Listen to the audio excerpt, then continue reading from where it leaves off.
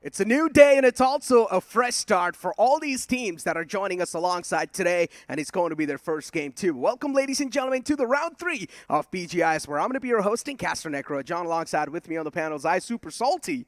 And considering, as I mentioned, today we're going to be joined alongside with new teams as well. Salty, you got some thoughts on that? I mean, crazy names are there on the team sheet, to be honest, and we've witnessed some amazing action yesterday. I'm pretty sure the action is going to continue today as well. I'm waiting for some upsets, to be honest. Some great underdog names are coming up, and they are willing to change the competition. The show hasn't even started, and you are focusing on upsets already. But you know what? Let's move on forward and take a look at the prize pool. 2 crore rupees on the line, as you guys all know. Also a motivating factor, and also a factor that's going to add a bit of more pressure on these teams. 2 crore rupees, and as we all know, the first spot, the champion team, will be getting 75 lakhs all to themselves. Absolutely. I mean, we've always talked about the big purse. You know, it is such a great motivating factor.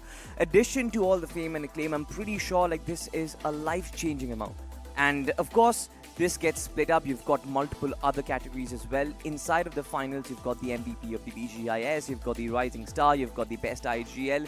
Every single individual department gets awarded, and they are motivated to kind of perform further in the more official tournaments that are there to come. Exactly, but also the pressure, as I mentioned. This can also be a factor that can add a bit of more pressure on these teams, maybe in the future lines. But as you mentioned, the special prizes that are underneath the graphic, MVP of the BGIS, the Rising Star MVP of the finals, and then the Best IGL 2, just getting 2 lakhs to himself. That's a big amount of money on the line. As I mentioned, big numbers indeed. This prize pool is also a big motivating factor, but that's for the grand finals. Right now, we're just inside the round 3, and yesterday, too, with sort of things we have noticed, I don't think so. A lot of these known teams will be taking the competition way too lightly. I mean, that is the thing, right? If you take the competition lightly, you are going to be punished, because this is such a crazy tournament. Teams from all over the country have come in, and they've grinded hard.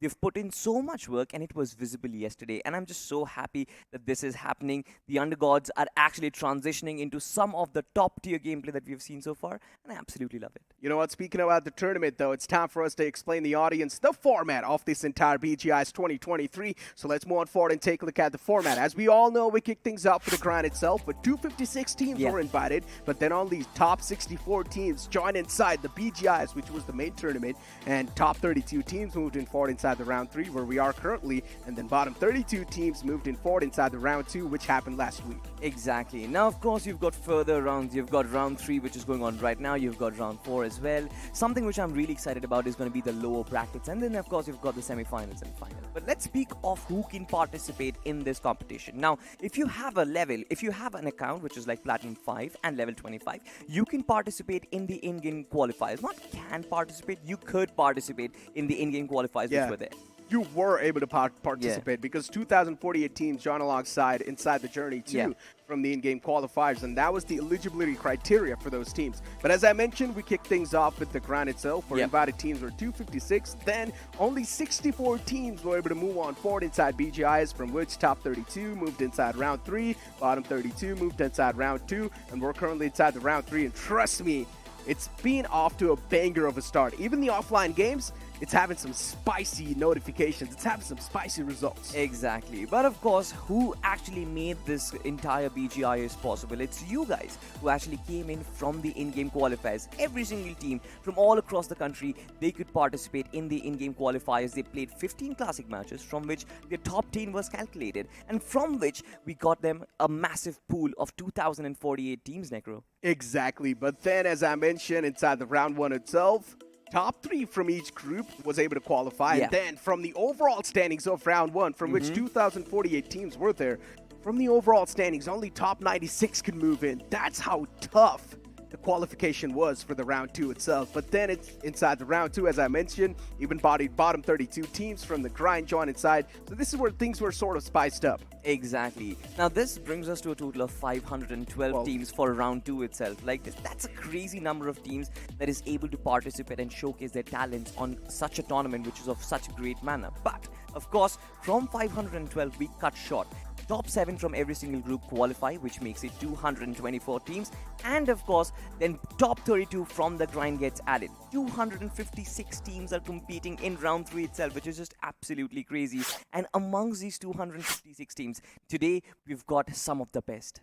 256 teams are currently over here, but as I mentioned, already a lot of games have happened, even offline, off broadcast. Yeah. And as I mentioned, those results too are quite spicy and quite shocking. So you guys will be able to find that out in the future. For that, you guys need to follow Craft in India socials. But speaking about things, speaking about all the overall standings, how do you exactly accumulate the points? Let's move on forward and take a look at the points distribution inside the entire BGIS. As we all know, it's pretty much the same. Yeah. Top place getting 15 placement points, second spot getting 12 points, third spot getting 10 points. But the best factor inside the point structure or the points distribution is each finish equals 1 elimination or equals 1 point. Exactly. Now, in my personal opinion, I would always kind of prefer the positional points, to be honest, because that is like a set standard which is always going to be there. You survive, you don't really take your bad fights, you get yourself those 15, 12 or 10 points. And to be honest, in my opinion, 10 points per game is like a good average to have. And just like you said, the best factor is each finish equals 1 point. So the team who actually prefers to play aggressive, they have the added motivation to go for those early finishes, get yourself the early points. But of course, we have got the matches up front, we have got the maps up front. Necro, I want to know your thoughts. What do you think of it? Listen, man, Group 5 is where we're going to kick things off with. Of course, Erangel, as usual, will be our regular starter. And considering inside Group 5, we've got some interesting names joined alongside. Oh, for sure. Listen, from BLOODROSE Esports is one of those that joined us all the way from the ground itself. Then another team is GENxFM inside the round 2. This team was on a domination spree. Another name is CYBERTRONS Esports. Even this team was doing such a phenomenal job inside round 2. And then in the end, we've also got Team Soul joining us. Yeah. And I'm pretty sure all the fans in the chat, they must be going crazy. They're just waiting for the games to start. Exactly. I mean, this is how the big names have sort of dominated the competition, but we've also seen the underdogs come in. And I'm really positive, right? BLOODROSE Esports, you talked about them, how aggressive they were. Now, in the grind, we were considering BLOODROSE to be an underdog, but then they came up and they showed their true potential, which is absolutely crazy.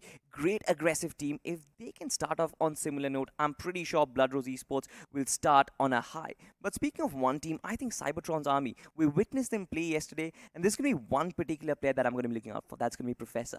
Great player, 5 finishes per game. This man has a great average. Listen, in general, consistency is going to be the key. And if you're going to find yourself consistent inside the overall standings, you will be able to place yourself in top 4. Once again, to let you guys know, top 4 is the way to go. If you want to move on forward inside the upper brackets, which is the round 4 itself. But if you're not going to be able to place yourself in the top 4, then good luck in the lower brackets because maybe the 5th spot team will be moving forward inside the lower brackets. But as I said, maybe. Maybe, right? This entire round is probably one of the most tough rounds inside the entire competition because just like you said, it's the top 4 that qualify, and even the 5th positions slot inside the lower brackets, it's not guaranteed, right? They're going to be comparing the overall standings with the other groups, and if the top 5 team, I mean the 5th position team, they have a good number of points, they are inside the top 16, then only they will be making their way inside the lower brackets. But bring our conversation back to the teams. We just saw the matchup. Some interesting names, including Revenant Esports. What do you have to say about that? Listen, Revenant Esports, this is one of those teams that I forgot to take name about. And let me tell you why exactly that happened. Their performance hasn't been that good. Let's be honest. Recently, they have been on a massive struggle phase, but hopefully, maybe inside the round 3 that they have something nice cooking up because it's been a big gap since they performed inside the tournament. So I hope that they have utilized this gap and just getting a little bit more better inside the game, knowing exactly how things are going to be inside the round 3. Of course, they're going to be much more intense compared to the past previous rounds, but I just hope that Revenant Esports, they're better ready for the worst. Exactly. Now, Revenant Esports, for sure, they've got some great players. Sensei, as a matter of fact, I felt like this man is going to lead the charge in a fantastic note. But speaking of leading the charge, it seems like the pilot has already taken the flight up to the skies, ladies and gentlemen. Erangel is live, and Necro, just do the honors, man. Erangel's on the way, and the played flat path starting all the way from Severny to Nova Reply. And this played flat path is tilted a little bit to the right side, but still no issues whatsoever. Teams are going to have a smooth sailing. Teams certainly will have a smooth sailing, to be honest, but the entirety of the left-hand side of the map is sort of completely deserted. It seems like teams who want to go towards Feripe, Primox, or even Quarry, as a matter of fact, even Georgiapol, as a matter of fact, they will be completely deserted. And that is one of the reasons why I'm sort of expecting a lot of these teams to take those early drop locations, find some vehicles somewhere towards a shooting range maybe, and then just move towards Georgiapol. Because Georgiapol is one of those areas where I expect 2 or 3 teams to take their drop, you know. I mean, let's see how things are going to be looking like over here, because we've got BurnX officials just straight up taking a dip from that plane, and then another team's going to be joining them, inside the fray. Probably BurnX officials aiming for that Zarky, wanting to be a little bit more safe and sound inside the drop, do not really want to collide against any of their teams. Considering it's the first game of the day, teams do not exactly know how the lay of the land might just look like. So in the first game, we might expect a slow start. Hey man, I mean, come on, Zarky for sure, it's like a little deserted, to be honest. It's like on the outskirts of the map, but we've seen yesterday, CS Esports, right? They dropped in on Zarky and they made their long rotation towards that Katka central part of the circle. So which is absolutely crazy. If you know how to make a rotation and actually how to time your rotation, I'm pretty sure Zarky also becomes a pretty good drop location. But BurnX official, let's talk a little bit about this team, to be honest, because this team, we've seen them in official tournaments for quite a while. We've seen them perform at this stage. But at every single time, it seems like they just get eliminated when they're on the brink of reaching that tier 1 scene. This could be a little close. Yeah, speaking about BurnX, though, as you mentioned, they have been here time and time in the past as well, but unfortunately, for some reason, something's holding them back. Yeah. Maybe not really able to perform that well when it matters the most, and that choke factor that you talk about all the time, that just comes into play in BurnX officials. They're not really able to get their hands on the things that they should.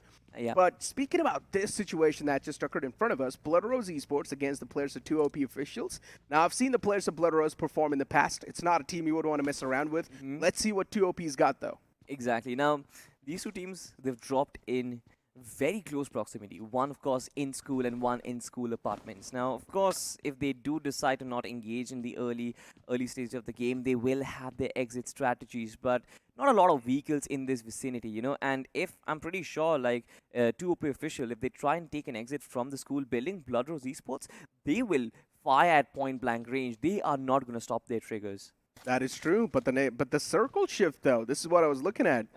Quarry circle may be happening inside the future, but let's see. Once again, considering the plain flat path was tilted to the right side, the left side is completely empty. You can see on the map as well, a lot of the teams are just heavily stacked on the right side. Revenant Esports, as usual, dropping inside Milta. That's like their main drop spot. 2OP just above them towards that shelter side, being quite comfortable in there as well. Yasna Poliana actually has 2 teams in it, so this is going to be interesting. Now, I like the fact that only 2 teams are there in like the military base region, and they will have their individual bridges, especially for Team Together Esports, who are currently occupying military base right now. I don't think that they are going to be having a lot of collision as well as a lot of interception while they make their rotation inside. That left bridge is mostly going to be left empty. But the other bridge, the Milta bridge that we are talking about, there was one team that was towards Nova Reply, and they might actually face some troubles because, just like you said, since the flight path was deviated towards the right-hand side, multiple teams are in that location. As Revenant Esports, you just said, Revenant Esports, they might just try and get those early finishes by trying and maybe, you know, gatekeeping and stopping the teams coming in from the military island. What do you think so? I don't exactly know about that, man, considering there's a chance the teams would probably opt out for the Fair Bridge because the circle's on the left side, so it doesn't really make a lot of sense for you to take a rotation from the no reply bridge. But still, if teams do want to, if they want to be extra safe, then they can go for that bridge rotation. But once again, usually the teams that like to play inside military base, they go for the late game rotation. So, as I mentioned, it's highly tough to catch those teams lacking, especially when the circle's not going to be down south.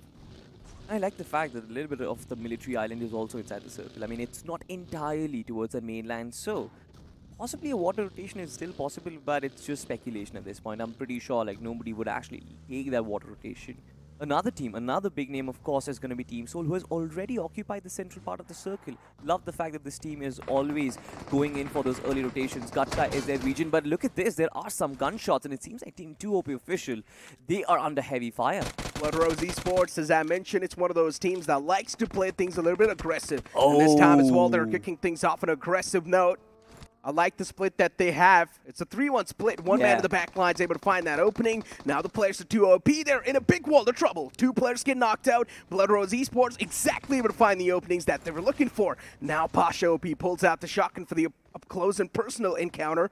And he knows that there's one man in the front lines, but BloodRose Esports, they're dealing with this threat like it's not even a problem anymore, like it's not even a threat to them. It's a cakewalk inside this fight for BloodRose Esports.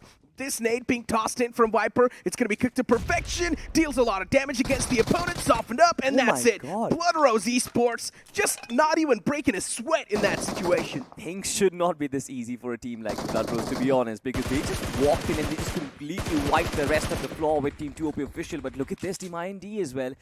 They are leading the charge towards the Sniper Polyana, and I'm not really sure. Team number 16, LastHope Esports, they've lost a player in the meanwhile. Radion was the one who actually got the finish, and it seems like Arib wants to wrap them around from another side. LastHope Esports, they need to get up this position as soon as they possibly can. Let's see, LastHope Esports, they've taken so much damage. Even the vehicles are now starting to smoke. And Team India, now this entire Yasna Polyana territory is theirs. No one will be stepping foot in it. So that's good news for them.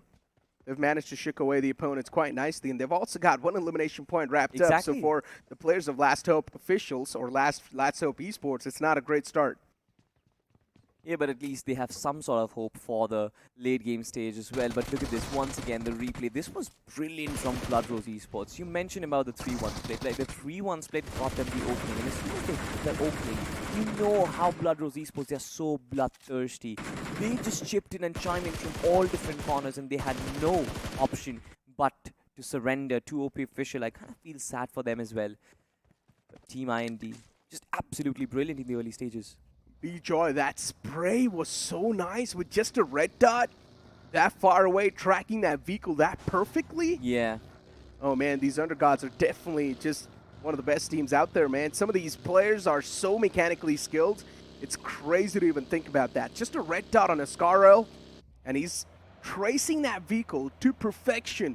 Almost manages to find 2 knockouts, but unfortunately wasn't really able to get the second man down, but he still got that one guy down.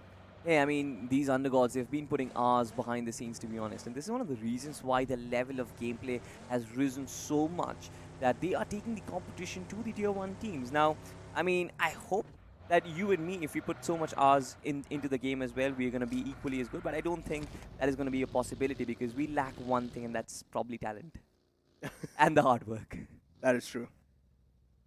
I mean, let's just be honest. We haven't even put that much time as much these teams have put. Yeah. Not even close.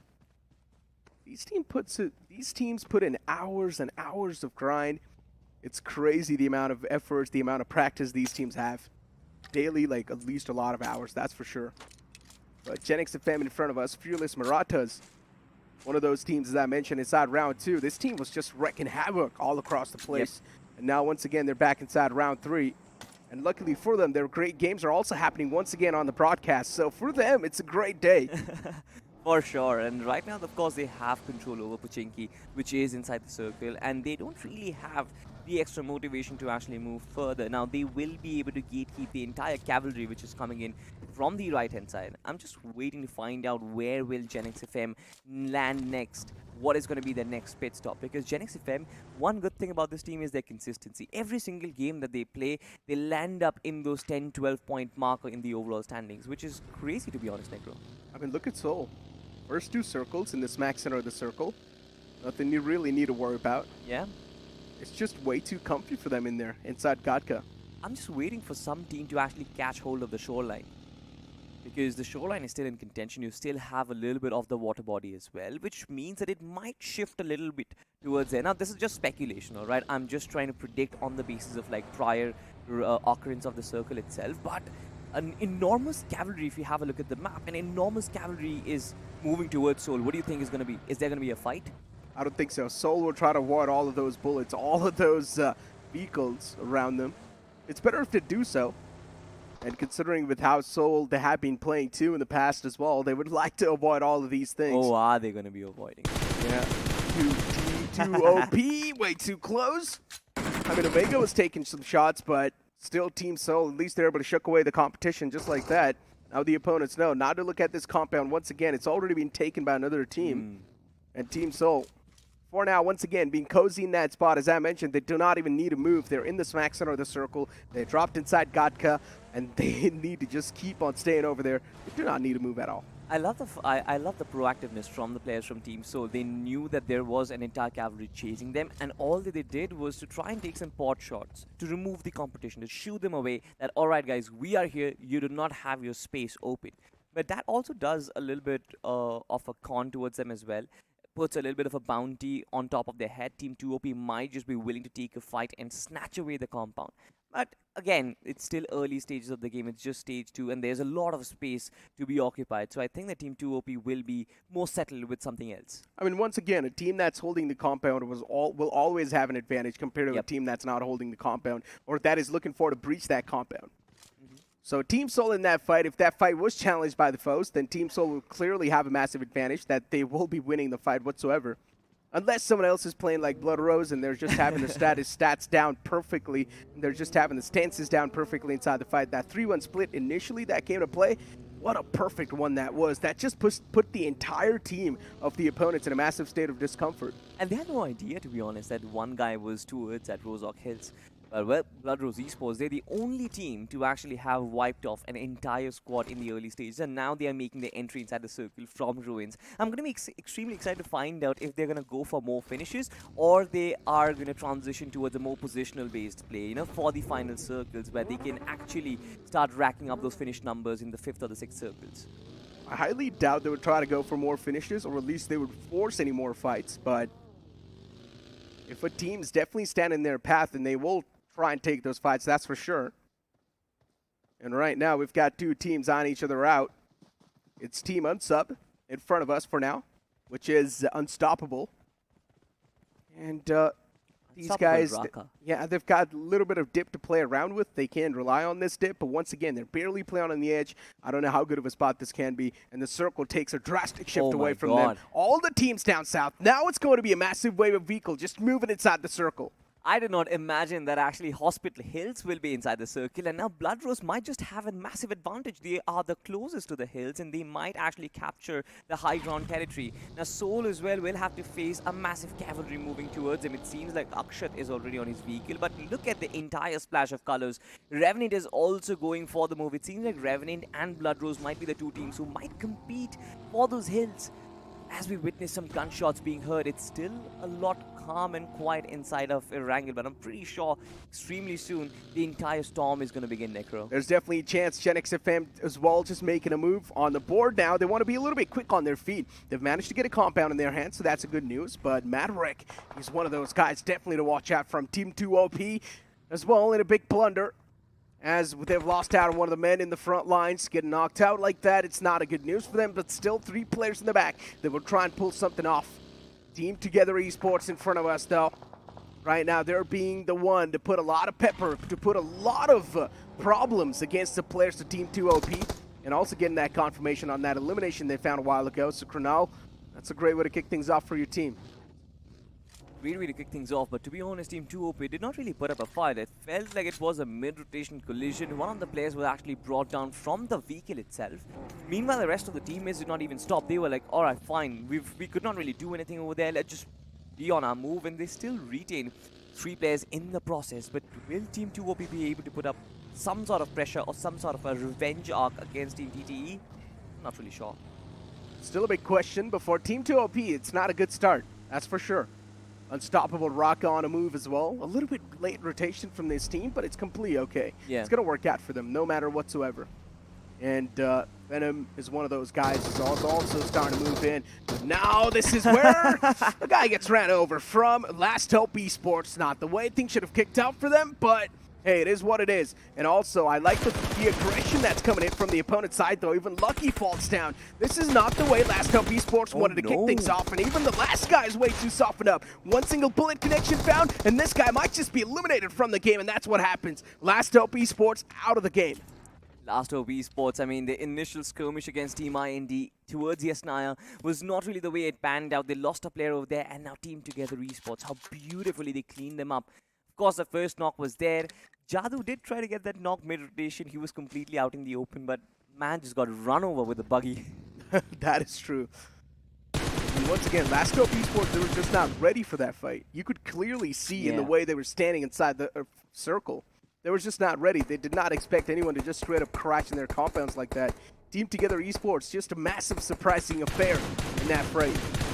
Now, as the next circle shift once again hits the deck, this is where the players of BR, BLOODROSE Esports, they find themselves in a big advantage spot. Even Revenant Esports, that late game rotation works out perfectly fine for them. GENxFM too, there's a chance we might just see a collision happen soon enough. Exactly, I mean, Revenant Esports, they took a longer rotation, but this time around it seems like Team Together Esports, they are in the best spot possible. They're on the right side of the blue zone, they are in an open end, and it seems like they're constantly peppering bullets against Team IND. Joy. He's been knocked out, but so many shots being fired, tap shots to try and confirm the player who has been knocked out. Team Together Esports, they will try and gatekeep Team IND until death, Necro. Team IND for now just moving away. BGIS still is just leading to his death, and yeah, that's it. Getting confirmed too. BGIS was one of those sharpshooters inside the lobby from Team IND. Of course, not the way they wanted to start things off, but hey, sometimes it is what it is. GENxFM, as I mentioned, we might see that collision coming through, and that's what has happened for them. Now, Revenant's going to be a big problem, a big thorn in their way. Let's see how they deal with the players of Revenant Esports. Fierce on the top. Just peppering down a lot of shots against the players of GENxFM. Moksh on the move as well.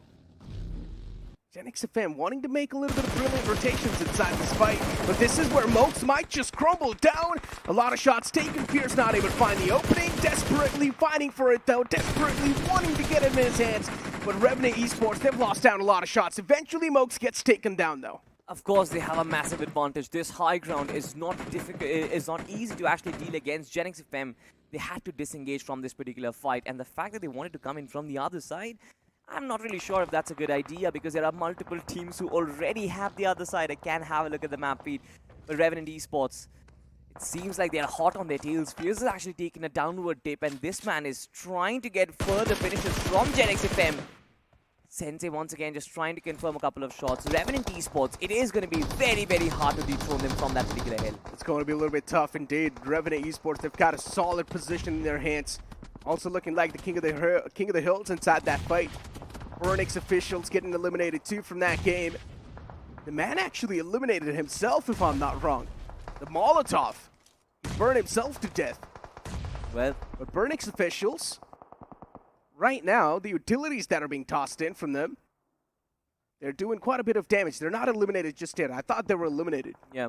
2 players still remain though, but Team GENxFM, they're the ones who have actually been eliminated. And they just entered into the situation between Revenant and Unstoppable RAKA. UNSB, if I am not mistaken, is what their team tag is right now. But they've been spotted. Revenant Esports Sensei knows exactly where the players are. If this vehicle gets blown, I'm pretty sure 2 players are going to get knocked down. MJ is playing with fire. Looking to toss that nade, but the players of UNSB, they make a move at that last moment. And this is where they might just find themselves a little bit more in the safer spot, but the vehicle gets blown up. This is the opening Revenant Esports we're looking for. And as soon as MJ's able to get his hands onto that opening, this is a great way to capitalize against your opponents too. Mickey's still in the front, a little bit he's a little bit softened up, but he managed to patch himself up once again. And the player who was knocked out, which was Ace, is back up on his feet once again. Back up on his feet, but at what cost, Necro? If a single nade gets tossed in this situation, I'm pretty sure the entire team will get wiped off, and Fierce is cooking exactly that. He's got the high ground advantage as well. This is perfect from Revenant Esports. Once they get this advantage, they're not going to let it out. The nade not landing in the right spot. But it seems like the fact that Revenant Esports are getting a little too complacent. They're trying to over-exaggerate this particular fight. And this is one of the reasons why Fuze is going to get knocked out. This was not in the cards, Necro. Indeed, it was not. Revenant Esports, they're starting to overextend a little bit. And that's why they're starting to lose out on the man number 2. Fierce getting knocked out, not the way. Revenant Esports should have continued things inside the fight. A little bit of overeagerness, a little bit of overcommitment inside the fight. And now even one power punching him down. Another man gets taken down and dusted from the game. He bites the dust. MJ out of the game now for Revenant Esports. They've only got those 2 last players up and alive, Apollo and Sensei. They should have had an easy entry inside the circle from the other side of the hill, but they instead rather wanted to go in for the finishes. And this is one of the reasons why they fell. And this time, one power, they're not going to leave them behind. I'm pretty sure like they're going to find the rest of the 2 players and try and take them down. But at least right now, after losing 2 players, Revenant Esports, they were kicked back into their senses and they make the right rotation piece at this point. The circle, of course, in that region is quite empty. But GENxFM and Revenant, they made massive blunders in this fight. Indeed, they did. But the next circle shift, as we did see it a while ago, is shifted right on top of the players of BloodRoze. And already BloodRoze is just sitting in the center like the Kings, waiting for someone else to step in that territory and eat them alive. It's one of those hungry teams. And if they do get a lot of elimination points, well, that will be the great way to kick things off for them inside the overall standings too. One power, still playing around a lot of foes. Not really the safest spot that you can find inside the game at this point in time, but you gotta adjust with what you've got in Shockwave, wanting to eliminate the targets that are in the front. He's got a couple of players in the sight, but even the cover fire that's provided from the back lines is perfect. One power, they're doing a great job inside this fight. They certainly are, and it seems like the other team, they are completely pinned down. It's only Avenger from team number 5 who is still surviving, and one power, the way that they came into this fight, oh my god, obliterated the competition. I am starting to love this team, Necro. Shockwave, what a perfect nade that was. Right on the mark. Eliminates the competition like it's nothing, not even breaking a sweat in that fight. For one power indeed, this team's got a lot of power, that's for sure. Team Soul in front of us. A team that has been looking quite comfy, quite comfortable inside the entire game. But now let's see how they can try and convert that comfortness into the win. That's what we're here to find out. The next circle shift comes into play. Team Soul will need to move inside, but another team that finds themselves in the best spot possible, once again, is the players of BloodRoze Esports. They've got the hard cover to play with. Exactly. Team Soul, they haven't really been tested as of yet. This time around, I'm pretty sure they are going to be tested. BloodRoze Esports, they have got hold of those compounds. They have a nice split to work with as well. Team Soul, if they want to make an entry inside the circle, it has to be breaching BloodRoze and the defenses. Speaking of defenses, it seems like one power, they've got the defenses set, and Revenant Esports, it seems like they don't really have the manpower to contest against it. Only 2 players surviving, Necro. Shockwave, the amount of utilities this man is tossing out for Sensei is barely alive on a sliver of HP. Thrones down, but then the third party comes into play. From the back, it's another player who eliminates Sensei completely from the game. It's actually another team somewhere else. It's the players of G2 Battlegrounds. But then a return knockout comes into play. Shockwave, this man's got some eagle eyes. Yeah, for sure. One power. This man is just carrying the mantle for the team. 9 finishes already for this team, and I'm pretty sure they're looking for more at this point. Trying to take a vehicle, trying to go in for the higher ground, but will they be contested by the lads of Team UNSB? That is the question.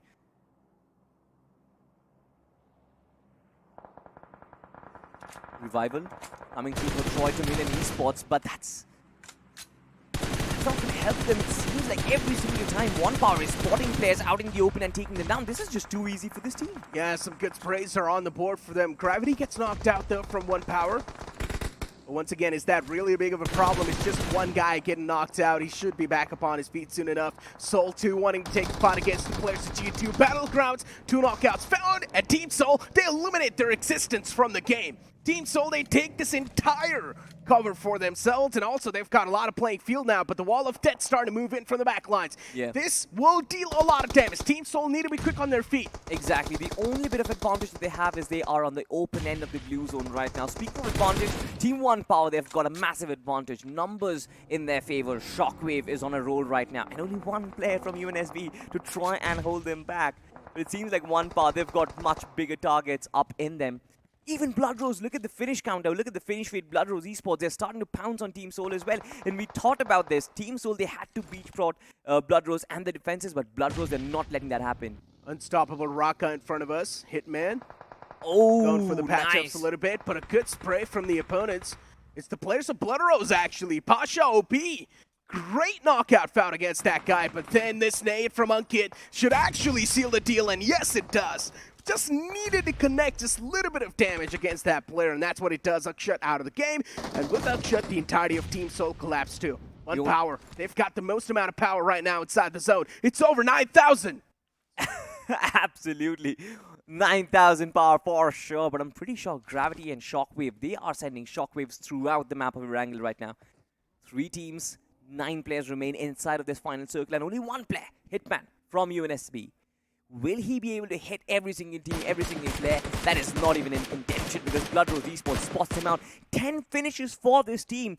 This team found this compound very early on when the circle shifted up north, and they never had to leave it. And every single time they were just spotting players out in the open and getting those finishes for themselves. Unstoppable. They've been stopped in their tracks and now also getting chipped down a little bit. Hitman done out of the game. He's been the one who has been hit away from the lobby. And now the final 2 teams alive, ladies and gentlemen. It's BLOODROSE versus One Power. The 2 Saiyans to left it out, to duke it out against each other, to find out which one's going to stand supreme.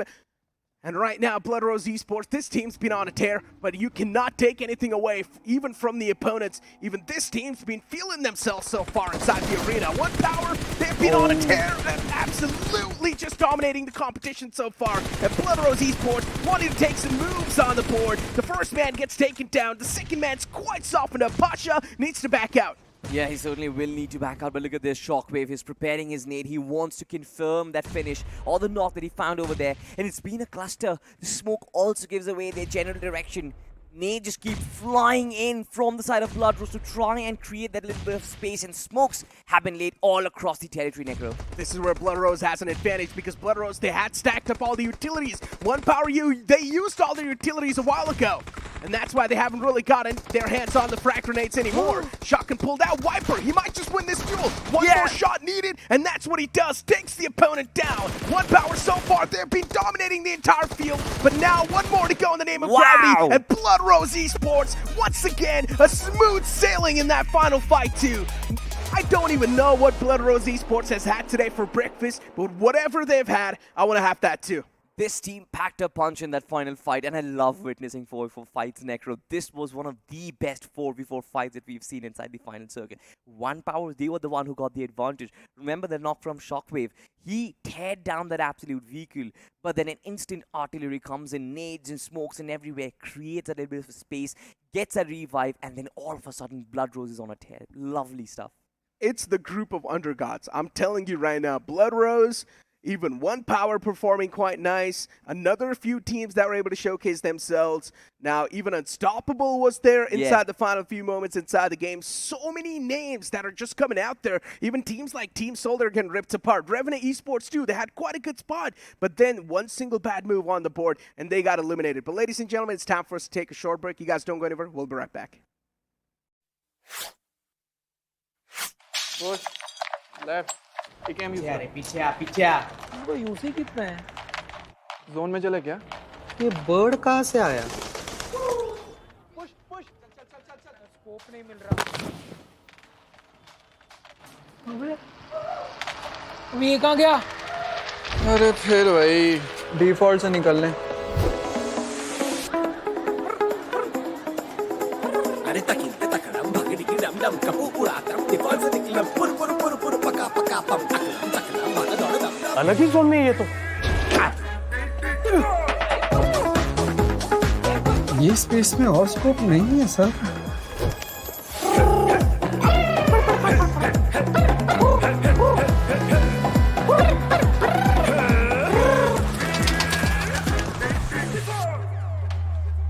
देखा default से निकलना कितना easy है bro इतना drama क्यों royal pass ले default से निकल ले है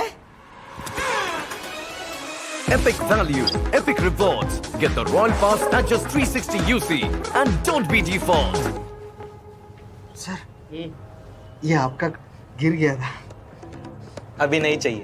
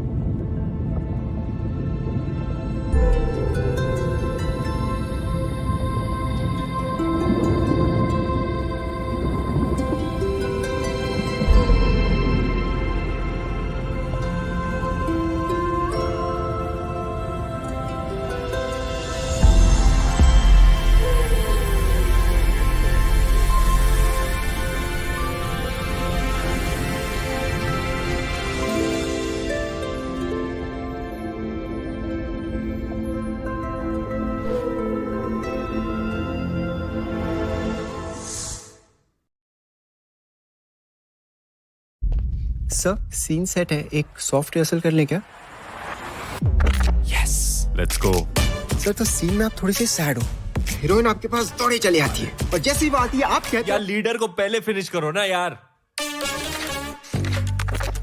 और ये आप कौन से डायलॉग्स बोल रहे हो बैटल ग्राउंड्स चल दिखाता हूँ तेरे को आ रहा हूँ मैं BGMI की दुनिया में अपने स्क्वाड के साथ get ready to play pure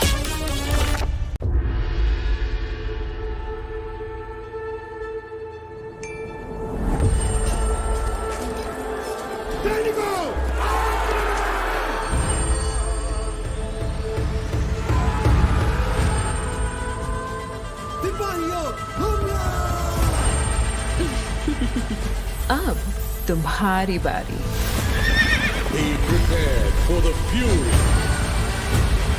साथियों आगे बढ़ो चकने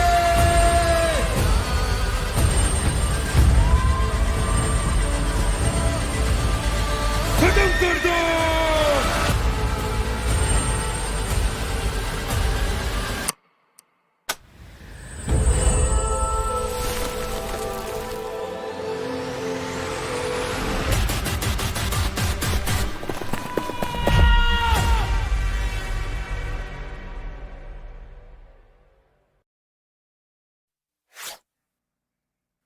Well, we are back with BGIS 2023, ladies and gentlemen. But I just got the news that you still haven't downloaded the game and are not enjoying it on your mobile devices. What are you waiting for, man? Ranveer Singh is doing it as well. Why not just get into a lobby with him and play inside of the game itself? It is very important for you to play pure. I'm pretty sure Ranveer Singh is enjoying the game as well. But coming back to the desk, we've had a slight change. Mr. I Super Johnny is back with us. And after that really huge game of Erangel, I want to know your thoughts. Let's just start talking about that final fight, that final 4v4 fight. I want to start from the beginning. I mean, so first things first, it's a basic. If there is a Western zone on Erangel, you know for a fact Team Soul is going to do good. They did well till the 4th position, until they came up against the players of BloodRose Esports. And this is when I want to move the conversation to BloodRose and, of course, One Power. One Power, I think it was just that one man from that team in the name of Shockwave, who was actually creating a lot of shockwaves inside of the game. Absolutely flawless individual run, supporting his team to the best of their abilities, leading from the front line. That flank that came towards the end was so important, and Necro actually picked it up quite nicely. Had that team not just overcommitted utility towards BloodRose in the end, they actually could have won the game. They potentially could have. I mean, especially when they had the lead up front. But then, bringing the conversation to the mid game, of course, the circle shift towards the hilltop and Revenant Esports, they had this massive high ground advantage, which they completely squandered being trying to over-aggress. You can never control Everest like that. Everest is one of the most complicated positions in the game, along with the Stalber Kamishki hill. But Everest differs in the fact that the hill, the actual mountain, including the slope and the summit, is so massive that there is no realistic way of you to maintain vision, to have information of your surroundings without actually splitting up your entire team. And the moment you split up on that hill, anyone charges at you, you're basically done. And that is exactly what happened to the players of Revenant. One Power, for them, things worked out quite nicely, because while they were holding that slope, there was no one actually behind them, so they did not actually have to they did not had that uncomfortable spot of just pushing themselves in the corner. They could just openly push up front, force fights against teams stuck in the open positions, and that is what they did. That is why they racked up all those elimination numbers. But still, as you started this conversation about that final 4v4, this has to be one of the best 4v4s I have seen in BGIS this year so far. Exactly. I mean, to be honest, I love the way BloodRose, in spite of so much pressure stacked up against them, they still managed to make a comeback. I mean, for sure, the utility was showered in instantly as the first player gets knocked out. It's a smoke cloud throughout the territory. BloodRose were like, we need our man to come back up, and then we are going to take the fight to you. Yeah, I mean, having your numbers secured is always going to be important. And BloodRose, I mean, that decision was right. It was a little bit risky move, I'll be honest about that, because if you notice, Shockwave got a little too close for comfort. And even in that spray down, there was a possibility that those two individuals could have actually been picked off had the nades been lined up properly.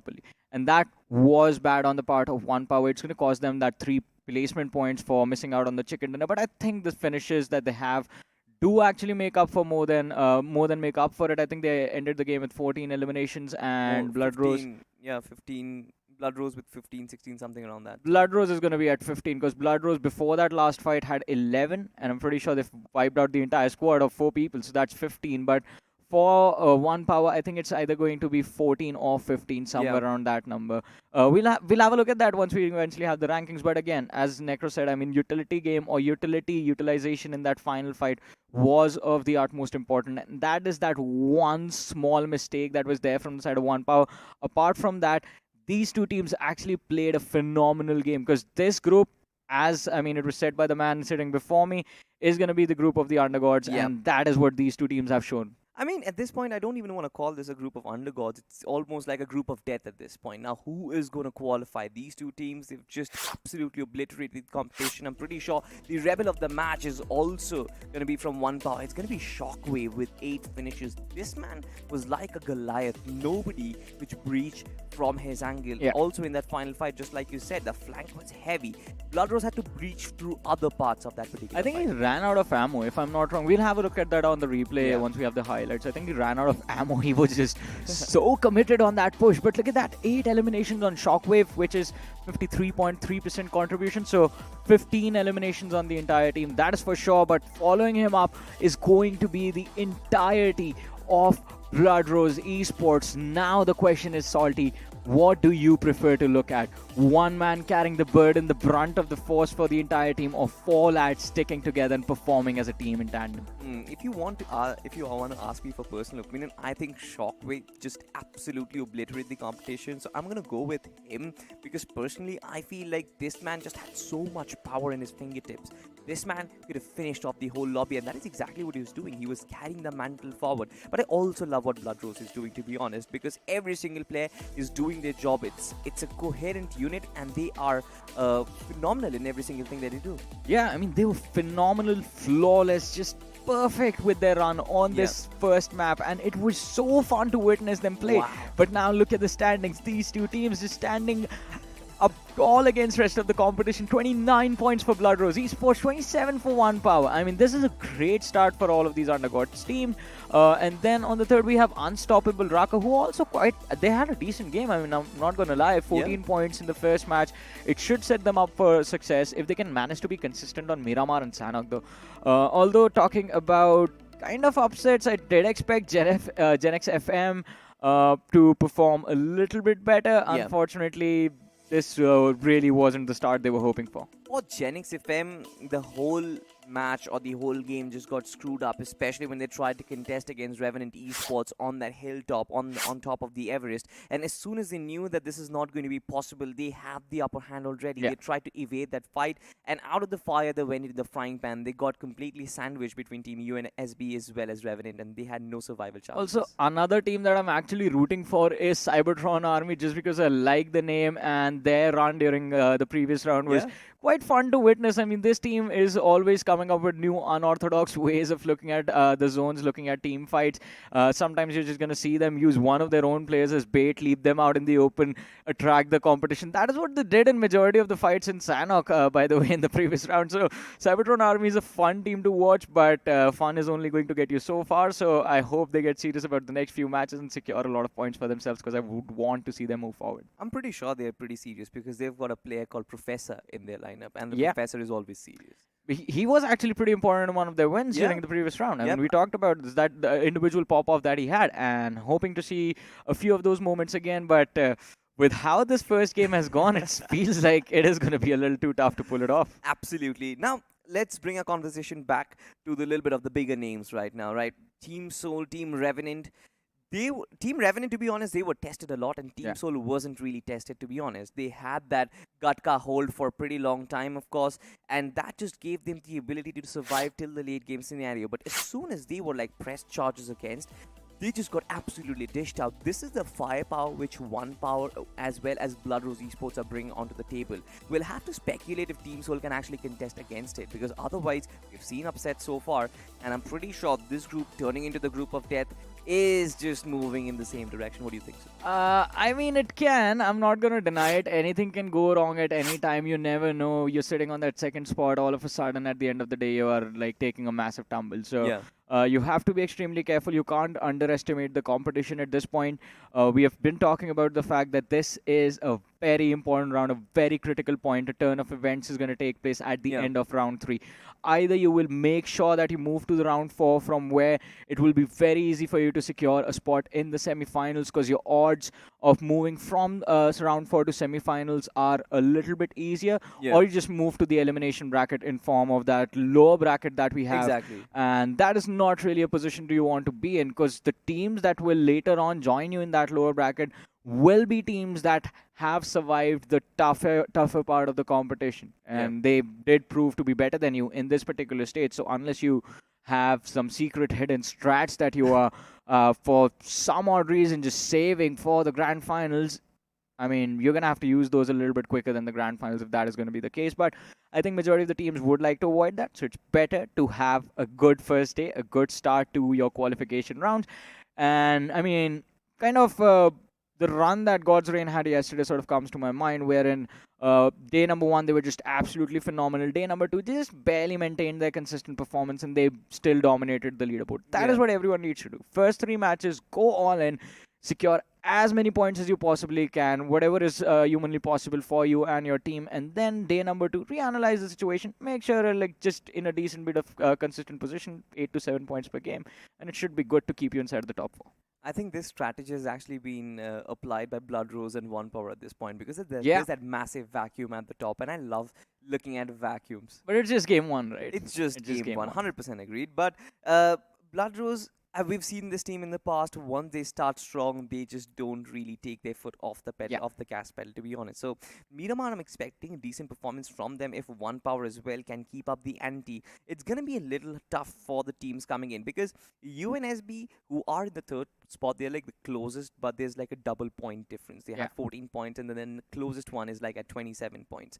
They need a really good game on the map of Miramar. UNSB, the survival tactics were really good, but when it actually comes to the firepower, I'm not really sure if this team can actually, contest against the likes of BloodRose or something like that. I mean, you never know. So a few moments like that inside of the game, wherein teams just are purposefully taking a slow start. They just want to observe everyone else, analyze like, all right, what is your max, what is your best, show it to me. And then they are very good at coming up with countermeasures based on that. One of the teams, I mean, we're going to see them later on in the day that does this like quite phenomenally, and I think they've just mastered the art of adaptation, is Flanker Esports, who are going to play in the later group. But what they usually do is they don't mind having a slow start to the day, because they know if we can't fight, we're not going to take any fights at all. We're going to play for positions. We will just try to survive, and we will make sure we survive every single game. So you never know. There will be teams that might take that stance starting now, especially in Miramar, since Miramar is a map that will put your survival abilities to the test. But let's see. I mean, it will be important for the teams on the latter half of the leaderboard to bounce back right now, because if things continue, if your bad performance continues on Miramar and they go into Sanhok still struggling on the overall rankings, then it's going to be a tough position, because at that point you might as well give up on the entire day and think about tomorrow. Absolutely. I mean, hopefully at the end of the day, we are going to have a picture who is going to qualify, who is not going to qualify. Same like, of course, we had last day as well. But ladies and gentlemen, that is only going to happen when the second match kicks things off. Miramar to turn the tide once again. Teams will like to come back. But speaking of comeback, the flight path is back on our screen. And it seems like it starts from Trailer Park and moves towards Impala. Now, this is interesting. Cuts the map in 2 different halves. Everywhere is accessible. Yeah, almost all the positions are going to be accessible to the teams in this flight path, and it's going to be quite interesting to see, are we going to have any early drop clashes in this one? I mean, possibility is going to be massive, because positions like Chumacera, La Driela, Minas del Valle, Valle del Mar, a little bit further away from the map. So teams looking to head towards that southwestern part are going to have to drop close to Picado, Monten, whoever might be a drop spot for teams to actually utilize for themselves, look for vehicles, and then rotate down south. But dropping in cities has its own concerns. Your parachutes are going to be visible to teams that actually do like to drop towards those big positions, and if they find those weapons, they're going to go for a hunt. It's going to be like a game of duck hunt for them. Absolutely. And to be honest, I'm expecting those early game fights. I'm expecting certain teams who are in the second page, of course, to try and go towards the locations where they might get that early lead, but it comes with a trade-off, of course. There's a 50-50 chance you might get taken down in the early stages. Now, majority of the teams, they've already ejected and are moving towards their preferred drop location. We have somebody in ruins, Johnny. Back. I mean, at this point, the games we've been talking about it, they are so tough that you will prioritize your survival. And because of that, ladies and gentlemen, we do have one of the teams starting all the way from that northwestern edge of the map in ruins. But there is, again, a western circle just like yesterday, Salty. Is it the same circle? I think so, but this one is not going to take us to that western edge of the map. I think this one will take us towards either Monte Nuevo Power Grid or maybe Picardo Chumaseva, somewhere along that lines.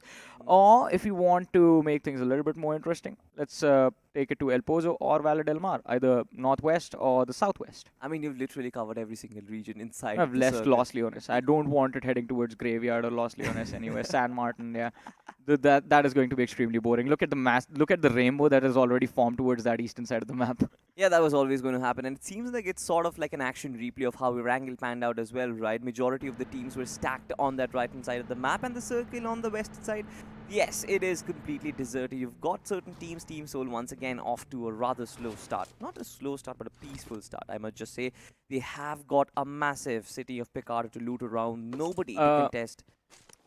I mean, I don't know if it's going to happen right now. I'm sorry to cut you off, Salty, but you also need to have a look at this, and I hope, ladies and gentlemen, that you get to see the map in front of you, because Shockwave, the man, the myth, the legend from the previous map, has decided to land towards those two empty islands just a little bit right of Impala that are basically... Is he AFK?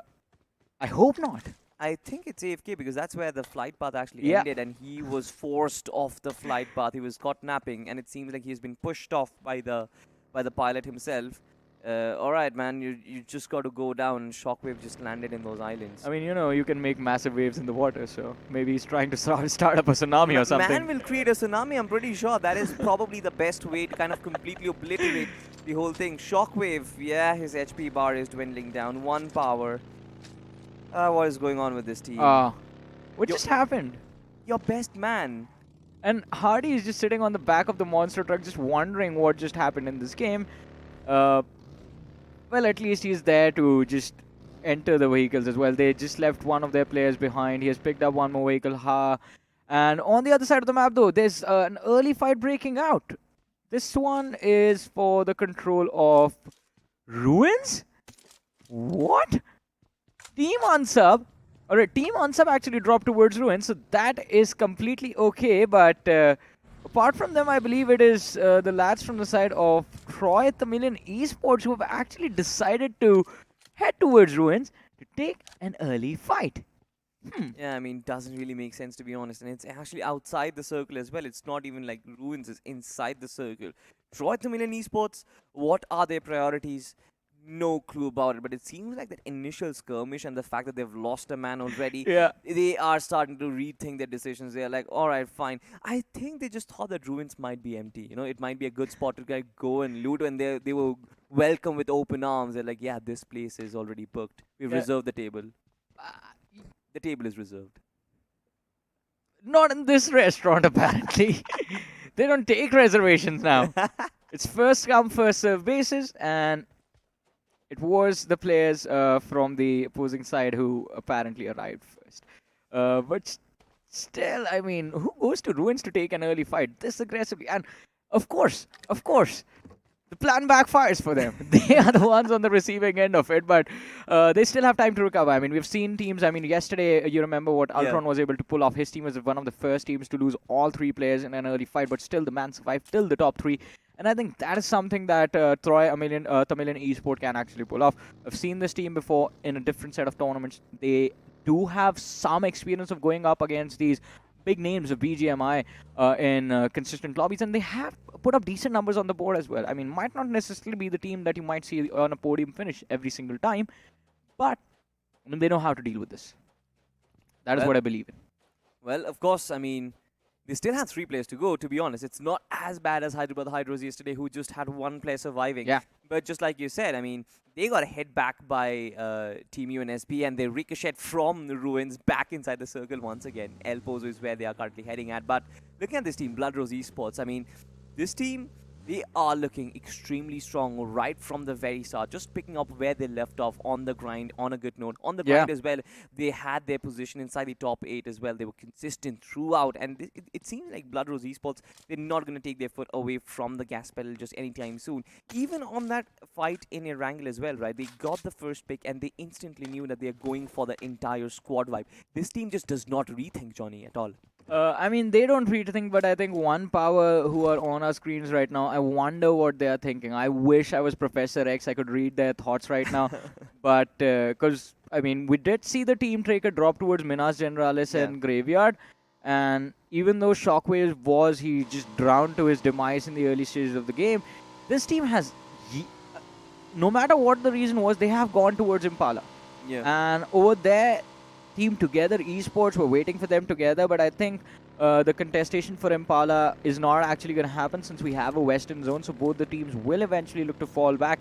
And I think the fact that it was one of the most it was the edge location of the BAP Impala is a city on that eastern edge of Miramar. I think maybe One Power was relying on the fact that, alright, it might be empty, we can just go there, get some loot for ourselves. Since we are 3 players, we can take things a little bit slow, and then from there play the rest of the game out. But T20 not really in a good position, or maybe Team 2 OP as their full name is, are under heavy fire from the players of GENxFM. Moksh definitely not giving them a moment of peace, and well, he's going to be knocked out in the open. Absolutely no way for GENxFM to bring their player back into this fight. In the meanwhile, Team 2 OP, they're going to try and go for a revive of their own, but I hope they realize that there are other players from the side of GENxFM right behind them on their hill, and Team 2 OP, there's no way for the backup to actually come there and save their teammate.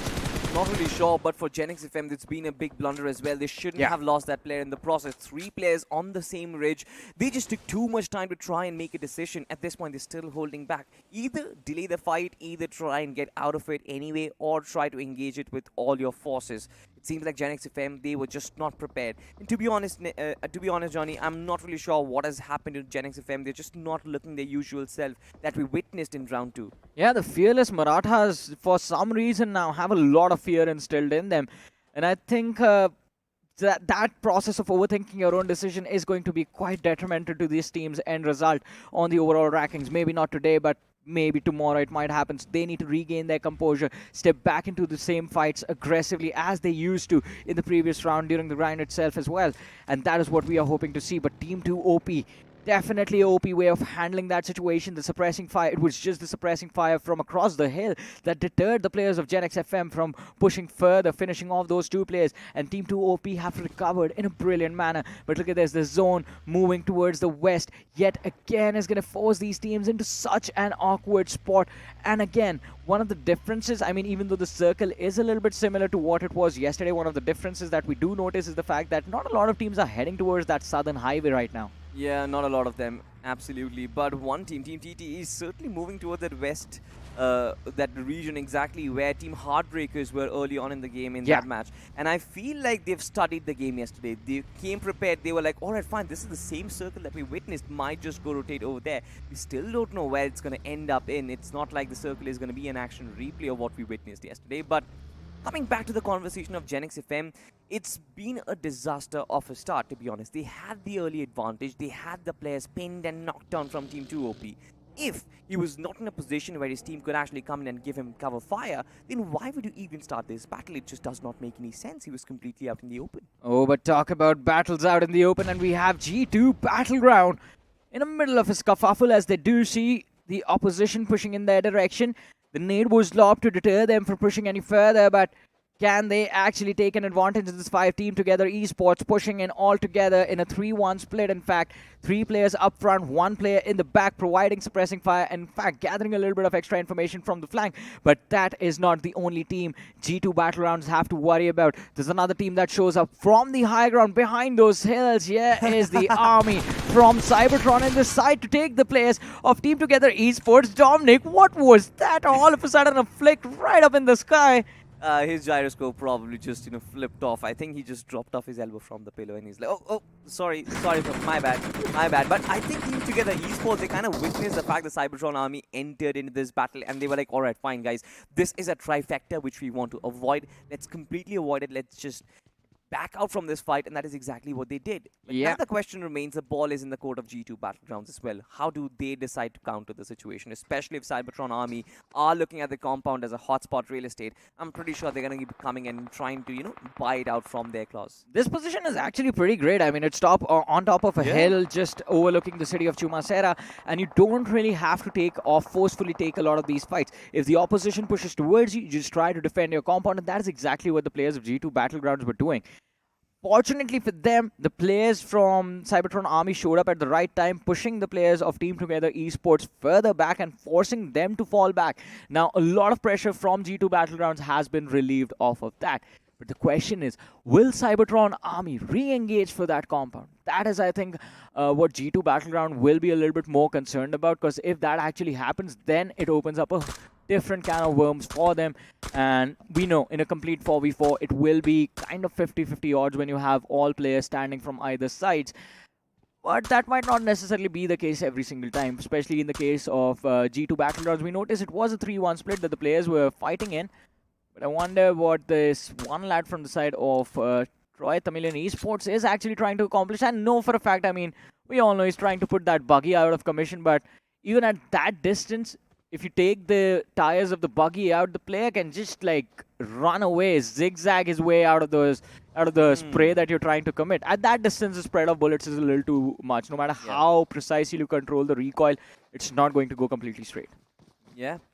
And speaking of recoil control, I'm definitely not an expert at it, Johnny. I mean, to be honest, you're a man who is expert with the bolt action. I'm a man who does not have any idea about recoil control, to be honest. My bullets just go every single direction. But speaking of direction, the circle actually goes the same way where it actually did yesterday, that western part of the circle, and it's been captured. The teams know, the teams have studied the games from yesterday, and now there's an entire cavalry. But there's just one team who is lacking way behind. We just saw the map feed a couple of seconds back, and GENxFM in the blue, still in the middle of rotation. I'm not really sure what is happening. Yeah, it's quite a troubling situation for GENxFM in this game. Surviving with just 3 players after the massive blunder in the early stages. Although, I mean, we're going to be hopeful about them. Switching focus to Team Together Esport. Not really too eager to take those early fights, these lads. I mean, they have been just trying to protect their position. The one team they did aggressively move towards was the team of G2 Battleground, but instantly backed off as soon as they realized there's a possibility of a third party breaking out at any second, with CYBERTRON Army being present there. UOP official. Yeah. I'm more excited about how the teams are going to be placing themselves, because this circle does not have so many compounds, does not have so many ridges to actually place every single team that is still moving forward. You still have all the 16 teams alive, Johnny. Everyone is towards that southeastern side. Yeah. There's one team towards the northwestern edge of the zone, that is LastHope, and because they will avoid a lot of these fights, they will be able to protect a lot of their numbers. In stage 4, from stage 4 to stage 5, this map is just going to be total, utter, unadulterated chaos. You're going to witness that in front of us, and absolutely no one will be aware about the fact where they're actually getting shot from. But talk about getting shots, and we have Team Soul in front of us taking a few shots on the players of BloodRose Esports, the winners of game number 1. But BloodRose, they are busy in a game plan of their own, as they are making a push, or at least try to make a push towards the players of Team Together Esports. But it was just one man running into those houses, and he will pay for that massive mistake. BloodRose Esports now down to 3 players. I love the fact how the 3 players are just feeding on from that crate itself. He's like, we've got to go. Parasites. Yeah, just so much ammunition, so much heal battle and everything. But of course, Team Soul from the backlines, I felt like it could have been a revenge arc for them. BloodRose Esports just rotating right in front of them. But Team Soul, they're like comfortable. They more like to stay comfortable inside their own compound. They've also spotted the rest of the players from BloodRose as well. If, of course, they find knock or a confirmation, maybe they will have the extra bit of motivation to move forward, because the circle again is going to shift away from their part. It's always going to be like important for them to keep pressing forward, and BloodRose Esports, time and time again, it's been Soul who has been gate-kept by BloodRose Esports. They'll have to breach forward. Oh, but talk about gatekeeping. In this position, there will be none, because these 2 teams are taking the fight close to the blue zone. They still have 39 seconds left before the wall of death moves towards them. But still, now, in terms of Team IND, they are standing tall above the players of G2 Battleground. Arif, does manage to secure 2 knocks for his team. Team IND, they have a massive advantage with G2 Battleground. What will they be up to? Players being brought back into this fight. Hustler, along with the rest of his teammates, is looking to lob a few nades towards the opposition, but IND, they get in the revive of their own. Radion has been brought back, the first aid being applied, and as soon as the HP will be back up, they will look to aggressively move towards the players of G2 Battleground. In the meanwhile though, look at who is on the lower ground. It is Team 1 Power. Yeah, 1 Power. They haven't really kind of exerted their assertion as well as their similar sign of dominance, which they did in the last game. And I'm sort of worried right now for this team, to be honest, because if they don't really go in for that aggressive play, will they be able to survive? They are trying to make the rotation towards that right inside of the hilltop, of course, but they will be once again caught off guard by UNSB. On the other side, look at this team IND trying to go in for the higher turf, which is already being chased by some other team. And look at this 1 Power. We were speaking about this. It's once again a reminiscent of the last battle, BLOODROSE versus 1 Power, and it seems like BLOODROSE once again had the upper hand, Johnny. It is a complete 3v3, so kind of an even fight between the two players of BLOODROSE. They are extremely low right now, and 1 Power, oh, they just get wiped out. It did not even take a second for that last man to get finished, even though he had a little bit of an upper hand in terms of that HP bar. So good on the fact of BLOODROSE. Their record against 1 Power is a 2-0 in their favor. But I'm wondering what IND was up to. They just went on a manhunt after the players of G2 Battleground, and look at this. They are not done with them. They were chasing the opposition, but it seems like, alright, G2 Battleground have just distracted the players of IND, and IND is now focused on a completely different squad in the name of Cybertron Army. Cybertron Army, even though the fact that they have the high ground to work with, it feels like have just too much pressure. Yeah. They are succumbing under it. Team Soul on the other side on our screens. Akshat and Omega, did they just win a 2v4? I think so, to be honest, but their problems are not really over because multiple teams in the vicinity. It seems like that chaos, the unadulterated chaos that we were talking about, Johnny, it has started to brew up because it's open sightlines everywhere and multiple teams are just taking shot. It's naked battlegrounds and everyone is just waiting to pounce on each other. Team IND, as a matter of fact, they have got the high ground advantage. They've got the edge of the circle as well, but one of their members, one of their players has fallen. It's going to be Radion and he needs a revival as soon as possible. They need to push forward. They need to push forward towards the knob. We have a look at the minimap as well. It's completely deserted at the center and extremely occupied at the edges. And if LastHope played, they did play their cards right, this is going to be their game. But Revenant Esports has just shown up to challenge their position, as you guys also saw that on the radar towards the top right corner of our screens. Talk about being right. Team IND, I hope they are right about this fight. Team Together Esports, they have that 3-1 split, but still the concrete cover can actually help them out. And also the fact that IND might get distracted from across the hill. Still keeping vision of the opposition. Few shots taken by Ralphie, but none of them connect. Right, trying to commit a little bit more on the players of BLOODROSE Esport, but distance being the deterring factor between the two teams. The circle, of course, did give a drastic shift. BLOODROSE Esports there once again at the edge. Beautiful spray down coming in from Viper. Another one actually goes down, but they're completely out in the open. BLOODROSE Esports, they might just turn this slope into an absolute fortress for themselves, and it seems like they have so much visibility. The tire of the buggy got blown up first, and then the man went down, and Team Together Esports, well, they'll be forced to take an exit back to the lobby altogether, as now they're caught between a crossfire, in between the crossfire of Team IND and BLOODROSE Esports from that high ground. Alright, Team Soul is there to finish things off as well. Akshat, all he has to do is just focus on that one player and just make sure he's aware of his surroundings so that no one from the high ground actually takes him down, but taking shots towards the players of BLOODROSE, and he finds the opening for his team, although the finish won't be secured. Hopefully. Rakshat, of course, brilliant knockout over there, just creates things easier for Team IND because now they will find a player knocked out. A lot of responsibility on Harsh as well as Rigzin. Both of them, it's a 2v2 right now. Shots being fired. Joy taking a little bit of the damage, trying to go in for a flag, but massive damage dealt being there, and now it's a 1v2, Johnny. It is a 1v2. Oh, doesn't even last that long. But still, BLOODROSE, I mean, they should be happy with a few finish points that they walked away with. Team Soul now, it will be up to them to take care of the players of Team IND who are pinned down on that southern edge of the zone. The hill towards the north should not be an easy climb for IND, so they're going to be up on that high ground for a little while. But look at that. on the lands down below. It is the players from the side of Cybertron Army pinned out in the open. There's absolutely no escape for them. They're going to get finished off. Team IND doing a phenomenal job racking up these 5 eliminations. They have 3 players to work with. Arib was knocked down, but it should be a easy revive for them to actually bring it back into the game. Yeah, of course. Seems like majority of these teams, they're just scrambling for position at the edge of the circle. 2 OP official as well. They have found that little bit of a shack for themselves to work around, but multiple players, they've fallen way behind, and there's no way they can actually find a revival. Indrajit is going to be the last player surviving, but he can hold on to this shack for quite a while. I mean, that shack can be a brilliant position for them to work with. It is on that northern edge, but the problem is he is all alone, as you mentioned. Last player surviving for his team, absolutely nowhere left to go. And if the zone moves away from him, which it eventually will, he will be on a world of hurt. But talk about hurt.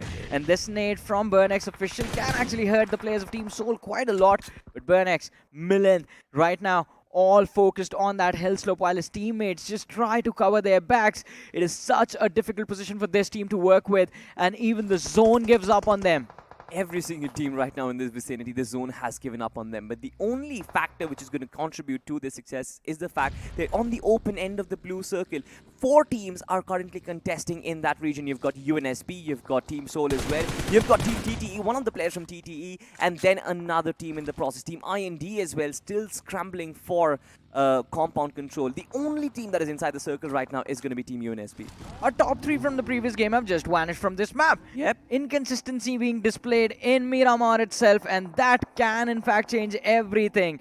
This match can actually open the gates for the other teams that did not have a great start on map number 1, and that is exactly what everyone right now is fighting for. The TBS blasting the opposition to smithereens, but Venom turns around at the wrong time, and Team IND, another brilliant punish from these lads. 11 finishes racked up, still have an opportunity to go for a few more, but Team Soul, they're closing on their position slowly and steadily. Luckily for them, UNSB is there to be the distraction, to be the sacrifice for IND, allowing them to get those revives in. It's just extremely funny that Team UNSB just got caught in the crossfire. Team Soul, their massive targets were Team IND. They had a massive bounty on their head. Yeah. But Team UNSB were like, alright, fine, you guys stay alive. We will take the hit for you. And that is exactly what they did. But Team Soul in a brilliant position. They've got the high ground advantage as well. At the edge of the circle, a little bit of a ridge to play around with. If they take control or if they take care of Team IND in the process, maybe it seems like it should be their game. 8 finishes already, 4 players remain. Seems like it should be a cakewalk for Team Soul. They've been in this position multiple times. But just like I said, the only thorn in the way is going to be Team IND, isn't it, Johnny? I mean, it can be them. Oh, what a brilliant nade from Omega. I mean, now even that thorn is going to be like almost out of their foot.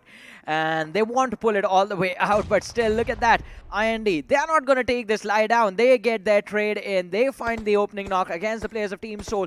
And Soul can actually get sandwiched from here between the players of, I believe that is UNSB over there. Yeah. In the center of the zone, controlling their position in a brilliant manner. So they actually have an opportunity to take Team Soul down as they come down from the slope. And UNSB is the only team that has been favored by the circle this entire time. So they can actually, they have the winning position of this game. They can walk away with the win, but let's see how things are going to turn out in the next few moments. Now for BurnX official, the battleground has actually been burning. Their floor has been lava for every single pit stop that they have found for themselves. But no matter what, this team just always manages to survive. Just lay down smoke, block off a vision, block off a particular direction, and they take care of the rest. It seems like once again, they've just blocked off vision towards the front line and are now taking care of Team Soul in the process. Neo is the only one who is surviving, but pretty less HP for this man. BurnX official, what are they doing? Yeah, BurnX official, I think they're going to try to protect themselves because this slope is a dangerous position to be on. As soon as you try to climb up or try to come down, you're going to be taken down from every single side. And look at this, BurnX official, they listen to you, Salty. They do take care of the players of Team Soul, finish them off with a brilliant nade, and have racked up 4 finishes in this game. But now, finally, we're down to the top 3. IND with the high ground. BurnX official quite close to the players of UNSB. But who will walk away with the win? That is the real question right now towards the ending stages of the match. That is certainly the real question, Johnny. We have 11 players who are still surviving. Majority of these players are at full strength right now. Milind was actually closing in, trying to close in the distance, but he has been hurt. And Team IND, the amount of visibility that they have, they should just witness this fight from the back line. They have no intention to try and glow in. Well, the intentions might not be there, but IND They are looking to go for a push on the players of BurnX official. Milan starting things off. The spray does not connect. And IND still lose out on their first play as they completely forget about the frontliner from the side of BurnX in the form of Device. But BurnX, they might have just bitten a little bit more than they can chew at this point, taking two fights at the same time as the players from the side of UNSB just start to push in on their position. But still, BurnX official refusing to give up. They lose on one of their own. And now the second man, Melodious, gets taken down. The touch of cold is not going to work out for him. Team UNSB doing a phenomenal job. 8 finishes racked up, just one player knocked, and even he can be brought back into the game quite easily. This is their chicken dinner. There is absolutely no way anyone takes this away from them. But of course, they have to work in tandem and every single player needs to come together. Team UNSB, this is their floor and this is their ground. Of course, needs being logged in and brilliant stuff right there. It seems like the game is almost over, Johnny. Yeah, it is done and it is dusted. UNSB, just a few formalities left. 3 players left on the board from both the teams combined. And look at this. They realize the win, the chicken dinner, it is theirs. They're going to enjoy this. They're going to taste that chicken and walk away the winners of the map of Miramar. Quite an incredible win as well. Starting from ruins, did not really have to work as hard as the other teams. Just moved down south slowly and steadily, ever so slightly, and made their way towards the perfect spot to win the game. Absolutely. You know, they have the motto of just work smart and not hard. Yeah. They read the games last day. They remembered, wait, this circle is actually how this is going to pan out. They got down on ruins and it was a straight rotation. They got control of that western part of the circle right at the very start. Yeah, another team that actually could have pulled this off. In fact, 2 other names that could have done this are Revenant Esports and LastHope. Those 2 teams, LastHope in fact, for that matter, were holding that northwestern edge for so long. Revenant took that position later on. UNSB was the last team to arrive, and still they figured out how to take those fights, just stay patient and win the game. Absolutely. But with that being said, ladies and gentlemen, of course, we'll have to see how it affects the overall standings on the other side of this very short break. Push. Left. पीछे आ वो UC कितना है? Zone में चले क्या? ये bird कहाँ से आया? पुश पुश चल स्कोप नहीं मिल रहा। अब ये कहाँ गया? अरे फिर भाई डिफॉल्ट से निकल लें। अरे तकिन तकड़म भगड़ी की डम डम कपू पूरा तरम डिफॉल्ट से निकल पुर पुर पुर पुर पका पका पम तकड़म भागा दौड़ दम अलग ही जोन में ये तो। ये स्पेस में और स्कोप नहीं है sir.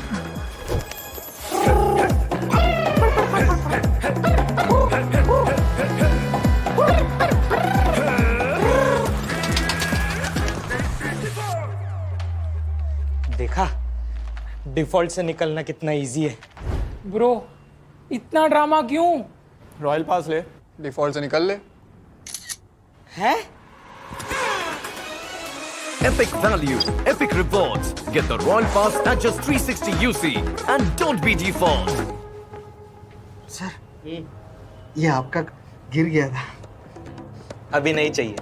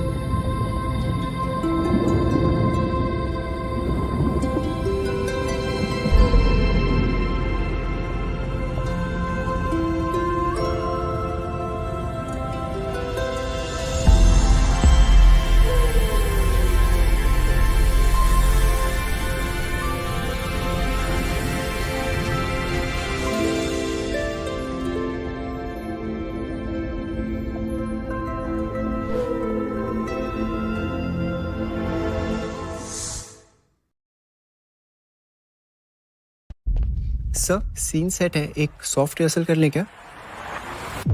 Yes, let's go. Sir तो सीन में आप थोड़ी सी सैड हो, हीरोइन आपके पास दौड़े चली आती है और जैसी बात आती है आप कहते यार लीडर को पहले फिनिश करो ना यार। और ये आप कौन से डायलॉग्स बोल रहे हो?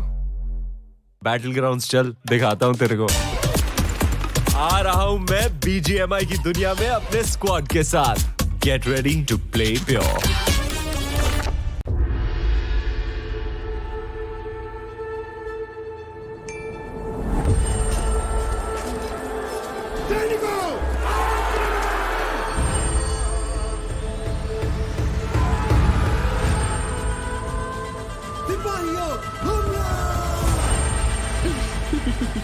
अब तुम्हारी बारी Be prepared for the Fuze. साथियों आगे बढ़ो शक्ति दे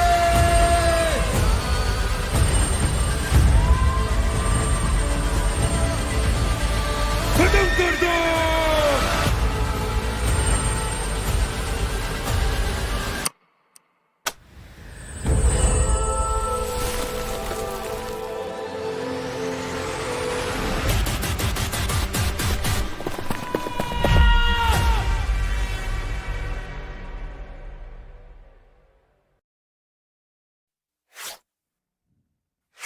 Welcome back after the break, ladies and gentlemen. This is BGMI Round 3, day number 3. This is Super Johnny John and Necro now, and we are going to head towards match number 3 of today as well.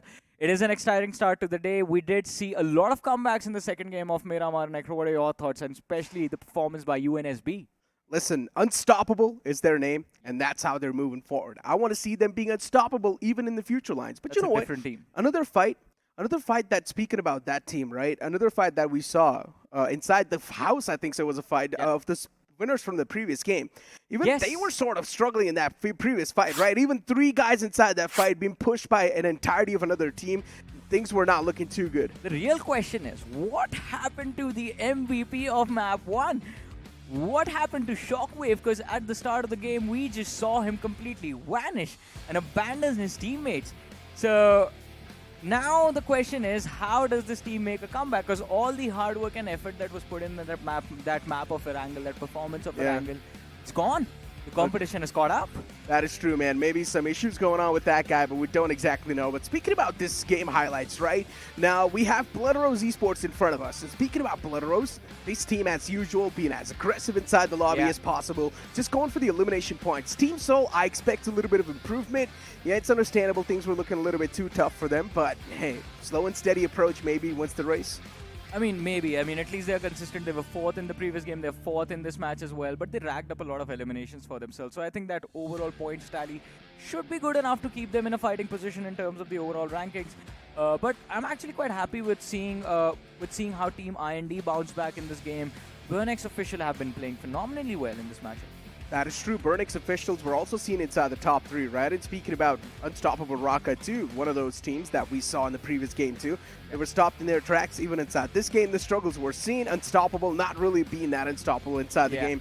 Team Soul, as I mentioned, trying their best for them. Slow and steady wins the race is sort of like things are going for them. But at least they were able to place themselves somewhere inside the top 5. So that's a good outing. I mean, one thing that I think you will agree with me on is the fact that I'll ask you this, because I felt teams got a little too distracted as soon as that 6 to 7 zone transition came about.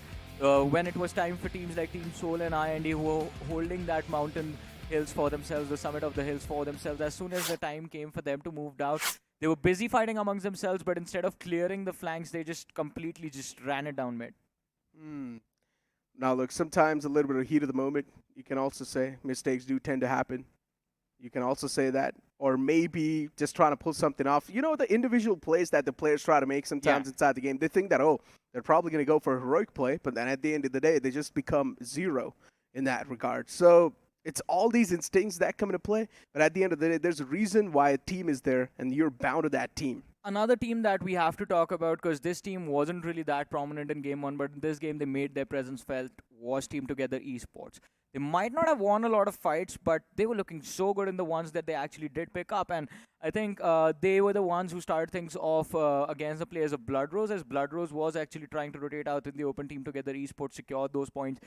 Then they tried to push up on the wrong side of the hill, just getting sandwiched between the players of Team Soul from one side, IND on the other, and just completely got wiped out. Lack of information, what can you say? Sometimes when you're going to make that late rotation inside the circle, or even just in general go for later game rotation, you're not really going to be having a lot of information on who exactly is going to be holding the edge lines. And then you just step inside unknown territory and unexplored territory, and you find yourself in a bit of a bad spot. But the next team that I want to hear from you about might upset you, Necro. GENxFM. What is going wrong with them? Hey, listen, man, it's just about the first game jitters. It's okay. This was the second game, by the way. Yeah, it's about the second game. It's about the second game jitters, my friend. Maybe just give them a little bit of more time inside the battlefield. They can settle down a little bit slowly and steadily. But, you know, jokes apart, these underdog teams, they've been doing phenomenal. I do not even blame GENxFM. Look at the team. Look at teams like One Power. Previous game did a fantastic job. Now, Team UNSB, even this team's been doing a great job. Look at this one single guy getting 8 finishes and the finish contribution of 61.5. From the previous game, it was Shockwave. And now inside this game, it's this guy. And the name is Hulk Ranjan. He has the first half of his name is Hulk. He just hulled out inside the match. 8 finishes secured. Absolutely phenomenal. But on the other side, though, I have to say massive props to Team IND. They were just flawless in their run. Took fights properly. Prioritized their position. And even though they lost one of their players quite early in the game, they did manage to survive with 3 players for a long time, finishing in the top 2. That is true, but then as we move on forward towards the top 5 Rebels, we've got the players of Team IND, as you mentioned. Arib is there with 6 finishes, Alfie is there with 5 finishes, Akshat is there with 4, and Neo's there with 4 as well. Team Soul, as I mentioned, for them, baby steps. Slow and steady wins the race. That's how things are looking like for them. Maybe in the upcoming game of Sanhok, Team Soul can even perform better. Favorite fight from this game, though, Necro? What was your favorite fight? Favorite fight, it's tough to say. I would say the compound fight where One Power pounced on, or they sort of were pinned down in that fight. Things were looking quite interesting. I genuinely wanted One Power to come out on top, but unfortunately, Shockwave was missing from that fight, and that's why they were not really able to come out on top. But it was fair, no? I mean, BLOODROSE Esports also just charged in with 3 players, so it was like a 3v3 between the two. But we do have the rankings from the previous game in front of us, and over here, it is clear. Team UNSB, as you said, I mean, absolutely unstoppable. 28 points secured from this game. IND on that second position with 23 points. And this is why we're talking about teams. So, like, they might not have made it that far into the top 3, might not have had a podium finish, but it was those elimination numbers that they racked up during the mid-game stages that helped them out. Team Soul, once again, a consistent finish. Not exactly that good in the previous game, though, which was the game of Erangel. But now over here, they've sort of regained their pace once again in this game of Miramar. Maybe in the upcoming game of Sanhok, they can do even better. BurnX officials, a team that actually managed to place themselves in the top 3. Now they've found themselves with 12 placement points on the second spot, and then with 16 total points accumulated. Not a bad start for BurnX, too, to sort of start accumulating those points for the overall standings. And speaking about the overall standing, let's move on forward and take a look at that. Well, here we go. BLOODROSE Esports still leading the charge with 34 points after the impressive win on Erangel and also the impressive run they just had on the map of Miramar. Team UNSB, they're 29 points, all tied up with Team Soul, who are on the 3rd position with 29 points as well. And it's not just that. Look at the finish points and the placement points comparison between these two teams. Like, what is supposed to be the tiebreaker in a situation like this? Hold on, even unstoppable RAKA isn't doing too bad, Johnny. Oh, yeah? They're on the 7th spot on the first half of the board. Top 4 is the way to go. Maybe on the 5th spot, you can qualify for the lower brackets, but I would personally not want to be there because that's the depth of hell, so you better try and aim for the top 4.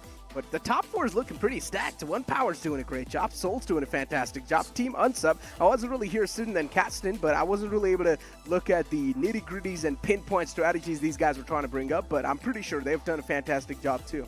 But talk about not doing a fantastic job. Look at who's on the 15th position. GENxFM. 2 matches played, 1 point secured. What do you mean, stop it? We were having a conversation about... So here's a backstory, ladies and gentlemen. All of us, all the talents were sitting in the morning. We were having a talk about the teams of both the groups. None of us thought that this is where GENxFM would be. Last game, bounce back, baby. Always be positive. That's what I've heard from the past. And GENxFM, listen, the only reason why I'm trusting in this team so much is because you've seen what they've done in round 2. True. I don't really need to go back and show you some bots over here, Johnny, all right? They've done a fantastic job. They've done a great job in round 2. And I think so there's a chance they can replicate that. Usually day 2 is supposed to be the day of comebacks. Maybe the first day, GENxFM is just getting the lay of the land, and day 2 is where they start kicking things off. But you never know.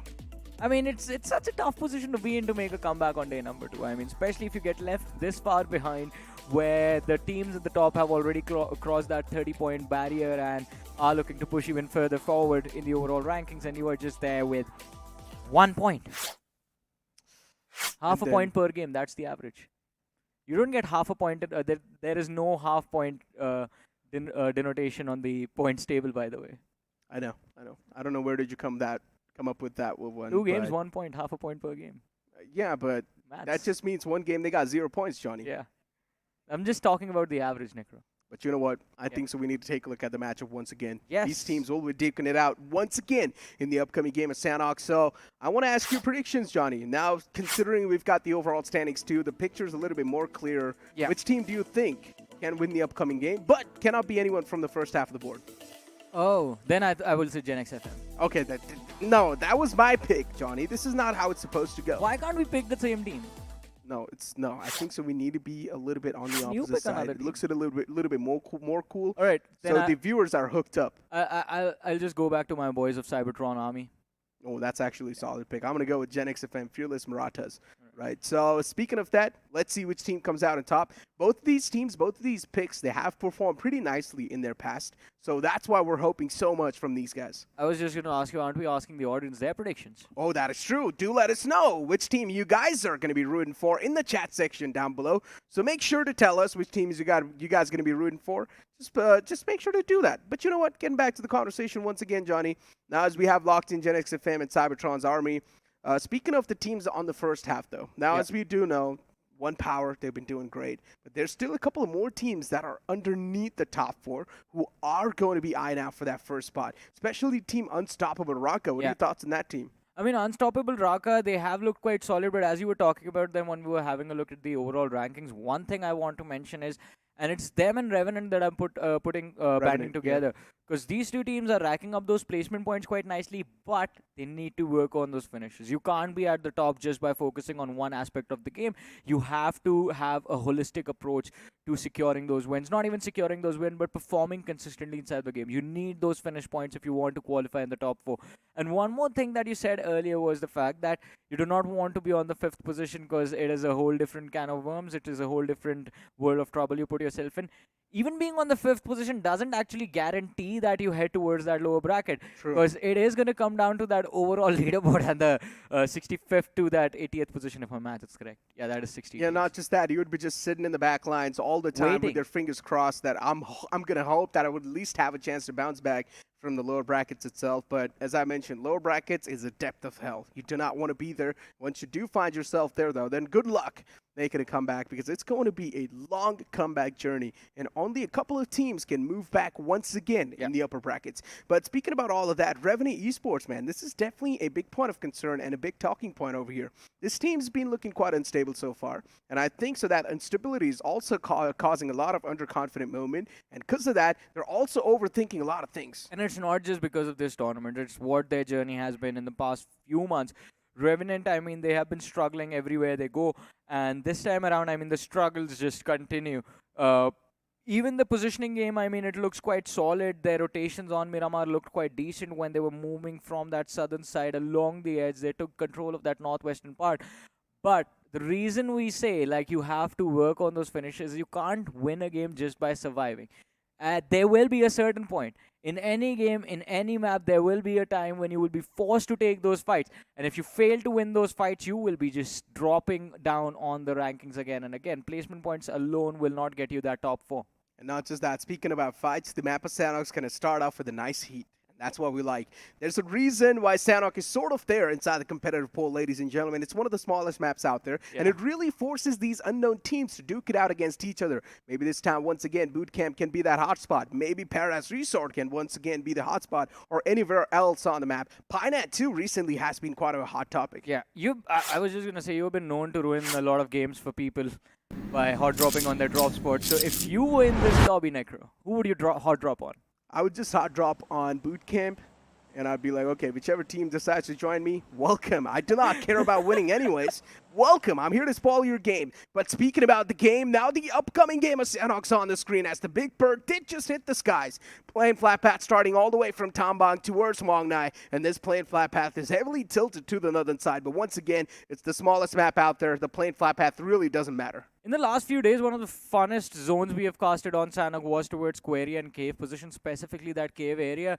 And that was during round 2. I hope we get those southern circles again on this particular map. But look at the early exits on this map of Sanhok. I mean, there's just GENxFM heading towards that bootcamp position. Seoul has taken their standard drop towards Ruins. There's BurnX official right next to them, so there might be a mid-rotation early collision if BurnX official decide to move up north. And now they will be forced to move up north since we have an eastern zone. I highly doubt that's going to happen, to be honest, Johnny, because BurnX officials, yeah, they're down south to see Team Seoul, but let's just see if Team Souls really do want to take this fight. Omega is a little bit separated out, if you can see on the map. Yeah. The rest of the 3 players are inside Ruins. Omega is the only man inside the compounds. Now, there's a chance. Maybe Omega is going for a little bit of meds. Yeah. And he's also going to opt out for the med strat if possible, because that's always sort of been like the backup plan. And also look at the 4-man split drop coming in from the side of Revenant in the early stages of the game. I mean, luckily for them, there's absolutely no one on that southern side of that Ruins Island. And they will be able to loot comfortably. All 4 players survive in the early stages. But the cluster towards the eastern side, now that is quite interesting. Kampong, Lakavi side, there's just way too many drops right next to each other. And one of those teams is Unstoppable RAKA. There's another team quite close to them. This is not going to be good news for them at all because it's the players that tried TAMILAN and Unstoppable RAKA. They need to secure some loot as quick as possible, also some better gears. Yeah, they need better gears, but it's not just Roy TAMILAN. As we mentioned, I mean, we did see the splash of colors over to that eastern edge. Just a little bit north of Unstoppable RAKA are going to be the winners of the previous game, Team UNSB. And UNSB, look at this. We do have Erangel. But he has a DBS to work with, all right, finds an assault rifle as well. He's going to look for those helmets and utility before relaying the information towards his teammate. All right, there's opposition quite close to them. Maybe we can try and take a fight. But no, he's looking to back off. This man's already good to go. He's got one of the best loadouts you can possibly ask for. Except the armor. A QBZ to kick things off with, a DBS on the secondary side too. Yeah, a couple of first aids needed over there, maybe some utilities too, but still, when it comes to the loadout perspective, this man's good to go. He can go and try and challenge a couple of more fights if he wants to. Try TAMILAN's on our screens. This team so far has been quite quiet inside the game. Yeah, they have been quite quiet, and I think even in the previous match, they made the mistake of challenging the players of UNSB in Ruins. Again, as I said, my reaction is still the same. I don't know why they did that, because they were the ones who landed towards that northern part, not even close to Ruins. They were looking to head towards a different location, and then all of a sudden just decided, let's just go to Ruins and try and take the fight early. It backfired upon them. They were just left with 3 players, and in this game, I think they will try to at least play for position. So, not really expecting any out-of-the-norm moves from the side of Croy TAMILAN Esport, but like a drop clash happening in Query. I mean, we do see the players from G2 Battleground, but on the radar, we did see another team quite close to them. They are close, but not close enough. So G2 Battlegrounds, for now, they're going to be in a little bit of comfort shoes. But still, they need to watch out from the opposition. And speaking of the opposition, that's right now in front of us, CYBERTRONS Army. The entire team, actually. That's your pick. Yeah. And so far, whichever team you've been picking up, they have been getting eliminated inside the game instantly. So let's see if CYBERTRON Army, they will be able to face the brunt of their opponents. As I said, my team does not have to win the game. It just has to outperform yours. That's the goal, Necro. Let's see, man. I mean, I went with GENxFM. Yes. Let's see whose team outperforms whose team. I think at this point, we'll just look at the radar just to see where our teams are and how long they are surviving. I mean, GENxFM is inside boot camp, so they're looking pretty nice over there, quite cozy. And speak about looking cozy, one team's definitely not looking too cozy. G2 Battlegrounds, now BloODROSE, they're going to pounce on top of them as usual. BloODROSE just being bloodthirsty inside the Battlegrounds. And now Viper 2 starting to push up close and personal against the foes. Pasha OP spots out the man in the front. He was caught out in the open, unfortunately not able to strike in that given time frame. Viper OP, Molotov tossed out to force out the players from their comfort zone, and that's what exactly is happening for the players of G2 Battlegrounds. This is definitely quite a big state of discomfort, but still that one man being knocked out is putting them in a bit of a problem. I mean, with BLOODROSE, they have a lot of cover to work with, but unfortunately too distracted, and now they are just sandwiched even from the rare Cybertron army. They have shown up, and BLOODROSE completely pinned down. But Necro, the question is, who gets the points? Cybertron army, such a brilliant position to be in. Look at that, 3 players from the side of BLOODROSE are down on the knees. It's just 1 player left standing. Good sailing for Cybertron army and BLOODROSE. This guy in the front lines managed to find the first knockout. Wanted to go for the confirmation. Now this is getting a little bit too interesting. That nade that came into play from G2 actually helped out BLOODROSE for a couple of seconds. But then, once again, BLOODROSE, they get dealt with quite easily. G2 Battlegrounds, now they've got a whole nother team to worry about in the name of Cybertrons. But at least they've got a good kickstart inside the fight. They can try and convert this fight in their favor once again. AKM pulled out. Cybertron, that guy's way too low. Barely alive on a single HP. And now Hustler looking to hustle a little bit more in these fights. Utility is going to be extremely important for both these two teams, but since it is a fight in the early stages, Necro, I believe both these sides are lacking those throwables upon themselves. And look at their Cybertron army instantly deciding to walk away. They just leave Dragon out to die behind that rock. Cybertron army, Dominic and Professor, they're looking to play for survival. They're just happy with 3 points that they got from BLOODROSE. I mean, they realize the fact that if they try to push a little bit too hard, there's a chance they can be eliminated from the game. Also, one more thing. A few moments ago, we did see Team Soul looking to chime in all of this action as well from the distance. Look at them in the backline. Yeah, they're a little far away. They were not trying to chime in. They were just looking at all the commotion that's going on. They were like, okay, who is causing so much problems? It's like one of those neighbors, right? When you're trying to have fun with your friends. I think it was just like, okay, if one of them connects, it's okay. Yeah, look at this one. This nade that was tossed in from Mohan. It actually helped out BLOODROSE.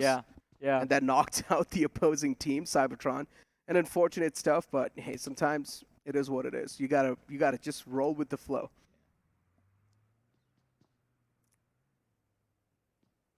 UNSB on our screens now. The winners of the previous game. Yeah, quite an incredible momentum for them to actually build upon, but let's see if that is going to happen, because I have a very, very weird feeling about this group. I mean, this group will be the most competitive, but also the most inconsistent. That's what I feel. Because the level of competition that we have seen from all of these teams is just absolutely phenomenal. I mean, the teams just on the second page of the leaderboard are refusing to have, they're having none of it. They want to bounce back as quickly as possible. The teams that performed well on Erangel were taken out first on the map of Miramar, and now the first team to take an exit even in this game is BLOODROSE Esports, who are still pretty high up in the overall leaderboard.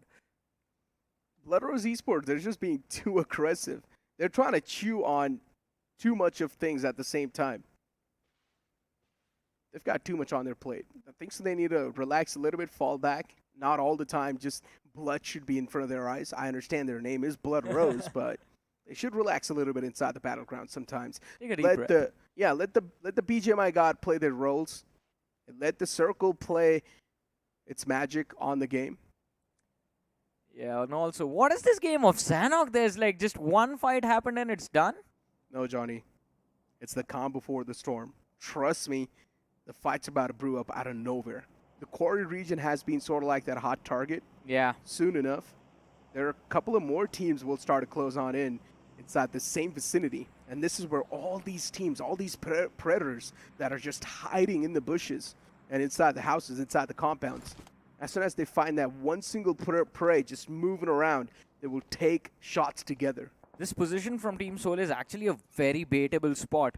I mean, they can just hold their way out in the open behind these rocks, just see teams climb up that hill. And if they get too close for comfort, Team Soul can actually secure those finish points for themselves. But on the other side, I guess, another fight brewing up as we see on that feed, BurnX official collide against the players of Revenant Esports. And here it is, Necro, towards Query. Revenant Esports being a little aggressive inside the games, and I like that. The change of the pace was desperately needed. Revenant Esports, they need to get a little bit more comfortable inside the lobby. They need to gain some confidence. Yeah. And this type of fights can definitely be a little bit of pressure subsider. BurnX officials on the receiving end line. They've already lost out on the player. It's completely fine. They can definitely try and turn things around. Sensei gets knocked out. That's the return knockout. Things are going to be back once again on the equal lines. Wanting to go for the shots, BurnX officials. They've got a bit of an advantage inside the fight. The upper hand definitely can be played a little bit better. Milland in the front lines. wanting to toss out a couple of utilities. The man of the back lines, though, his position's compromised. Apollo has got him locked in the sights. He has the opposition locked, but his weapons aren't loaded to take him down. In fact, he's cooking up a nade to take down the flankers from the side of BurnX official. Deal with the players up close and personal, deal with the threat further later on in the stages, but let's see how is this fight going to turn out. BurnX official, although that 1-3 split can actually work out quite brilliantly for them. They have a brilliant flanking position that can provide a lot of suppressing fire, pinning down the players of Revenant Esports, but that is not going to happen.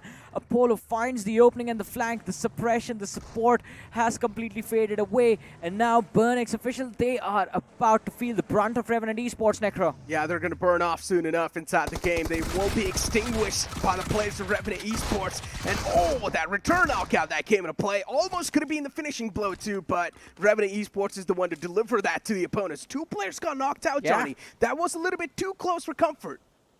Yeah, 2 players knocked out, too close for comfort, and things could have actually taken a turn for the South because it is Sanhok. You can always get third party on this map, and had there been a team close enough, they would have just pushed in on the players of Revenant, finishing them off in a matter of seconds. And the team is actually getting quite close to them. I believe it is the players of the 2 remaining players from the side of CYBERTRONS Army. But ladies and gentlemen, a replay of a fight that happened somewhere else on the map, as Unstoppable RAKA, I believe, was dropping the players of TAMILAN Esports. I believe they've gotten 1 pick from the opposing side. Yeah, I don't know what he was thinking just moving out in the open like that, Johnny, but this fight from Revenant Esports was definitely needed. As I mentioned, it's going to be a bit of a pressure subsider for them. And right now, they've also got a decent amount of control inside the circle. They should keep on holding on to this one and just keep on waiting for the upcoming circle shift. No question for you now. Yep. As you said, it's the same question. Why do you think the player of TAMILAN Esports crossed the road? Basically, the Doesn't opponent... matter why he crossed. His point is gone. I didn't get it. Explain? I'll explain it to you later. Okay, well, why did the player of TAMILAN Esports cross the road? Yeah. Have you not seen WWE? No. I mean, I have, but I don't know what you're talking about. Have you not seen Dwayne Johnson doing that? It doesn't matter what you think. Oh, okay. I understand now, but it was... Now it's boring. If I have to break it down for you, it loses its touch. No, it just never had any touch, my friend. It did. But We're going to leave it down to the viewers. This is your team right now. Challenging a fight against Revenant, do you think it's a good idea? I think it can be. I mean, if they win, it's going to be a brilliant idea. If they come back, if they get finished off, which I think there's actually a high probability because these 2 players are now pinned down in this factory. The only hope for them is the players in the backlines, the squad of G2 Battleground, if they can third party the situation. That is the only hope I'm counting on. You just called warehouse a factory. In the warehouse, these guys are. But yeah, CYBERTRONS, they're just pinned down over there, man. 2 guys left over. Johnny, I think so your team's about to be extinguished, about to be taken out from the game. How do you feel? I mean, luckily it's Revenant, so Revenant won't be a little too aggressive right now. They have 4 eliminations secured. They're going to look to back off. Look at that, they're backing off. I mean, you got a point there. Revenant Esports isn't one of those teams that likes to challenge the fights themselves. Yeah. So, yeah, they're going to play for the survival game, that's for sure. Somewhere else on the map, though, 2 teams quite close, and one of those teams is actually the players of 2 OP officials. This team is on the latter half of the board, Johnny. You've got some tips for them? 2 OP, I mean... Not really a lot to work on. I mean, in the previous game, one thing we noticed was that early fight against the players of GENxFM, and they handled quite brilliantly. It was just that late game rotation. They got so late for that. They were playing the edge when they should have realized, like, all right, even though the western side of the map is quite open, that also means that not a lot of teams will be looking to rotate towards that position. It might not have a lot of teams to contest for us, and we can actually take control of certain key points quite easily. And that is something that you need to realize. You also have to think at the game from the perspective of the opposition. How will the other teams look at the zone? Where are the most clustered compounds available? Avoid those spots. Look for those isolated positions where you can play. Because at this point, this is the last game of the day. They need those points one way or the other. And if the fights are not working out, might as well just play for placement. As you mentioned, it's the last game of the day, so you might as well try to pull a rabbit out of your hat. You would at least try to do so. And right now, speaking about the prime spots, Team Soul is in one of those. In the smack center, Johnny. Yeah. In the smack center, Team Soul is in the prime spot, the best spot they can ask for. But right above them are the players of TTE, and then right next to them are the players of GENxFM. GENxFM dropped inside boot camp, did not even need to move a lot, so they just moved inside the compound that was right in the front. So they're looking quite comfortable, just like how Team Soul was in that Erangel game. GENxFM did not even have to move a lot. I mean, they started in boot camp, they moved like 50 meters outside of it. Yep. Yeah, that's like a 50-meter rotation. And even the players of One Power, for that matter. One Power, for the first time, we are seeing them just avoid fights completely after the first game. But let's see, talk about fights and Unstoppable RAKA. They're looking to push on the players of TTE now. Unstoppable RAKA. This push can definitely be quite nice if they do manage to push up close and personal, though. If the opponents will catch them in the tracks, then this is not going to be good news. A really good shock and pump to the opponent's chest, but then the return knockout comes into play. Instantly able to find that knockout against the foe. Another man gets taken down from Troy TAMILAN. Not a great way to kick things off. Unstoppable RAKA, though, exactly how they wanted to start things off inside the fight. That cover fire from the backlines was perfect. Oh, but no matter how perfect the cover fire was, Necro. What? The decision making towards the end wasn't, and it's gonna be Troy TAMILAN Esports coming out on top in that fight. Wait, hold on. Didn't they just have an advantage, the opponents? Unstoppable RAKA? They had the advantage as long as they did not go for the revive. I think they just... No, Johnny, I think so. There was a third party. Someone shot at them from the back. No. Because there were two players in the back who were providing the cover fire. Two players pushed up front. See, you made the same mistake. You forgot about the last individual from the side of Troy TAMILAN who was hiding in that shack this entire time. Yeah, I do understand. So the fight started with a 3v4. 3 players went down from either side. 2 players went down from the side of Unstoppable RAKA. 3 went down from the side of Troy TAMILAN. But that last individual took down the player in the shack first, so the support went out first, and the last individual who was going for a revive was there with a sliver of HP. Still, we'll need to take a look at the replay, though. Let's find out how exactly things went down. So already one player in the backlines was knocked out. Mickey pushed up. Mickey was the last glimmer of hope for them. This is where Venom goes down. Venom goes down. Oh, yeah. This is quite a lot of back and forth that just happened. A lot of trades in that fight. Lack of awareness. I mean, missed the count of 4 players. You see 3 players knocked. Always think about the fact, in a 4v4, you knock down 3 players, where's the last man? Finish him off and then try to see how you can bring your teammates back.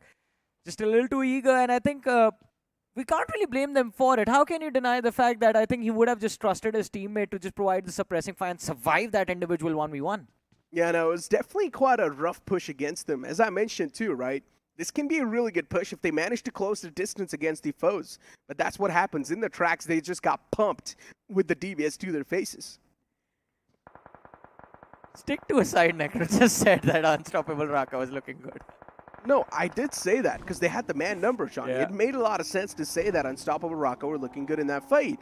But then as soon as they try to make a push out in the open, it was the same thing as Troy TAMILAN were. Or did found themselves a while ago. Hey, if you're going to push out in the open inside a compound, a team that's holding the compound will always have an advantage. But apparently Karma is also hitting pretty hard for the players of Troy TAMILAN Esports, because look at that. They win one fight and instantly the next second they get taken out by the players of UNSB. But even UNSB are not safe because there's another team that has shown up to third party that entire fiasco, and that is 2OP Official. And 2OP, again, the same mistake that we were talking about, Necro. Late to the rotation, stuck in the wall of death. Yeah, 2OP Official, once again, another underconfident team inside the lobby. Not being able to make moves on the fly and not having that decisive aura inside them. And that's sort of been hurting them for a while now. Team up in front of us. This team's got a good momentum rolling inside the game so far. Let's see how well they're able to convert it in this game of Sanhok. Another team in front of us and One Power, or Team 2OP. Another one of those teams inside the game that has got the same name, but let's see how this team's able to perform compared to the previous Team 2OP. But this team, they just get eliminated within a blink of an eye. What just happened? GENxFM, these guys were just waiting for them to pass by. Well, you were talking about pulling a rabbit out of a hat. GENxFM just shoved Team 2OP into that hat and just make them vanish completely off the map. That was one of the quickest squad wipes we have seen in the entire day, and it was quite incredible to witness. But now that brings us down to the top 10 of this matchup, Necro. I want to see a replay of that fight. I want to see a replay of that squad wipe. There's All the nothing to 4 see. players in that one single vehicle, Yeah. and that vehicle just gets blown up because there's 3 different players from GENxFM shooting at you at the same time. This is why I always get anxious whenever I see 4 players in one single vehicle. They weren't even able to hit the edge of the circle before they got finished off. Yeah, it was way too quick, man. That's what's going to happen when an entire squad's just shooting at you. As we do take a look at the replay. Oh, there's another one. Oh my god, there's another one with the Wow. same outcome, but this time it was the players of Revenant Esports. Pierce was the one who blew it off, and then this was the moment too. 2 vehicles got blown up, and the entire squad got extinguished in that same second. But now Revenant Esports, they make a push happen against another team. This time it's going to be the players of LastHope. And LastHope, they've got this LastHope alive, and even that gets taken away from them. Well, then what do you do when all hope is gone? That is the question for LastHope, because their run today has not been that great, Necro. We saw them in the overall rankings. They were sitting on that second page of the leaderboard. And now I think they're going to be stuck there till tomorrow. You know, Insane on the Hindi panel, he picked this team. Oh, no. Oh, Oh, no. I like that reaction. Oh no. Instant oh no. Yeah, you know, when you just messed up picking up that team. But maybe tomorrow they can perform because day 2 is supposed to be the day of bounce backs, the day of comebacks. Before now, Revenant Esports is on our screens with 10 elimination points, Johnny. This team's on a tear. Yeah, this team is doing phenomenal for the first time in the entire day. Game number 1 wasn't that great. Game number 2, they tried to pick up the momentum a little bit, but during the mid-game is where they were taken out. But now, finally, in Game 3 in the map of Sanhok, 10 eliminations points secured is good. It should keep them in a decent position, but now they have to play for the top 4 or the top 3 as well to actually make an impact on the overall rankings. Team Together Esports in front of us. This team's been struggling too, but they finally now need to show some signs of glory. Right outside the compound, G2 Battleground, they've been holding this similar turf. They've been holding the same compound since a while now, but they get third party from somewhere else. It's the players of Revenant Esports too, who are knocking on the doors from the back lines. And now G2 Battlegrounds, there's a chance they can pull themselves back once again inside the fight. So far, they've been left alone by the opponents, but Hustlers, he's hustling quite a lot. He's trying to take down the opponent single-handedly, but he knows the opponent, he's got his hands on the DBS, but that single pump to destroy him, and he takes him down. But in the very next second, it's going to be Revenant Esports who were marking the exits of those shacks, and they also end up finishing the opposition, surviving that fiasco. The players of Team Together Esports, but look at this, Team Soul chiming in, picking off the players of One Power, and I believe a few moments ago they did, in fact, pick off a few individuals from the side of GenX Maratha Necro. How did this just happen? CYBERTRON is still alive with 2 players? Yeah, I'm There's telling no you. way. No, dude, listen. Even the last time you picked one team, and they had those 2 players still alive inside the game, and now these 2 players from CYBERTRON, they've done a great job slipping under the radar and keeping themselves alive till the late game scenario. What's going on? It's just great vision. It's just great vision and my good vibes being transferred to them. Stop it. I'm just a lucky man, Necro, you have to admit. I mean, I understand you're a man who's quite old. You've got a lot of experience, so maybe, yeah, I'll accept my defeat in that. Exactly. Yeah, well, it's just the Stone Age aura experience. Man, I don't mind from being called a Johnny. man from the Stone Age. People in Stone Age were like monsters. Okay, well, for now, you're not really a monster, but speaking about these team, though, CYBERTRON, they definitely need to be a monster to win this fight. Revenant Esports, quite up close and personal, all the 4 players, if they push in tandem together, the opponents do not stand a single chance. CYBERTRON Esports in the front lines, they've pulled out the DBS for the close-range fights, Johnny. They're ready. They are ready, but I don't think they can go anywhere. I think CYBERTRON Army, no matter how much I root for them, their run is done at this point.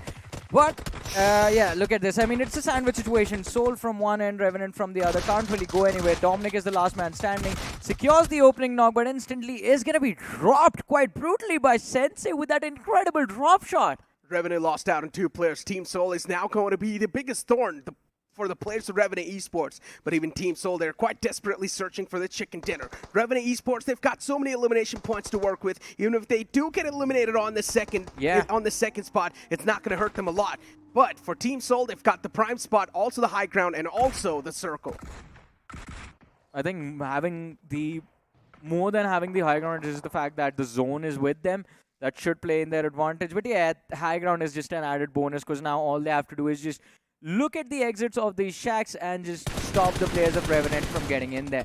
They can work with utility, they can just spam shots, spam clips inside of those smokes, try to pick off those players, and Sensei, man, you're not going anywhere after that. There. Oh, misses the nade. The Molotov should be good enough, yeah. Really good Molotov. Gonna force Sensei out of that comfort spot. And now also, he's caught himself with fire, so this is not really good news. Even the wall of death now starting to move in from the back lines, but that return punch from Sensei just punches down Hector, and now it's all down to Neo and his rest of the comrades. Team Soul starting to back off. They need to respect the space that the players of Revenant Esports has created so far on the map. Even Sensei is way too softened up, but Revenant Esports, they're doing a great job in replying back and answering back Team Soul. So many utilities tossed on over from both the sides. It's an exchange that's came into play, but Team Soul, they're down to a 3-man squad. Team Revenant Esports, they're marching ahead with all the 4 players. They're in tandem pushing up against Team Soul.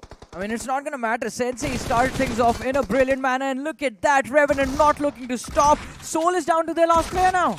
And it's done. Revenant Esports are going to be your winner for this game of Sanhok. Ladies and gentlemen, what a fantastic fight that was. Even in the game of Erangel, it was a 4v4 to end things off. Even in the game of Sanhok, it was a 4v4 to end things off. And now this last guy, Arib from Team India, he wants 1 elimination point. So you can give it back to the community of Revenant if you want to, but they decide not to do so. The play zone's going to eat him alive, and that's it. Team India was the one to finish things off in the 2nd spot, so that's a great way even for them to recover inside the overall standings. It was a great way to recover, and it's actually quite curious that Arib was the only man who was like, all right, heal battle is an actual possibility, might as well go for it since I'm the last player surviving in this game. But Revenant versus Soul now, that was a fight we're talking about. Because Team Soul, we talked about them having the zone, them having the high ground advantage, the utilities that were lobbed towards Sensei. But this man, you can throw everything at him, including the kitchen sink, and he came out on top in that individual duel against Hector, and that just changed everything. I think so. They just heard me, Johnny. As I mentioned, Revenant Esports, they were unstable, they were unsettled inside the lobby, uncomfortable, and also underconfident. So all these factors were patched out in that previous game. They looked much more confident in the approach that they took inside the fight. But ladies and gentlemen, now it's time for me to toss to a short break. Don't go anywhere.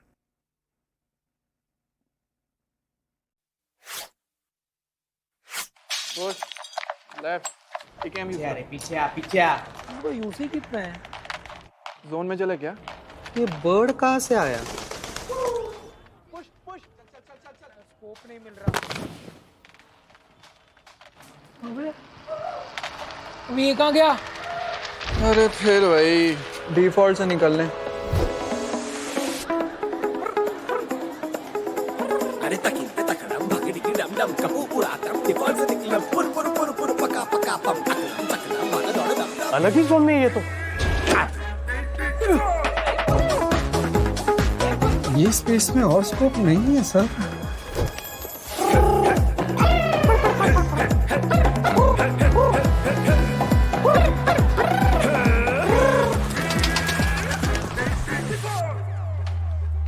देखा default से निकलना कितना easy है bro इतना drama क्यों royal pass ले default से निकल ले है Epic value, epic rewards. Get the Royal Pass at just 360 UC and don't be default. Sir ये आपका गिर गया था अभी नहीं चाहिए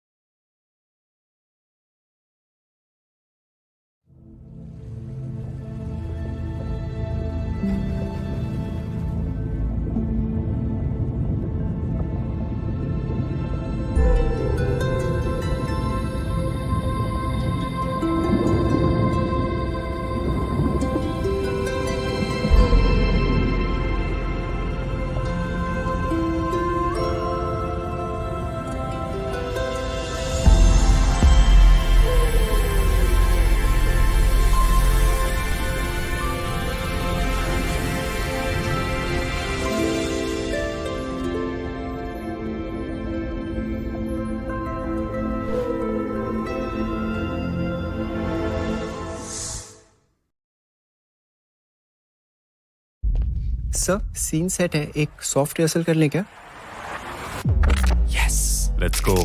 सर तो सीन में आप थोड़ी सी सैड हो, हीरोइन आपके पास दौड़े चली आती है और जैसी बात है आप कहते यार लीडर को पहले फिनिश करो ना यार। और ये आप कौन से डायलॉग्स बोल रहे हो?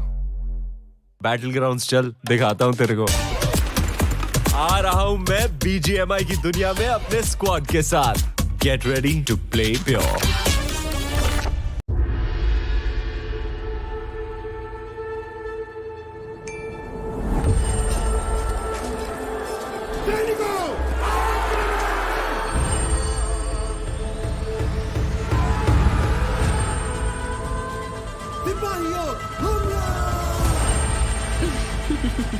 अब तुम्हारी बारी।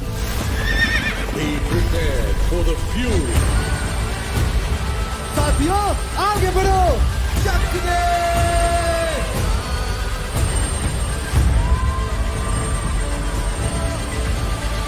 खत्म कर दो!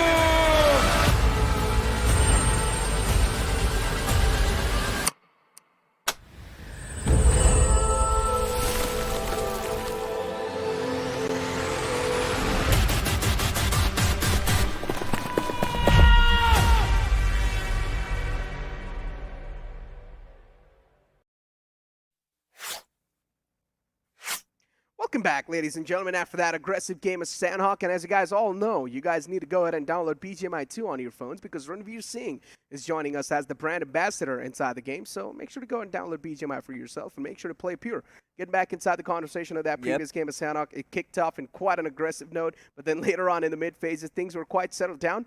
But Revenant Esports, that instant performance uplift that we saw in that previous game, just going all in against all the teams, not even being scared of anyone. To be honest, I always felt like this was coming in from a team which is as big as Revenant Esports. They were always going to come into the picture one game at a time, of course. The first two games not really going their way. This one was good start for them, and it just carried off forward that momentum. Speak about not just Revenant Esports, even CYBERTRONS Army. It felt like there was no way this team's going to be able to perform or survive to a long time inside the game. But then the leftover two guys, they were able to keep themselves somehow inside the top five. They slipped under the radar, and every single team, they were just duking it out or busy duking it out against each other. And CYBERTRONS Army, under the radar, did a fantastic job. So managed to secure top five. What else do you need? Hey man, they've got Professor on their lineup as well. This man is like a master when it actually comes to sneaking inside the final circle as well as popping off when it's actually required. So, of course, he guided them to a lot of points while surviving. But of course, this is one of the teams that I was positive who would perform unstoppable RAKA. What do you have to say about their performance, sir? That push that they made was quite weird. They didn't really need to push out in the open like that. It's understandable. They were getting a little bit too over-eager to make sure that their opponents weren't going to get taken down from the game, but still the open push that they made was a little bit too risky. Maybe they should have tried to utilize a couple of smoke grenades that could have helped them cross on over without even taking any damage, but they did not do so. Instead, they pushed the exposed grounds, they pushed the open roads, and that's how they just got taken out. That's how they met their demise. But then a couple of fights that we saw in front of us too, even Team Together Esports did quite a great job in the couple of fights that were occurring in front of them. But Revenant Esports in general, this team was on a tear. Absolutely right. I mean, Revenant Esports picked the pieces. They went from one team at a time. And this was the fight where I almost thought the CYBERTRON Army might just be able to bring it back. But of course, that brilliant drop shot from Sensei was brilliant. Which brings us to this massive 4v4 encounter that we witnessed. A match of the Titans. And how beautifully Revenant Esports, it just executes Soul. Even Revenant Esports, that uphill climb against Team Soul was nice. I did not think that Team Soul would be losing that fight whatsoever. Team Soul had all the advantage. High ground, the circle advantage, and even the players of Revenant Esports were pinned inside the compound. But still, Revenant Esports used the utility to perfection, slowly and steadily moved out of the houses, and then pushed up against the players of Team Soul. That first knockout, as soon as that happened, I somewhere down line knew, okay, Team Soul has screwed up massively. Now that's just gonna give the opening the players of Team Soul really needed. And Sensei was fighting from the blue. Exactly. The fact that Sensei was pinned down right behind that rock, the Molotov came flying in, the nade was flying in as well. And we almost thought that, all right, fine. As soon as he just pops off, he's going to get gunned down by Team Soul. But that did not happen. This man has like nerves of steel at this point. In Revenant Esports, I feel like this match was written in the stars for them. A great, great chicken dinner. But how could we forget the fact that one player from Team IND, he just survived that entire battle just with the healings? I mean, speak about the healing battle, right? that's something that's always going to be in the backup plan for a lot of the teams. You know, if you're not going to be able to place yourself that well inside the firefights, inside the game of Sanhok, and you're not really one of those teams to do that well in the firefights itself, it's better to always have a backup plan. And in the game of Sanhok, it's really easy to have that backup plan, which is the med strat. All you need to do is collect as many meds as possible and then just try to play for the med strat in the final few moments. They also managed to position themselves in the second spot. What else do you ask for? 12 points already accumulated just like that. Exactly, and why is this so iconic? Because Team Revenant, especially Sensei as a matter of fact, this man sort of mastered the art of, heal battles on the map of Sanhok, especially how he led his team every single time. We still remember in his previous team, of course, he used to always go for that southern split, gather as many medkits as he possibly can. But, of course, this time around, he went aggressive, but the other team, Team IND, they went in for a med strat, and it worked out properly. I mean, Team Revenant was the one who got the chicken dinner, right? As I mentioned, them being able to win that fight against Team Seoul, did not expect that at all. In general, a lot of unexpected things just happened in that previous game of Sanhok. Even GENxFM, they had such a good control inside the few initial moments, but then later on when they try to make a push inside the circle, even they got eliminated by the likes of Team Seoul. I do not understand what's going on wrong with a team like Team GENxFM, because in the round 2, this team was just doing so wonderful. But now over here in round 3, it's a complete downhill performance. Exactly. But, ladies and gentlemen, speaking of downhill, there's been an uphill performance from Revenant Esports as well, and Fuze was actually holding the flag for them. 7 finishes from this lad all by himself, and I was expecting that one game this man is going to pop off, and he did in this one. But then MJ2 is over there right next to Fierce with 6 finishes wrapped up, and then Hector 2 from the side of Team Seoul. For Team Seoul, as I mentioned in the previous game too, it's slowly and steadily. It's like baby steps for Team Seoul, and as long as they're going to have the consistency going, they can make it inside the top 4. There are a couple of more teams who are actually doing a great job in having that consistency. CYBERTRONS Esports, they desperately needed that previous game. Yeah, they managed to find themselves in the top 5 somewhere, but were those points enough to propel themselves on the first half? We don't know. Well, of course, you've got MJ as well into the mix. You've got Apollo as well. Entirety of Revenant, they just went all guns blazing. But I love the fact that one player from TAMILAN Esports is still there. It's good to see a couple of underdogs inside of the top 5 Rebels, ladies and gentlemen, as we transition to the match scorecard. And no surprises there. Necro, I mean, Revenant Esports right at the very top, 35 points. And then there's that massive jump. Exactly. Team Seoul with only 17 points wrapped up. As you said, there's a big difference between the second and the first spot. Then on the third spot's going to be Team IND with 14 points accumulated. CYBERTRONS Army on the fourth one. They managed to get 8 positioning points, but then only 3 finish points, and that's going to give them 11 points in total. As long as you're going to be finding yourself in the consistent shoes, that's all that matters. For one power, once again, 8 points. It's not bad of an outing, but you need to be better. Yeah, especially from the display which we saw from the first game, 1 power. We had a lot of expectations from this entire team, to be honest. And it's not just them as well. I feel Team Together Esports is another underdog team who we should be watching out for. They're just getting warmed up. I feel like they have great combat strength. And I feel like if they actually put their team together and actually act as a coherent unit, this team might actually do wonders. Hey, but you know what? It's time to find out the overall standings. Let's find out how it's looking like. Are there any big leaps in the overall standings? And yes, there is. Revenant Esports, that massive leap that was taken from them in the overall standings, all the way on the first spot. Team Seoul on the second, INT on third, BLOODROSE Esports on fourth. 1 power now pushed down to the 5th spot, and Team Unsub are now down to the 6th spot. BLOODROSE Esports, today's day was sort of like a note down for them. They need to understand going aggressive is not the way to go all the time. Exactly. Now, they are in that 4th spot, which is extremely dicey. Look at that, Necro. I mean, 36 points, 35 points, 33 points. There are 3 teams who are constantly trying to battle for the 3rd and the 4th spot. I think tomorrow's competition is extremely going to be fierce because, of course, today's games are over. Today's games are done and dusted for this particular group. They will go back. They'll rethink what actually went wrong. For all the teams on the second page of the overall standings, of course, there are going to be certain names who I'm expecting a lot more. GENxFM is going to be one of those. 3 matches, 5 points, a very shadow performance of what they actually showed in round 2. Exactly, but then a couple of other teams that you look at, G2 Battlegrounds, were actually trying their best in that previous game. Not been able to win the fights. Unfortunately, even for them, they got left out in the previous game of Sanhok. But then tried to Millions too, another one of those teams that made that really bad push happen inside Quarry. They got eliminated too. but then a couple of more teams making those similar type of mistakes, hopefully in the upcoming days, or which is of course tomorrow. They're not going to be repeating those mistakes, because if you do, you will be eliminated from the entire journey, from the entire BGIS 2023. So it's better tomorrow you take every single step well calculated. Exactly. And of course, brings back to our conversation of why consistency is so important. Revenant Esports, Team Soul, Team IND, they were consistent throughout in all 3 games, and this is one of the reasons why they are at the tippity top. BLOODROSE and as well as One Power, they could have, banked on that particularly. They could have banked on that first game, but they could not keep up the ante. And now the conversation for tomorrow, of course, is going to be who starts with a bang, who gets that early lead on the map of Vikendi and carry that forward. But enough about this group at least. We are now going to transition to another group. How excited are you? Because once again, big names come into the picture. That is true. Big names indeed do come into picture, and a couple of those big names will be there in front of your screen soon enough as we do take a look at the matchups, and that graphic will be popping up in a couple of seconds. Speaking about that previous group, it was quite fantastic. My expectations for the upcoming group, though, I want to see them start things off on a quite aggressive note, because we have some aggressive teams in here too. Speaking about them, we've got Team Mayavi, one of the most aggressive teams out there. Team Xpark, another aggressive team. Numen Gaming recently, they have been doing quite a great job. LOC Esports, the masterminds inside the lobby. Yeah, LOC Esports as well as Numen Gaming are going to be the teams that I personally are going to be looking out for. Xpark as well, we've seen glimpses of brilliance. I still remember the map of Vikendi where they absolutely destroyed Godlike in that particular fight. I think you remember that as well. So they racked up a lot of finishes. They came in with reinforced vigor. This team, Xpark particularly, you said that they start tends to be a little slow. They start off from the first gear, and when they start picking up the pace, they leave no mercy. Hopefully, the fact that they start on Vikendi, they are going to be starting up good. Look, man, still, we never know. We never know. There's so many question marks.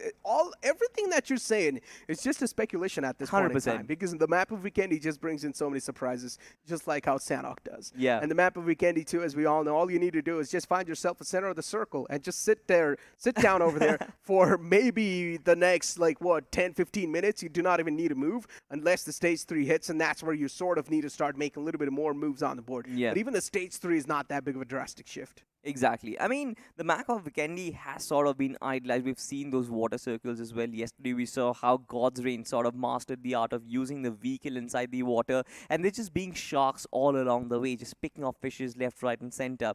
I'm expecting some water circles as well. I'm not going to lie. That just makes the game even more interesting. Especially, I love to see when teams struggle because of the circle itself. So that is something which I'm going to be looking out for. But underdog teams, speaking of underdog teams, we've got some fair names. You've got Error Esports, as a matter of fact, whom we have seen before. We've got RVNC Esports as well, who have been really good. They have a very balanced outfit in terms of both placements as well as attacking. And I'm sure that is something which can work in this situation. We've seen the teams who go all guns blazing, for example, BLOODROSE Esports, their performance will take a downhill curve, but if you're consistent all along the way, maybe you're going to find yourself in the top 3. Look, another team that I would really like to focus on over here has to be Team LOC.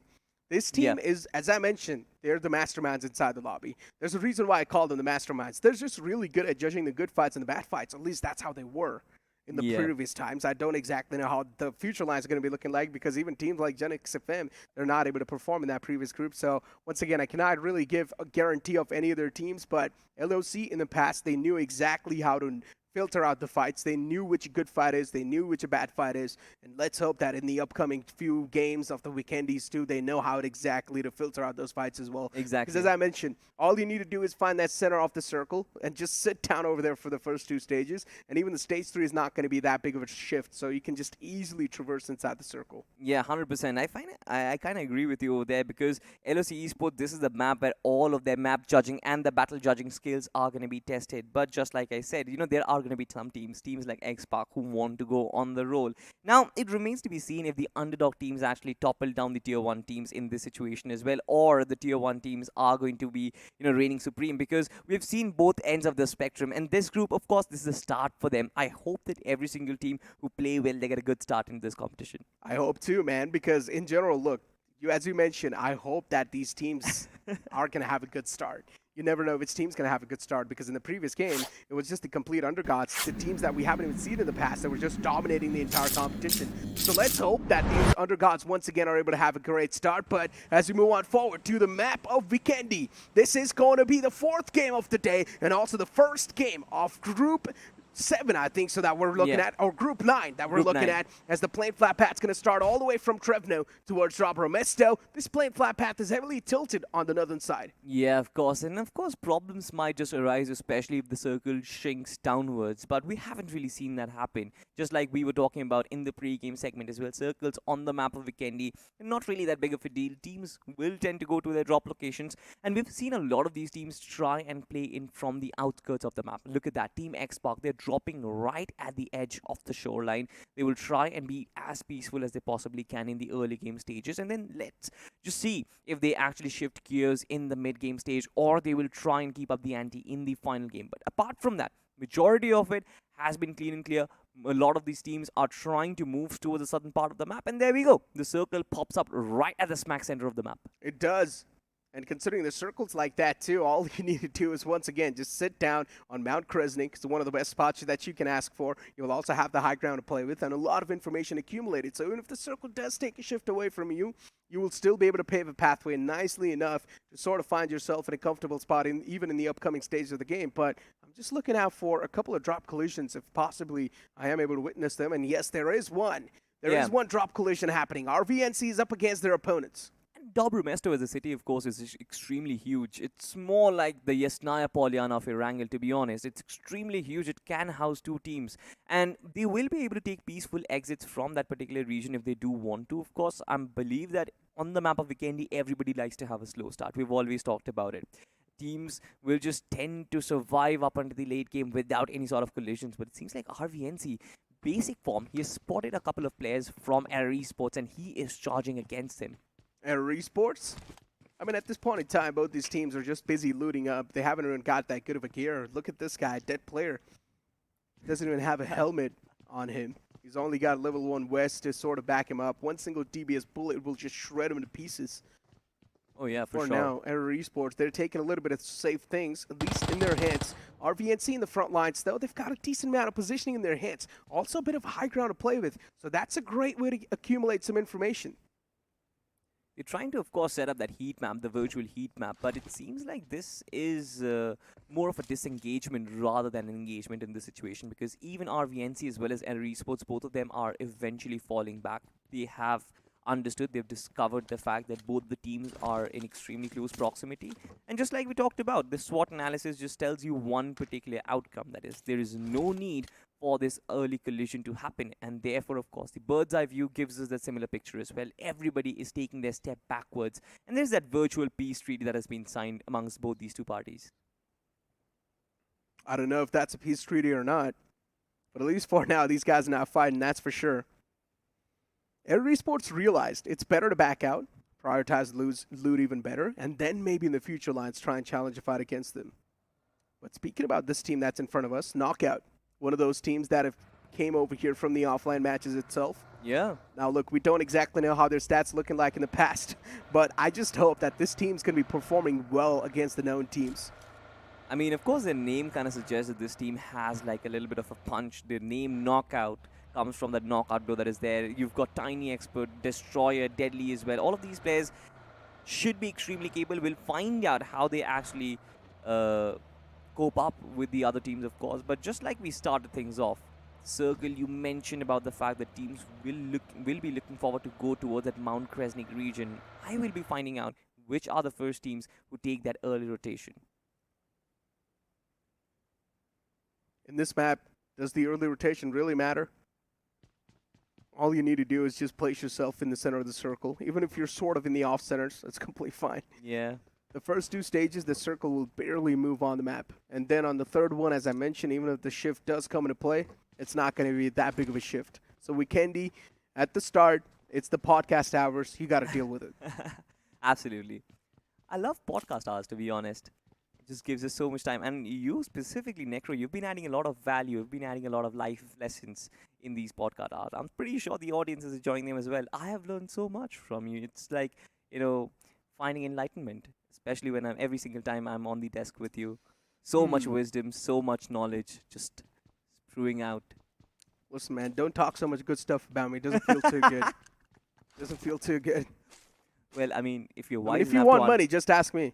It's not about money. If you could understand, if you had the wisdom to understand that that was purely sarcasm, then It would have been a different scenario altogether, but well, seems like you couldn't, so that's fine. One more thing I'd like to tell you, my friend. Patience is the key to success. All right. And right now, in the early phase of the game, these teams need to have some patience. If they do want to win the game, they need to be a little bit calm, composed, need to keep themselves a little bit in check. If they overstep some boundaries, they will need to face the consequences. And right now, we've got one of the teams in front of us, MASTIZONE Gaming. What are your thoughts on this? I mean, we haven't really seen this team so far, but I like the name. I'm kind of a person who judges a book by its cover. MASTIZONE Gaming. Wow. Yeah, their name is pretty good. It seems You like know that's not a good thing, judging someone by the cover. as long as you don't have any information, what else can you potentially do? I don't know anything about this team. We're witnessing it for the first time. At least their name is MASTIZONE Gaming, as a matter of fact. So it seems like they have a lot of fun. Just like Troublemakers did. They had a lot of fun. They created a lot of troubles. For now, though, for the players of MASTIZONE Gaming, Numen Gaming is definitely the one creating a lot of troubles. Trying to blow up their vehicles. This is quite an evil plan that the players of Numen Gaming have got. Oh, that little glimmer was spotted a buddy. Rex wanting to take the shots against him. Still, MASTIZONE Gaming doing a great job and not just doing anything yet. Vehicle's almost about to blow up. I like the game plan. It's quite cruel, but I like the game plan in Numen Gaming. They just want to pin down the players of MASTIZONE Gaming in that exact spot. They do not want him to move. Hey, this is what happens when there are some wild neighbors in your territory, you know? They just want to blow up your vehicles, blow up your buildings as well. And it's just something that these players will have to live up to. They will have to face it. MASTIZONE Gaming, their vehicle, they just witness their vehicle just being blown off. That's, just like you mentioned, it's quite cruel, but then they'll have to face it. Speak about facing things. Right now, I mean, that player from Numen Gaming was facing a wall. This is what happens, man. When you're going to find yourself in the center of the circle, all you need to do is just to use that TPP, my friend, gain information. And once you gain that information in the stage 3, or maybe even in the stage 4, they can sort of move on forward, pave a good pathway, utilize or connect all the dots, and then move on forward. But right now, we've got the players knockout, and I hope they're going to be delivering some knockout punches. Yeah, they actually heard you. They're the first ones to actually move towards Mount Kresnik. Now, I like this place. It's pretty serene, you know, Necro. I've been always talking about a vacation in the mountains where it's actually snowing. And I think Mount Kresnik will be the ideal location for me. If I ever decided to quit the world of gaming, I would rather become a monk in the mountains. It'd be fun to slide down from a snow island, or not from a snow mountain. No, I mean, I'm not there to actually go and have fun. I would go and meditate and try and attain You and meditation. Do not even speak about it, bro. It does not sound good from your mouth. No, not at all. Do not even speak about it. I would not even listen one single word about meditation from you. I'm a spiritual person, all right? Okay, guys, sometimes, another life lesson for you guys. Sometimes people can change colors, just like a chameleon. Okay, all right. So, yeah, do not trust on them. How do you associate me then with, I mean, if I'm not a guy who does meditation, what do you think I am? I'm not a party animal. That's exactly what you are. That is exactly what you are. This is why I know you judge a book by its cover, huh? You sort of have this fake cover on top of you. You tell everyone that, oh, guys, I'm like one of the spiritual guys out there. I'm a pretty nice guy. That's what you are for the entire world. And then in your inner friend circle, you were just an absolute demon causing menace. Hey, Necro, you're not supposed to peel me off one by one. It's just not really good. What's peel you off? What are you saying, my friend? But anyways, speaking about LOC, though, this team, we had a conversation about this team, the masterminds inside the game. So far, opting out for that late game rotation. I don't know what the game plan is for them, but I know one thing, and that is for sure. These guys have some big brains. Now, I'm just going to wait for them to position themselves in a better spot inside the circle. And once they do that, let's see how LOC Gaming is going to plan further things. Yeah, even I am actually waiting to look at their big brains, to be honest, as well, because if they do have it, for sure they will try and stay as passive as possible and just focus, prioritize on positioning. X-Park, we've seen them perform on this map. We've absolutely seen them rip teams apart. It's the stage 4, stage 5 where this team becomes extremely proactive. I still remember that game actually was played by Scout as well. Scout replaced Dreams in that particular lineup. This time, it did not. He's not here. No way. Wait, what? No way.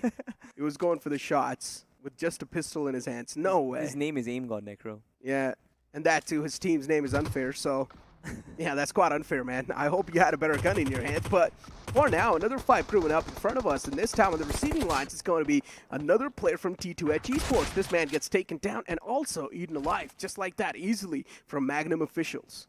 Yeah, the rest of his teammates just watching him burn in that situation. Of course, they did not proactively move in order to help their fallen comrade, which is kind of evil, to be honest, Necro. This is not how a friend should act, just like you are. You definitely are someone who is going to betray me in the long run. I'm pretty sure about it. But anyway, we're just going to focus on the game, at least for now. As long as you don't betray me, it's still fine. Team T2H as well, they are going to be feeling the heat, I believe. Prince is going to tell them on the voice chat, why weren't you there to save me? I was there to take a fight. It's unfortunate. Ex-MagnuM. Whenever I read this name, I get a reminder of that ice cream. Yeah, right. Same here as well. Okay. Right now, they're taking a couple of shots onto themselves. And that's the first finish of the game, too. Look at that. After such a long time, the first finish happened. And for the people that are just watching this game feeling quite cold and they think that there's not a lot of action going on, well, welcome to Vikendi, my friends. But this time, okay, the masterminds, they're quite hurt. One of the men getting knocked out. Once again, it's not that big of a deal. He can be back up on his feet quite easily, but the vehicle's starting to get blown up, and they better move away from this spot. It's already done and dusted. Flanker Esports is actually the one. Now, I'm expecting a lot of troubles from this team. Flanker Esports, they know how to wrap around teams like an absolute serpent. They also know how to judge between good fights and bad fights, and it seems like they did get the knock, but that was not added motivation for them to actually push forward for more finishes. They're just going to hold back. It's a little bit too risky to push against that team. Yeah. It's just one knockout, and the players of LOC, as I mentioned, a team that's holding the compound will always have an advantage compared to a team that's approaching them or trying to breach them. Yeah. So LOC will, in general, just have an upper advantage inside the fight, and by the time they try to close in towards the team of LOC, Mafia would be already back up on his feet. So it's a disadvantage. It's a lose-lose situation whatsoever. It's better if you just try to deal a bit more damage, try to make sure the opponents are burning through their meds. Someone just take the keys away from Dreams. This man just crashed his entire vehicle onto a fence. That's not how you drive a vehicle. And you're the one who's giving him tips, well. Dude, I'm a pretty good driver, right? I know how to actually drive a vehicle. Unlike you. I mean, I appreciate your bike riding. I appreciate your You drive a vehicle. What else do you drive? You said, I know how to actually drive a vehicle. Of course you drive a vehicle. Yeah. I mean, I don't know how to ride a bicycle. I mean, a motorcycle. You know how to do that. So that's pretty crazy. And you have a sports bike yourself, which is absolutely nice. Yes, man. I wish you actually teach me how to do that, because even though it's like simple, I'm kind of like a little afraid of the entire speed and the acceleration which your bike produces. If you're afraid of bikes, it's better not you do not get into it. I would say that. I'm into cars, bro. Yeah. I love driving. You've got that added safety in there too. Yeah. You can block a couple of more bullets. On bike, you're too exposed. I'm not really sure in real life somebody would shoot at me, but it's fine. I was talking about the game. All right. I was just correlating with our personal lives, you know. Salty, salty, salty. You need to think about the game in the game. And right now, speak about the game, we've got one team in front of us. Every single team at this point in time, they've got their dedicated compounds. Even Team Mayavi now is starting to breach inside the circle from the southern side. That's quite a late rotation these guys have opted out for. LOC is going to be on the left flanks, but every single team at this point in time is just waiting for the next circle shift.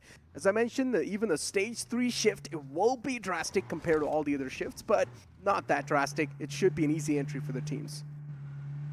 Pretty much a central circle shift, to be honest. Now, I'm trying to predict where the circle is going to end up in, but generally, we've been witnessing those Mount Kresnik and the Goroka circle. Goroka, of course, has been left out of the picture already, so that is not going to be happening. Mount Kresnik, there's still a possibility, but then I think it's going to be somewhere down on the south side of Mount Kresnik. I'm not looking at something too extreme. Speaking of extreme, it seems like Dreams is extremely close to team knockouts. Knockout against Team X Spark. And Team X Spark, they've got the high ground advantage. Look at Tiny Expert. He's just trying to look from that third-person perspective. He's got that little opening, and he's trying to spot a player from that one. It's just funny. I was looking upside. Everybody's just trying to use the TPP at this point. Team X Spark. Sarang goes for the shots. Was able to hurt the opponents a little bit, but not enough in that scenario. Still the players of Error Esports, they're quite alive. Not dead just yet. Team X Spark, they've got so much information that can fiddle around with. And once again, they spot another couple of players just rotating in from the side of Error Esports. This Error Esports team, they're giving out quite a lot of information. So many shots taken from Sarang, but he's not able to find the connections that he needs to. One of the rare teams, Error Esports, they decided to actually take this massive rotation, which kind of makes no sense, to be honest. Especially when the circle, they had a decent position inside the circle, but I'm not really sure. Maybe they're trying to go in for that early center pick. But of course, the central part of the map, or the central part of the zone, it's completely out in the open. It's deserted, has no compounds whatsoever. It is a risky gamble for Error Esports, and yeah, we just witness that happen. The vehicle just gets stuck. Somebody else comes into the picture, crashes it. It's not somebody else, it's his own teammate. Yeah, exactly. His own teammate just crashes onto him. But look at this. We've got Team X Spark, and it seems like Team RVNC Esport, they're starting to rile up right across the fences. RVNC, finally, once again, this battle breaking out. Which team do you think is going to win this one? Before that actually happened, RVNC Esports, they have to engage, and it seems like they just witnessed Team X Spark in the picture. They're like, nah, it's fine. Fine, we'll come back some other day. I think so. That's a better and a wise option for RVNC. It's better to back out. Because as I mentioned, once again, a team that's holding a compound has a greater advantage compared to a team that's looking for to breach in. Yeah. So right now over here, Team X Spark, they've got a clear advantage inside the fight. They've also got some window controls, clearly. And also those windows is going to give them the higher elevation inside the fight. High ground, maidens, and advantage itself. 100%, and it's not just the windows as well. The massive fence which actually surrounds this entire compound is like an added benefit. Creates those choke points at the entry gates. And Team X Spark could have easily used it to their advantage. That is one of the reasons why RVNC kind of decided to fall back. But Necro, it just increases my anxiety at this point, because you've got 63 teams remain. And it's already turning out to be stage 4 right now. If similar situation occurs for the next 2 circles, I'm pretty sure it's going to be an absolute bloodbath. Flanker Esports.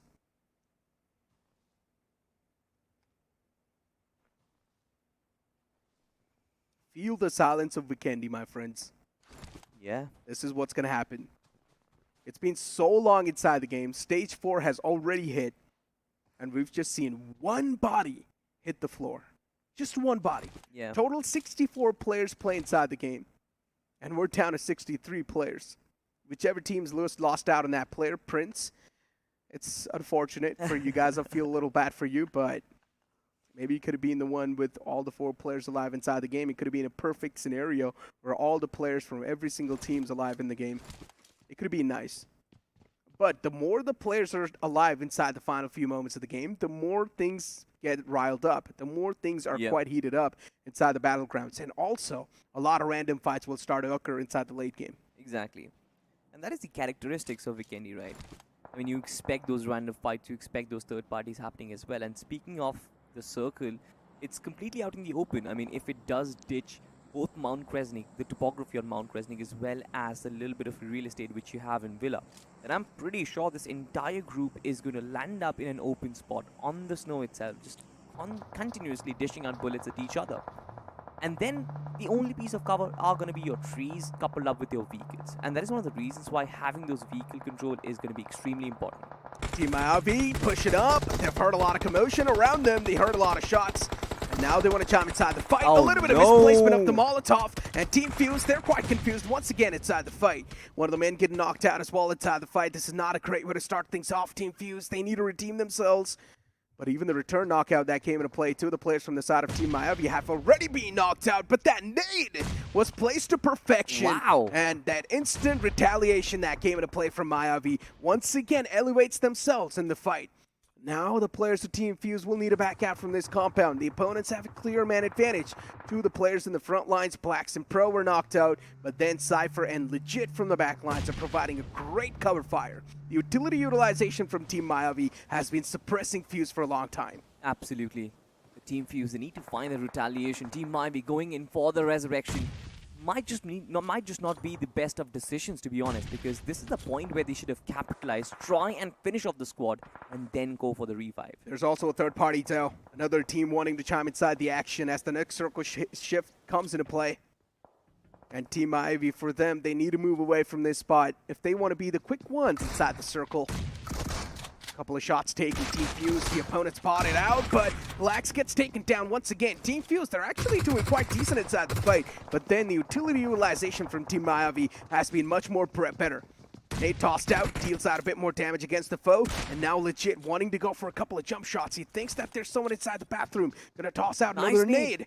This might just be a really good one, but then Team Fuze, they lose out on another guy, and they gets knocked out, but this nade will find the confirmation. Team Mayavi, they come out on top. Beautiful team coordination right there. The nade was absolutely brilliant. He sensed those footsteps. He used the nade to flush out the competition. But Necro, look at this. Another fight brewing up in Team RVNC, taking the hit. RVNC down to a two-man squad. This is going to be a 2v3 scenario. But the split that's came into play from the side of RVNC can actually put them in an advantageous spot. The DBS to the face, shuts that man down. Two more to go in the front lines. He's got a DBS on his hands. Star Rope, he can definitely flip things around. He can definitely turn things around. But that nade from the opposition was too perfect. Unfair Esports. They shut down that glimmer of hope from the side of RVNC. But then another man from the back line starts to close on up. Daddy is out in the open. Arsh knows it's the right time to strike. If he wants to, he can move on forward and take a couple of shots, but it's a little bit too late. It's a 1v1, of course, but Daddy is not on the right end of the circle. But the nade blew his own teammate up. Yeah. I mean, that's just unfortunate at this point. And now, of course, Unfair Esports, they have the time to revive their own teammates. And this is a 1v2 situation. Absolutely disastrous from RVNC Esports. He got the elimination, but the re-knock with the nade came into play. So Unfair Esports, that's quite unfair for them. But hey, it is what it is. Yeah. You got to deal with the circumstances. But another fight brewing up in front of us. So many fights just breaking out at the same time. TOC pushing up against their opponents. And TOC, they've done a great job wiping them out of the existence too. You blink it and you miss it. This fight escalated so quickly. Yeah, but it does not stop. Team Mayavi is here in the picture as well. And they are just waiting in the backlines. They know exactly that Team TOC just reset from a particular fight. They don't want to give him the breathing room. Team Mayavi, they want more information from this. An entire airstrike has been blown up. So many nades just exploding right on outside the shack. Team Mayavi, their team play has been looking quite nice. Blacks wanting to toss a nade in that front lines, and that's what he does. But it's not going to find any opening. The smoke grenade utilization from the players of TOC, it's quite nice. It's going to keep them alive for now. But as soon as the smokes will start to fade away, maybe that's where their lifeline will be cut short.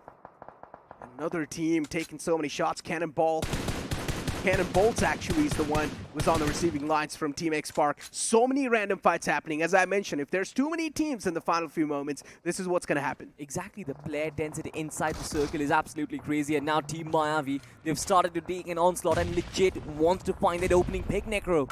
Team Mayavi marching against their opponents. Ooh. What a return knockout that was, but it's completely okay. The teammates, the comrades, they've got each other's back, and I got to give it to Team Mayavi. Their team play has been on point. You know, I kind of felt like Team Mayavi would be the one who would take charge and bring back the aggressiveness on the map of Vikendi, and they're doing exactly that. Speaking of Team CannonBoltz, absolutely disastrous positioning, and Team X-Spark is always going to punish them every single day of the week. CannonBoltz, they're no way out of this tricky spot. The vehicle gets blown up, even the man gets finished off, and now CannonBoltz, they've got two other men left alive. Those two last pillars inside the team to keep themselves alive in the final few moments. Team X-Spark starting to close on up to each other. They want to regroup, and it's a better and a wise option too inside the final few moments. LOC2 now just starting to chime inside the action. Let's see how well things are going to shape out for these top teams. Team X-Spark have massive control over the circle itself, but it seems like another fight just blew up in front of our eyes. It is Team TS who completely wiped the floor with Team Mayavi. What just happened? TARKIN SPARTANS, they wipe out the players of Team Mayavi within an instance. That was a quick elimination from the lobby. Mayavi now getting eliminated. That's a big threat being neutralized. Now TARKIN Spartans, they're getting approached by the foes, but even the Wall of Death now starting to move in from the back lines, and this is where they're also getting shot at from the uphill. The backstab is a little bit too strong. It certainly is very strong right now. TARKIN Spartans, they will have to come out of this situation. The only possible way is to try and use the smokes properly, but their position has been absolutely compromised.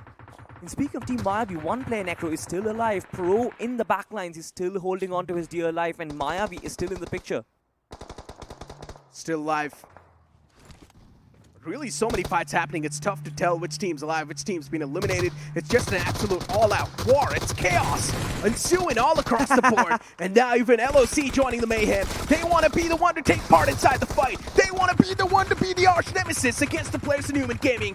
Couple of shots taken. Even LOC, they take a couple of return knockouts themselves. The trades are starting to happen back and forth. But even a couple of teams joining the third party. And out of nowhere, Numen Gaming's the one to come out on top of that fight. What just happened? Exactly, LOC in the middle of nowhere. They just went in with a vehicle, all floor players trying to take down Numen in a flash, and they were so close. RV, the IGL, just stepping up every single time, and now he has the onus on to bring back Clutch God and Rex back into the picture. Too many fights happening at the same time. It's just an all-out war going on inside the game of Vikendi. It's up to the BGMI Goss to decide which team to come out on top, and right now, Team Spark, they've got such a great control of the final few zones.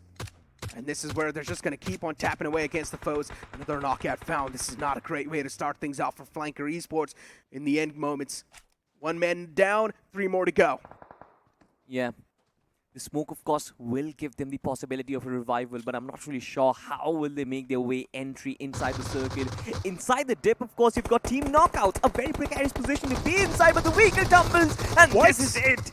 This is it. TARKIN Spartans, definitely not the right position. TARKIN Spartans, there's no way they're going to be able to win this fight, right? There's no way they can win this fight. Knockout, they need to deliver a knockout blow right now, right here. And Evil Ninja, he needs to be as evil as possible inside this one-on-one scenario. His position's compromised. The opponent knows he's just pinned inside this little hut, but still, TARKIN Spartans is not looking forward to push in just yet. Sarkar's going to be the last man alive from this team, and in the opponent's knockouts, they've got Ninja. Evil Ninja wants to be a little bit more evil inside this fight. Let's see how well he's going to be able to deliver on the board. That nade's tossed into perfection. Softens up that player a little bit more. Nice. But still, TARKIN Spartan, they've got a fighting chance. Pulls out the SMG for the clothesline. But unfortunately, they get shot at in the back. Oh my goodness, that is the worst thing which could have happened. It was such an intense 1v1. But out of nowhere, TARKIN Spartans, their vehicle just fell onto the dip. They shouldn't even have been given a chance, but good comeback from that situation. And now CannonBoltz want to be involved into the picture. Only the ones that keep their mind in a good peace can actually come out on top in this entire chaos. You do not need to crack under the pressure. As soon as you crack under the pressure, you will be eliminated from the game. And right now, Numen Gaming, they're in a really pressurous spot. Even Esports, they're starting to get eliminated, and that's what exactly happens. Out from the game, down and dusted, still dead player. It's going to be the LastHope, but his name is dead player itself, and he knows he's pretty much dead. He's pinned behind that compound wall, nowhere to go. Even the Wall of Death is now dishing out so much damage. Dead player's pretty much dead.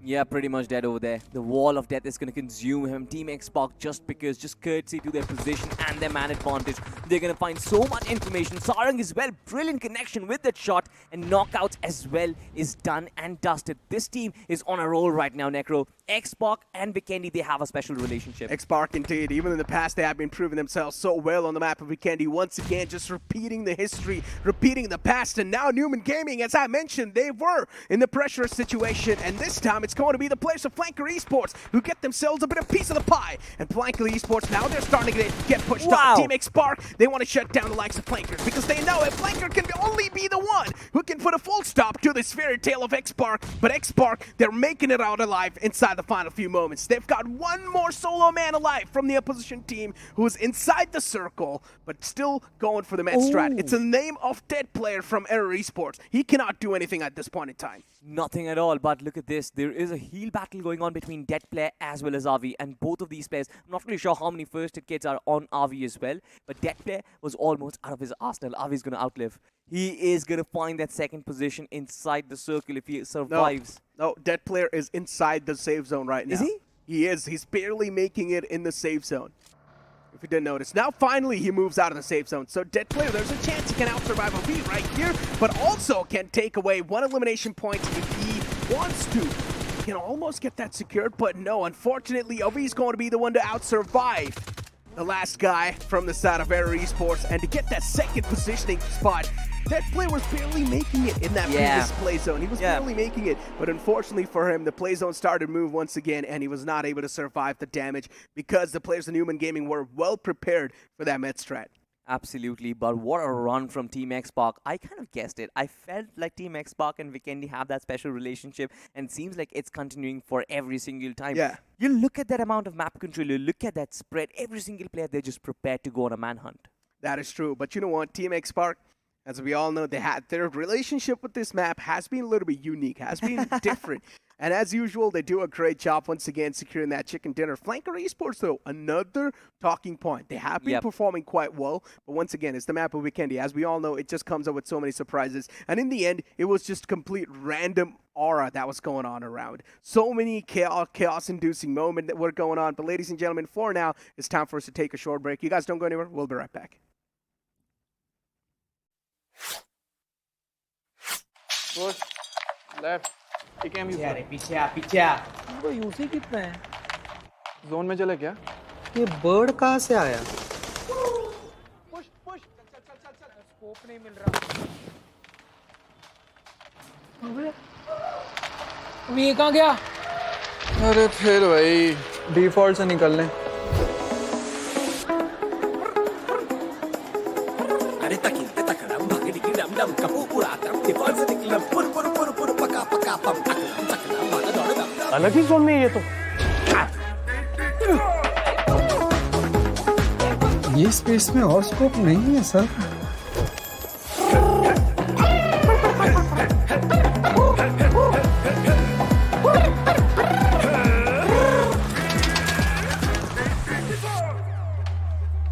देखा default से निकलना कितना easy है bro इतना drama क्यों royal pass ले default से निकल ले हैं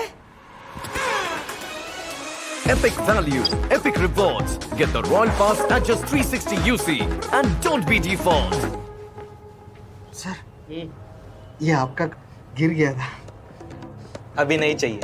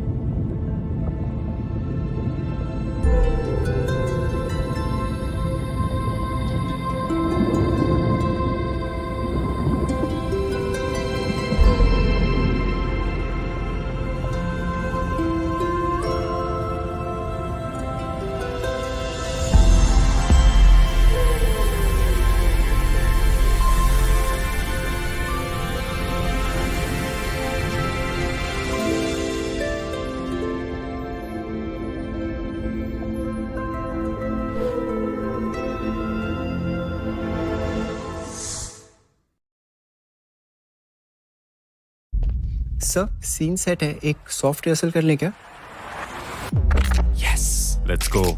सर तो सीन में आप थोड़ी सी सैड हो हीरोइन आपके पास दौड़ी चली आती है और जैसी बात आती है आप कहते यार लीडर को पहले फिनिश करो ना यार. और ये आप कौन से डायलॉग्स बोल रहे हो Battlegrounds चल दिखाता हूँ तेरे को. आ रहा हूँ मैं BGMI की दुनिया में अपने स्क्वाड के साथ. Get ready to play pure.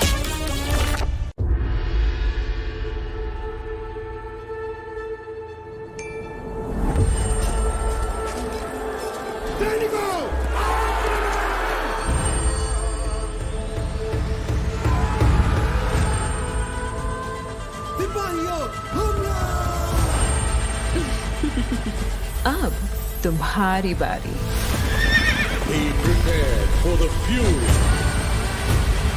साथियों आगे बढ़ो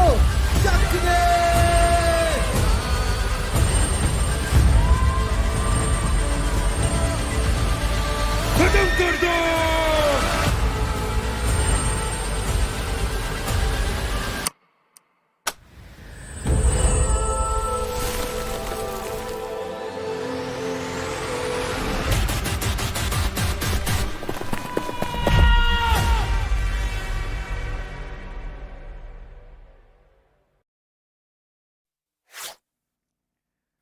Welcome back, ladies and gentlemen, to BGIS 2023. Of course, I have a very big question to you, Johnny. Welcome back to the desk. Which is more interesting, the fact that Xpark won that chicken dinner on Vikendi, or the fact that an Indian faction is getting added to Road to Valor? Wow, that's a difficult question. I'll answer. I'll answer. Right. It's both.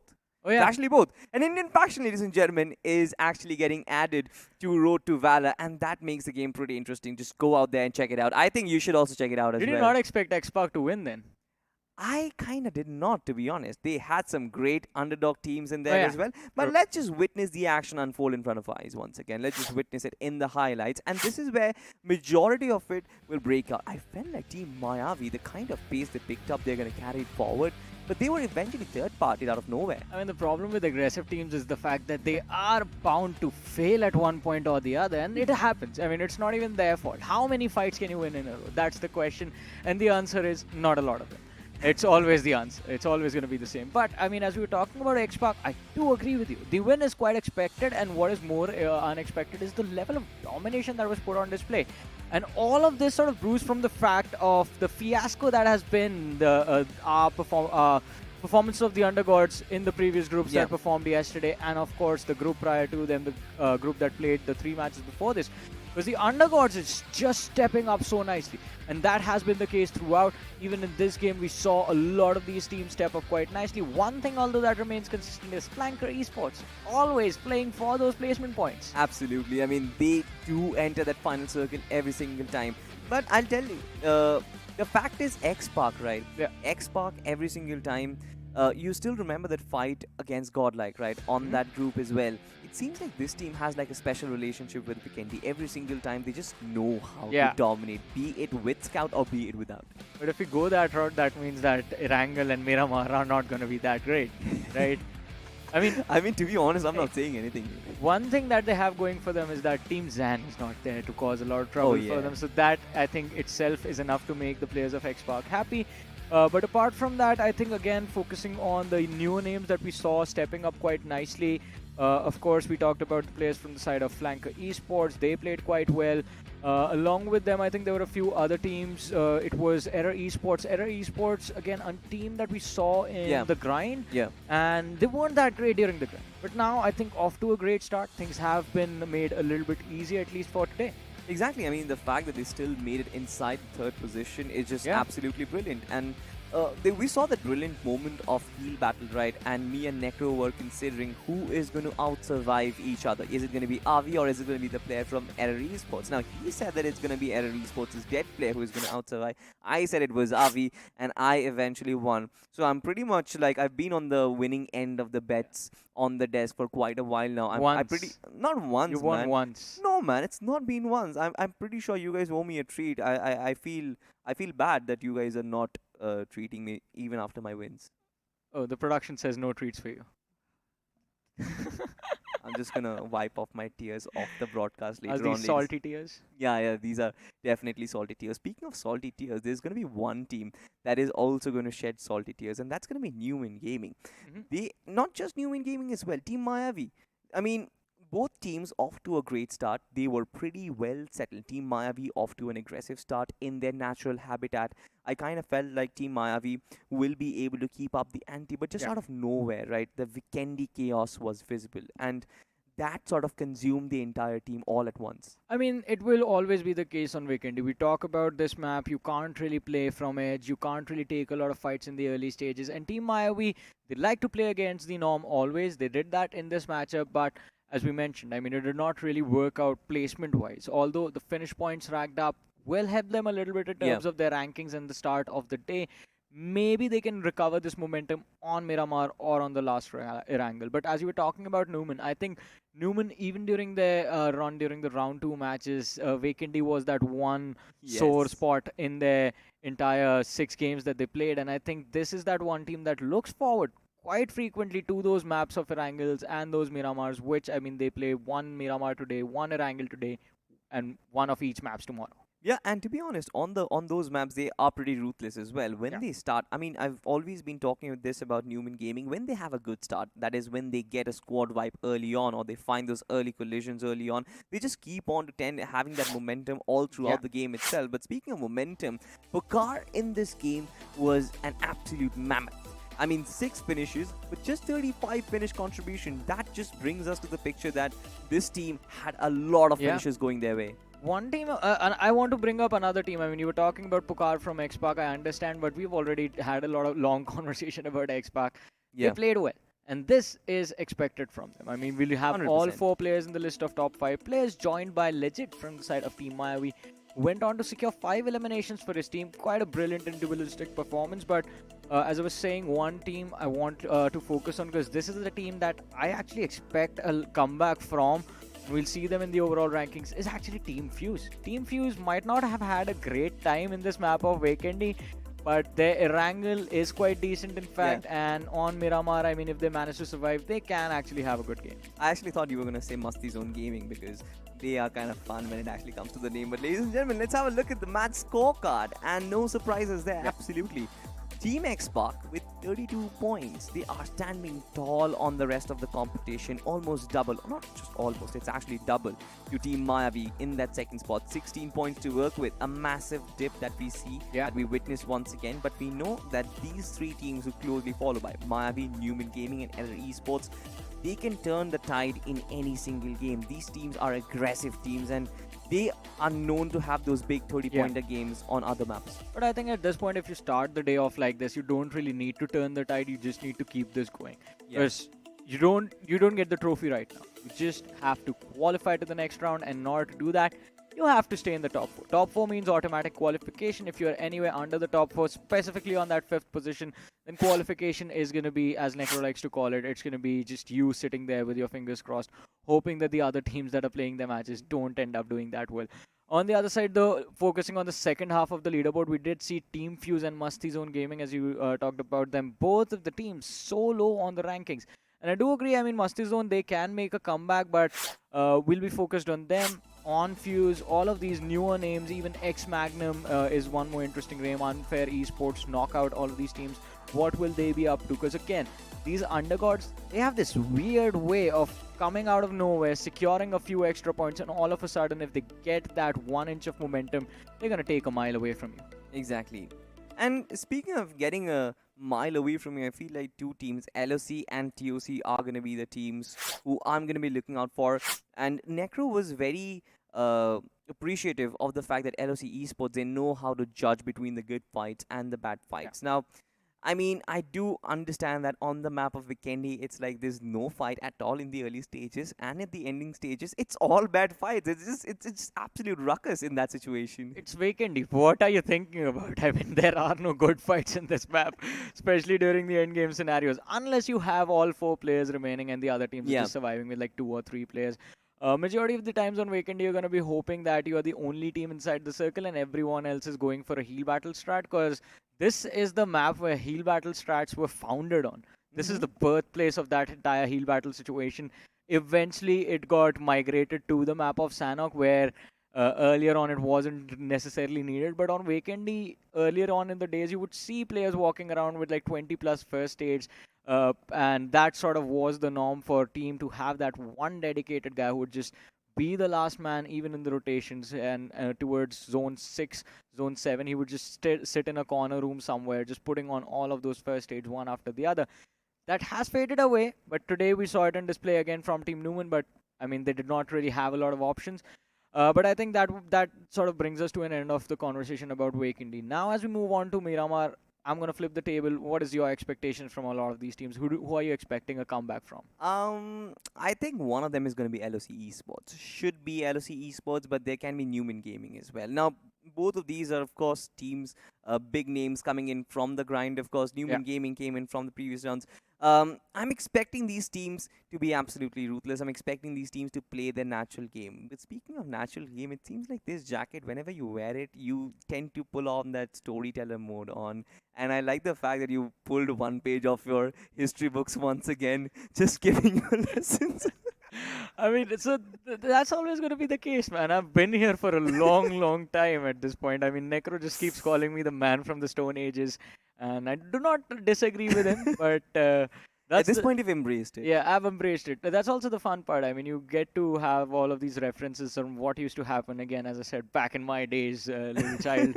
But I mean, it's the new era. We have the newer players also standing Yeah. up tall, rising up to the challenge against these big names. And one of those teams that we haven't really talked about right now is TARKIN Esports. Yeah. They were in that top 4 situation. I mean, might not have walked away with a lot of finishes, but still, I mean, that was a decent start to the day. Exactly. Now, Tarkin Spartans, their Yeah. name is, right? Tarkin Spartans, they had a massive tumble.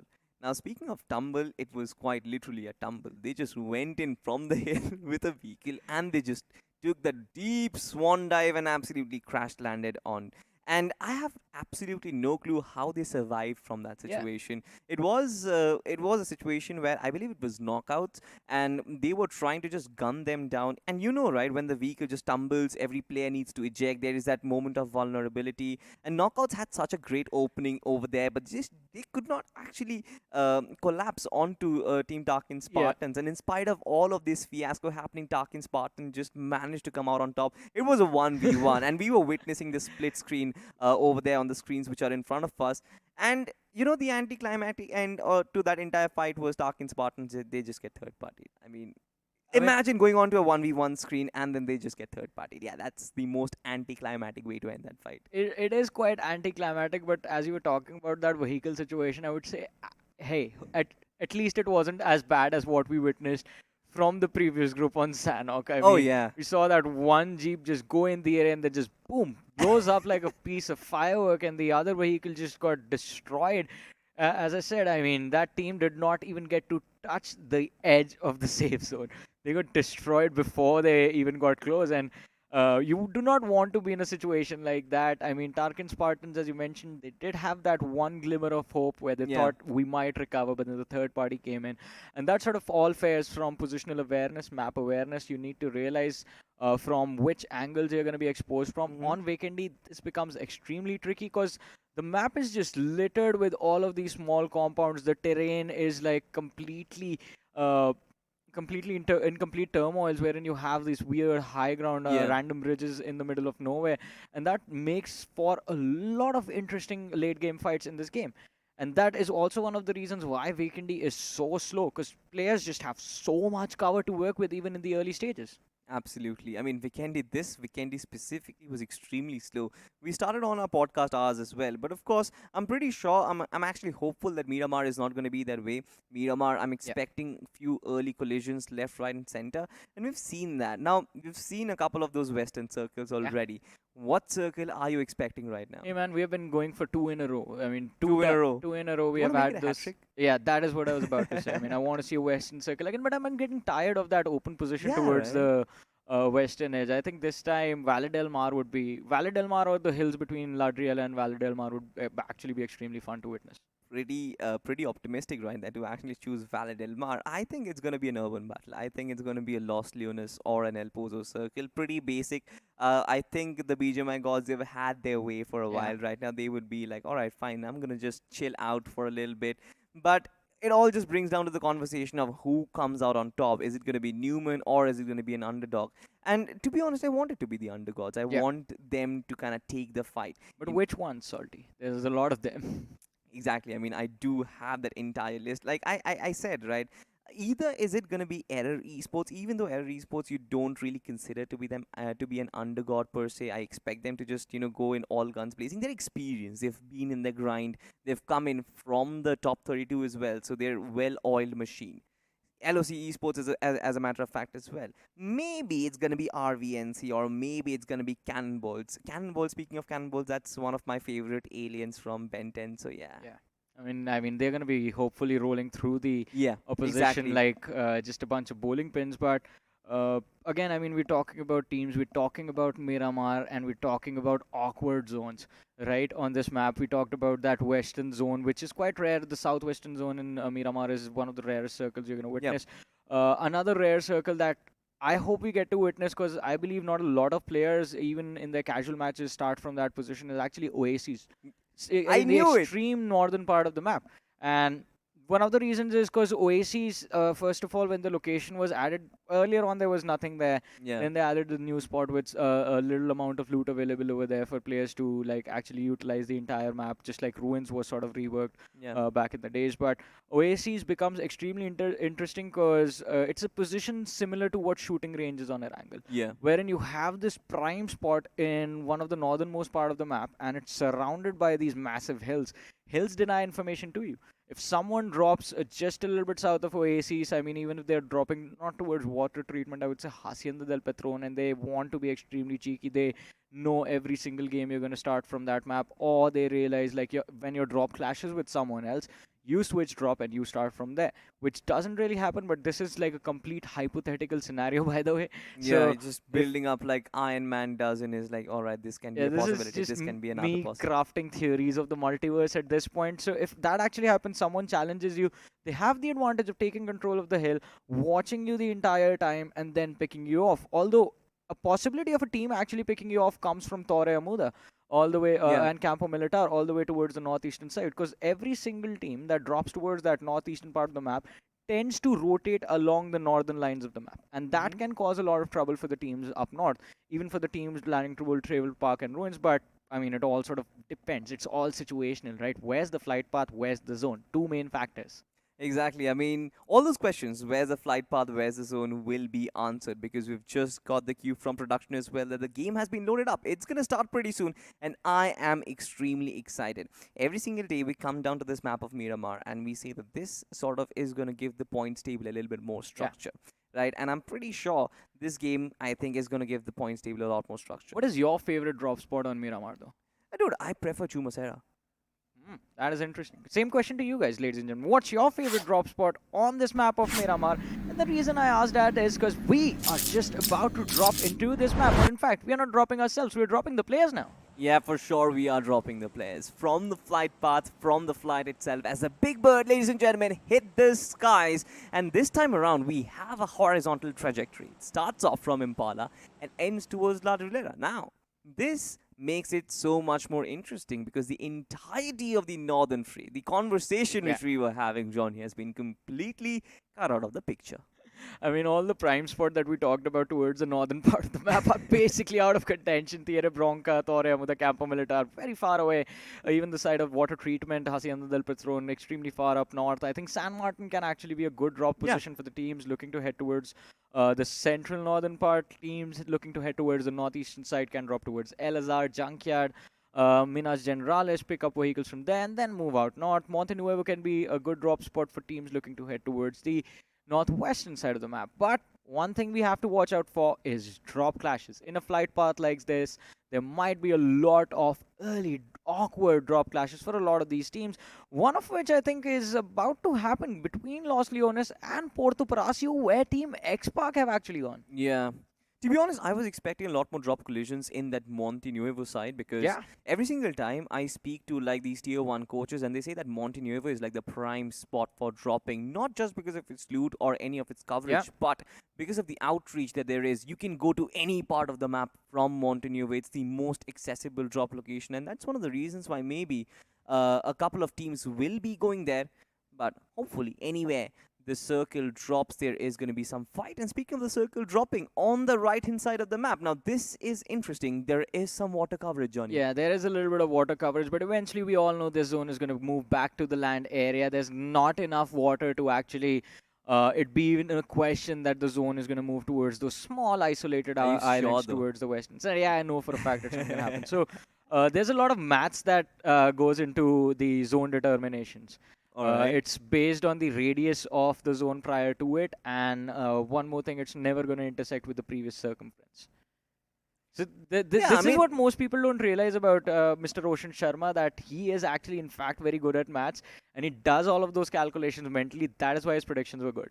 I mean, see, the second point obviously is very basic. It is never going to interfere with the previous circumference because it's going to form inside it. I mean, we've seen those hardships where there is a close end completely touching the blue circle and there is an open end which is just extremely far from the blue zone. But, yeah, the radius, of course, might just be a factor. We'll find out. We'll find out as the game progresses, of course. But this is going to be interesting. A rather slow start, and we have a couple of teams who want to prefer the absolute shorelines of the circle. No early fights once again, Johnny. This has been established. Yeah. This group does not want to fight at all. I mean, they are a peaceful bunch of lads. They don't want to interfere with each other's performances in the early stages. In the late game, they just get a little too frustrated, I guess, from each other, like looking at each other for the last 20 minutes and decide, all right, now it's finally time for you and me, my man, to face head on and just decide which one of us survives this entire battle. But talking about battles, I think majority of the teams, even during the flight path, we did see a lot of teams head towards that northwestern side, specifically 3 teams, one of which is actually on our screens, RVNC. They are just west of El Pozo, and I believe they're going to look to head towards either Trailer Park or Crater Fields. La Cobriera can actually be a good position for them to head towards, which will in fact allow them to rotate wide north and enter the circle from Cruisedale Valley. There is absolutely no one towards that northeastern side, so that will make at least the early and the mid game for RVNC extremely easy to deal with. But what if the two teams right next to them have similar plans? Because RVNC is not alone in that northwestern part. They have 2 teams on either side. One team's in ruins and the other in El Pozo. Now, of course, you mentioned it very correctly. I feel like that long rotation should be useful. I mean, we've seen Team Revenant actually take these long rotation and make their entry inside the circle quite easy. And it seems like RVNC, as a matter of fact, is also taking that highway. So your prediction might just be true, as a matter of fact. But, of course, speaking of the circle itself, it might shift southward. Yeah. We have Team Numen Gaming on our screens right now. One of the teams from which I expect a lot. Specifically from players like Rex, Clutch God, Savit are extremely talented. And then you've got RV. Now, RV individually managed to kind of bring Team Numen back from the ashes in the last game with the heal battle, of course. The rest of the players were just absolutely shattered in a third party. Numen Gaming would want to avoid those situations, would want to get themselves to an early start, because I know they can convert that start into a big number finish. But whenever they have a faulty start, they just absolutely crumble to the pressure. That does tend to happen with this team, and I think it will be extremely important for them to actually just focus on being consistent, at least for today. Even the run in the previous game wasn't that bad. We did see them in the top 3 in terms of the overall ranking, and I think that is what the team is going to be focused on again in this game. Challenges for Numen, I think, might be contesting the center in the early stages if they actually decide to do that. But I don't think Avi, as an IGL, ever wants to be that aggressive for map control in any single game. Yeah. He likes to be patient. He likes to watch and observe how the zone is and then react to it. And it has been working out quite nicely for them. But although switching focus to Esports now, this is a team that, Salty, you were talking about quite a lot during the pre-game. And they have decided to sort of have like quite a decent drop inside of this match, but we were talking about collision. It feels like MASTIZONE Gaming might be in a little bit of a mid-rotation collision of their own, as Jordy is caught off guard, sees 4 players, decides to take the fight instead of avoid it. Does he have any sort of backup? I'm not really sure, Johnny. No, he's stuck in an awkward spot. Absolutely nothing left to do. It's a 1v4. It's basically a 1v4 for him.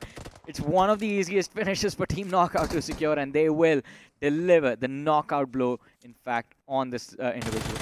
I mean, I just don't really get it. A similar situation actually happened on the map of Vikendi as well. You were trying to scramble for information. They try and push up to a compound, and all of a sudden, they witness 4 players. I mean, I do understand that they might not be having those long-range scopes, the 6x and the 8x, to try and scramble for information, but this is pretty much visible. MASTIZONE Gaming, they should have had the information that this compound is being housed by team number 16. I mean, at least for now, it's being housed by them, but I think even that squad is going to rotate out of that position, and Knockout, I think they're just looking to control the center. They're looking to play that center. But the problem is, as you guys can see on the map, there's a massive cluster already forming towards the center. So you see a few of these experienced lads close to the edges, and as soon as those teams start closing in, things are going to get worse. But talk about situations getting worse. MASTIZONE Gaming, they're not being left alone. They don't have a single second to breathe, because as soon as one of their players is picked up by a knockout, TARKIN Spartans show up. TARKIN Spartans. So obviously a lot of pot shots were taken against them, a couple of nades in the process as well, which might just deter TARKIN Spartans to actually take this particular fight. Yeah.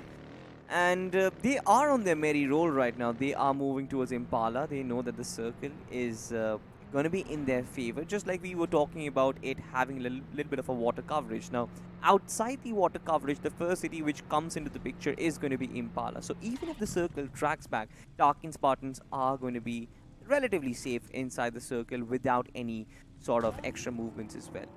So this team is definitely sorted, but knockouts, I'm not really sure. They just had an early finish for themselves. Team MASTIZONE Gaming as well. Just in the midst of some awkward fights, they need to preserve their numbers if they want to kind of have a good ending game for themselves. I mean, all these teams need to do that, and one of the big challenges in doing so is going to be the fact that it is a La Benedita circle in the early stages. And La Benedita is one of those positions that does not really have a lot of cover in it. You're surrounded by open fields. It's going to be extremely easy for these players to line up their sprays and take you down. And that is bound to happen to a few of these individuals. But talk about individuals going down, and it's going to be Beluga from the side of Flanker Esports, picked up by MagnuM official. It's their first finish of the game. Necro, every single time he mentioned MagnuM, he said that it reminds him of the MagnuM ice cream that there is. Yeah, he likes that ice cream quite a lot. Yeah, he orders it every single day. Yeah.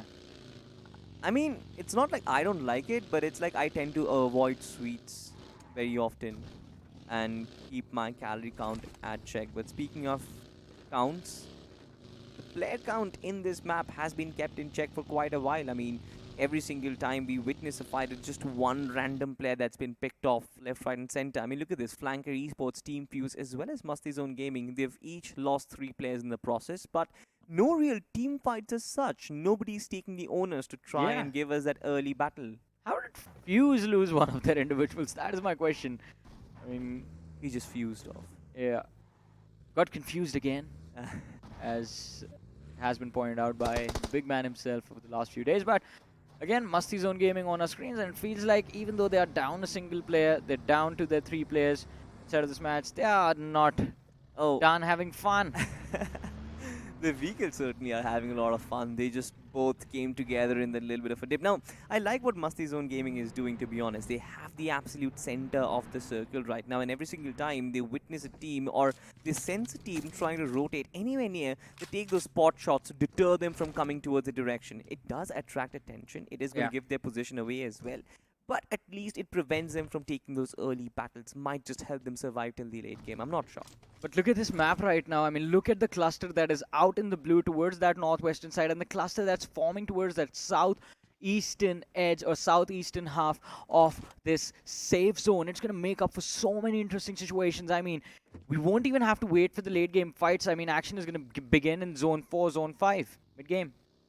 You know, I'm just hoping for the action to begin right now itself. But Flanker Esports is going to be one of the teams that I will be looking out for. One of your favorite teams, are they? And again, in the last game as well, they had the opportunity of taking on Team Xbox in a 4v4 affair. They were coming in from the edges. They had the blue zone right behind them. But Flanker Esports, we know that this team is capable of pulling in some upsets, and a lot of responsibility will be on their shoulders. A lot of responsibility is on the shoulders of Jord at this point, in fact, from the side of Flanker Esports, as he is being surrounded by the players of RVNC, literally like vultures circling around this factory. WOP going for the push, equips the AKM, can use the high base damage numbers to his advantage, and now knows where the smoke is, knows where to line up the nade, but I believe he thinks the lad Zord has run outside this factory area, but that's not necessarily the case. And also RVNC, for the next few moments, they're down to 3 players since one of the individuals was picked up by the blue zone. But there's the third party, Salty. Look at the feed. RVNC star OP picked up by the lads of T2H. I am not sure what is happening at this point. Why did they decide to engage onto that fight? And then why did they decide to just disengage from that particular fight? RVNC, even though they are just in the middle of nowhere, it seems like Team T2H, they have a free feast for themselves. Frosty OG was the one who is going to find WOP in the process, and this knockout might just have prevented them from actually going forward. They don't want to take any risky steps inside of the blue anymore. And this is the exact what-if scenario we were talking about as soon as the game began, because RVNC, T2H and Flanker were the 3 teams that started their game from that northwestern edge.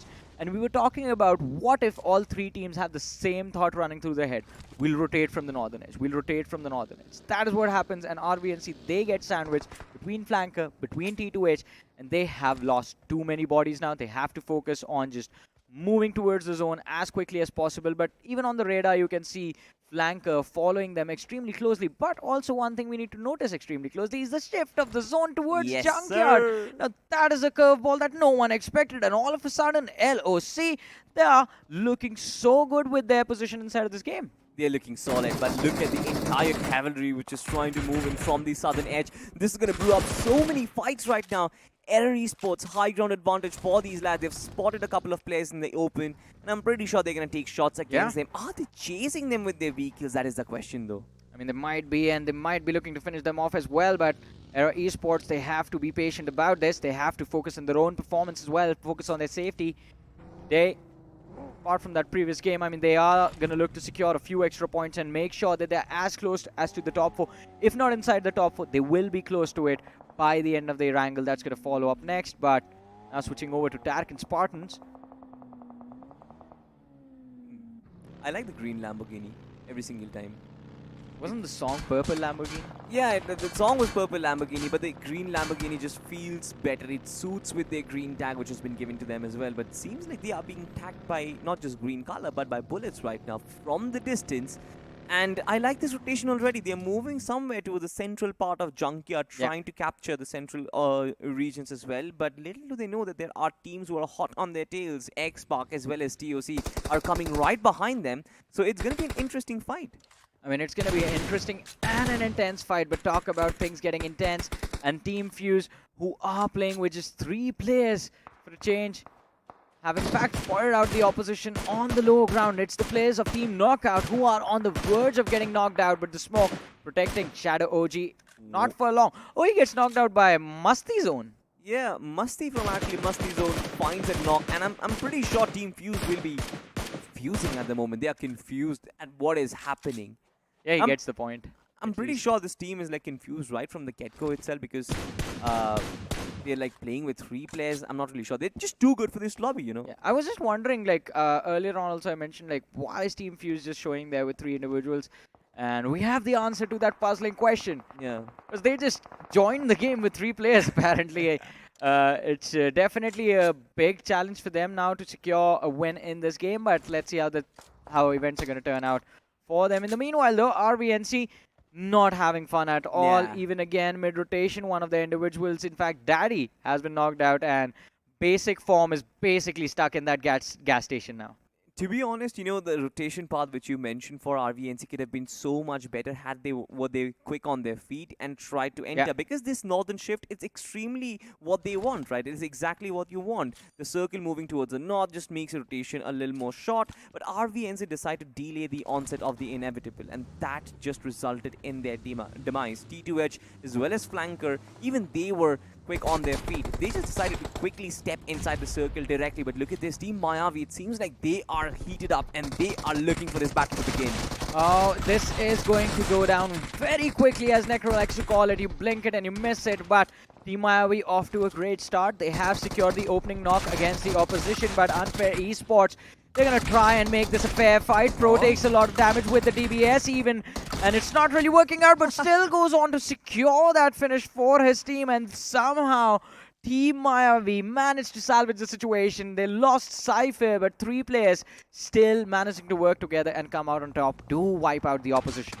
Dude, I love the fact that Pro had to like run left and then right and left and right. He just witnessed the reincarnation of Snacks, but look at this.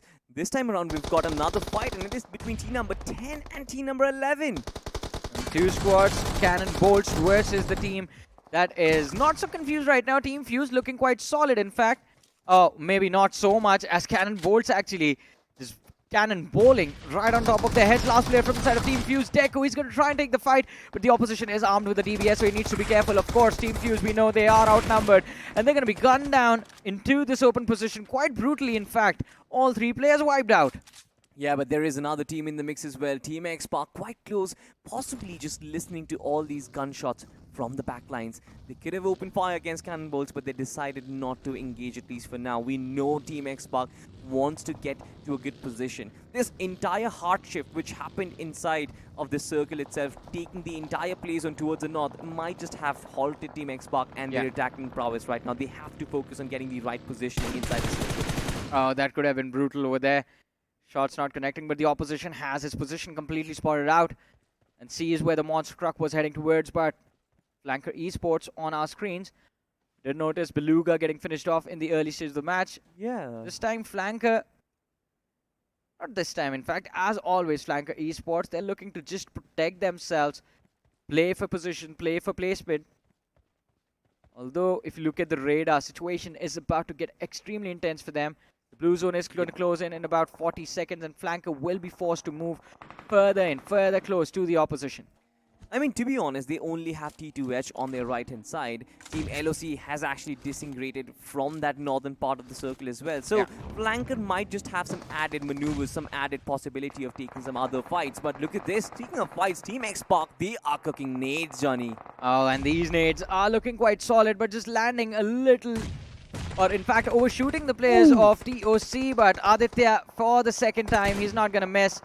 Managed to secure a knock, and Xpark looking to go for the finishes, but I guess the team surrounding them, specifically the players of LOC, are being the line of control between these two squads. And LOC controlling the fights as well all around them, looking to secure a few extra points. They've just had one finish in this game so far. TOC Esports, what? How quickly was that a squad wipe? And where did it come from? No clue, absolutely. But at least LOC Esports is still in the picture. And they're trying to take it on against Error Esports. Nades being lobbed to try and create the distance. But it seems like LOC, once again, that decision-making just comes into the picture. Alright, this fight is not going to help us in any way, not going to create space for us. Let's just disengage and let's just try a different entry point. Yeah, and I think this one might just work out for them because one of their teammates was already inside the circle. Omega never had to move. He was in the zone, so he can just control the edge for his team. But now the problem is that other teams will look to contest LOC and look to see if they can pick off the individuals, steal their position away from them. It was actually funny because Team LOC Esports, they were holding the northern edge of the circle itself. They decided to try and to do something different, but all of a sudden they just come back into the picture once again. TARKIN Spartans versus Team Xpark, and Aditya is the only one standing, Johnny. Yeah, Aditya is the last man standing for his team, but does manage to secure the knock. Dreams is on his knees. It's going to be a troublesome situation for Team Xpark. They did so well for themselves on that map of Vikendi, but Miramar, not really their cup of tea. Aditya gives up on Dreams and is going to try and go for a revive on Pukar. It's not really a position they want to find themselves in, but they don't really have a lot of options available. Oh no. They are outside the circle, but what happened here? Another squad wipe, and this time it was Error Esports securing the points of the opposition. LOC, I believe, have been, well, their numbers have been split apart from each other. They've been forced to play with a 2-2 split, and they are trying to utilize that split to their advantage, putting pressure on the players of Error Esports from either sides. Can be a brilliant play as Omega, along with his teammates, has already lobbed a lot of utility behind that rock. It's an absolute chaos inside this final circle, to be honest. None of the teams have any sort of cover. It's completely out in the open. Team Mayavi as well, just trying to move in, trying to be aggressive in their natural habitat. But will they be able to win this fight? That is the question. Multiple teams trying to third-party them from the back lines. The third-party situation is going to get more and more intense as the game moves forward. Legit. Just lobbing a Molotov on the other side of the ridge, I think, does not really want the opposition to push any further, but Pro needs to be careful. Getting shot at from the back now. Forgot about the players of T2H for no reason, and T2H is going to make them pay as Pro has been knocked down. Team Mayavi, I believe they're down to their last surviving player, which is legit.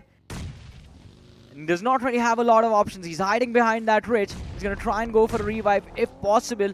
He can bring his teammate back, make things a little bit more manageable for his team, but that's not really going to happen. Pro is going to get finished off entirely from this game, and Mayavi, they're down to their last individual who has nowhere left to run.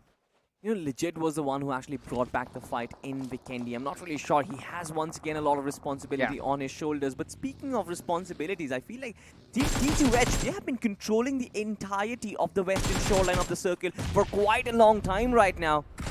And they have been causing so much problems to every single team. Now, Numen Gaming have started to come into the picture as well. Shotguns from the DBS is going to find the first knock. It seems like this team is on a run. They want that chicken. Yeah, they want that chicken. They want to make sure that they make up for that misplay on the map of Vikendi. They're contending for the top spot, but look at this, Mafia. The beautiful nades lobbed towards the players of Error Esports, making sure that their screens are just going to flag an error 4 of 4, performance missing. Error 404 will find it out, of course, but look at this. For MASTIZONE Gaming, it seems like all the fun seems to end right now. Viper is the only one who's still standing, and I love the fact that LOC Esports, they're not just tunnel vision. Good movement from Viper. This man becomes a truck diver to try and survive. Nobody witnesses it? What? I was just wondering, do LOC not see this? And I guess not. They were just looking at the seats from the back, and they just completely forgot that Viper was up to his own mischief. But it's MASTIZONE Gaming. They're having a lot of fun in their matches, and no matter how much you critique it, it was a brilliant move. It was definitely a brilliant move. I mean, I generally loved it. It was really a high IQ move per se, but yeah, an optimistic try if we say the least, of course. But LOC Esports, this team has sort of huddled up to a really good position right now. They have some massive control inside the circle. Only Numen Gaming might just be able to challenge them. But even before that happens, I believe there is going to be a cluster between Numen and T2H. This skirmish is going to decide the two finalists. But while you talk about all of this, did you see that one, not even a sand snake? What is the deadliest snake in sand? I mean, it's the Viper, I think. Yeah. But there was the player from the side of Flanker Esports, and as soon as we mention him, he gets picked off by the players of T2H. But ladies and gentlemen, that brings us to the top 3 teams of this game, where we have the players from LOC Esports, there's the squad of T2H Esports, and of course, Numen Gaming is also present in this top 3. Yeah, and LOC Esports, I like their position. They have the high ground advantage. This nade can actually do so much. Takes down one, almost brings another one to the brink of death. Clown, of course, just prones down, but why is that point blank range at this point? He missed with the DBS. He finished. He failed to secure that finish with a DBS. How? Oh, that was such a big choke from the side of Numen Gaming. They could have actually destroyed LOC, won this game, but LOC, they have the momentum, the ball rolling in their favor. 14 eliminations secured. The final 4v4 fight is going to take place, and it's going to break out against the players of T2H. Prince is trying to find the prime spot for his team, but it's going to be a big challenge for him. Absolutely big challenge. I love the fact that Clown is trying to close up the first knock we found, and I'm pretty sure the reinforcements are coming in. LOC Esports, they're commanding the circle at this point, Johnny. Yeah, they have complete and utter control of this zone, and look at the amount of confidence in this entire team. They're pushing forward. They control the circle. They control the surroundings of this hill. T2H, they have nowhere left to go. They try to rotate from the flank, but Clown is not stopping. He is literally just running towards them, looking to gun them down, but this might have been a mistake. T2H Esports, the spray down from Psycho is absolutely flawless as Mafia, the man with all the momentum, is going to be dropped. Clown is down to around 50 HP. He's going to be knocked out, and T2H, they bring the numbers in their favor. The final 2v2 between the two undergods of this lobby. Two undergods of this lobby, and of course the initial jabs have been hit. But the only advantage is Team T2H, courtesy to that lovely rotation, they're going to find some space to actually breathe. They have that breathing room as well, and they've got the flank set up. Revival is going to come in, which is going to reset this entire fight. And LOC Esports, they might just be suffering at this point. They will be beating themselves for being so aggressive. I mean, I don't think they'll be beating themselves too much. They have double-digit finishes on the board. I think points pretty much have been secured. If they win this game at this point, it's just a cherry on top of that tasty cake that they have already in their hands. They're looking to run away with that cake, not willing to share it with the players of T2H. And I think those intentions, those unpure intentions of theirs, they might just succeed in them. Because now, again, LOC still holding the prime spot in the zone. And no, the mistake from Kira. Overcommitting for that fight, overcommitting for that position. LOC bringing the numbers again for the third time to a 2v2. Yeah. But this time there are no revives. The players that were knocked have been finished off. So this fight is going to end in this 2v2.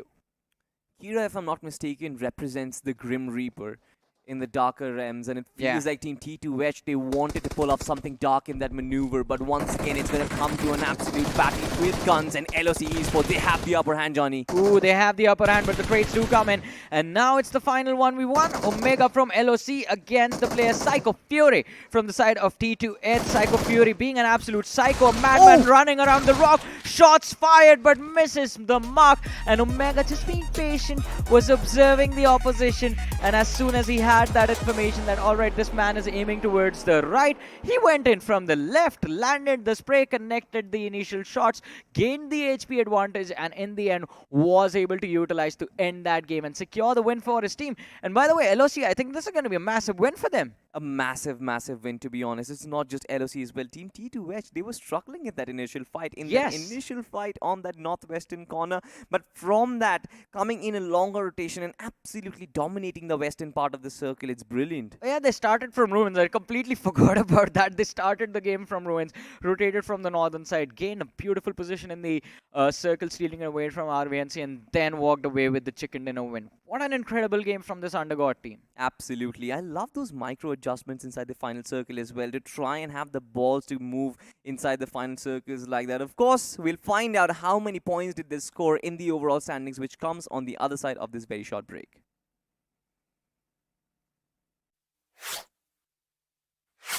Push left ठीक है पीछे आ रे, पीछे आ bro UC कितना है zone में चले क्या ये बर्ड कहाँ से आया पुश पुश चल चल चल चल स्कोप नहीं मिल रहा अबे ये कहाँ गया? अरे फिर भाई डिफॉल्ट से निकलने अरे तकिन पे तकड़म भागड़ी की डम डम कपू उड़ातम डिफॉल्ट से निकलम पुर पुर पुर पुर पका पका पम तकड़म भागा दौड़ दम अलग ही जोन में ये तो। ये स्पेस में और स्कोप नहीं है सर।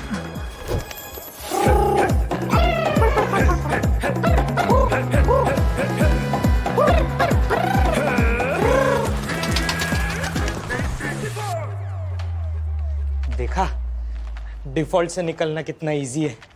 ब्रो इतना ड्रामा क्यों? रॉयल पास ले डिफॉल्ट से निकल ले हैं? Epic value, epic rewards. Get the Royal Pass at just 360 UC and don't be default. Sir ये आपका गिर गया था। अभी नहीं चाहिए।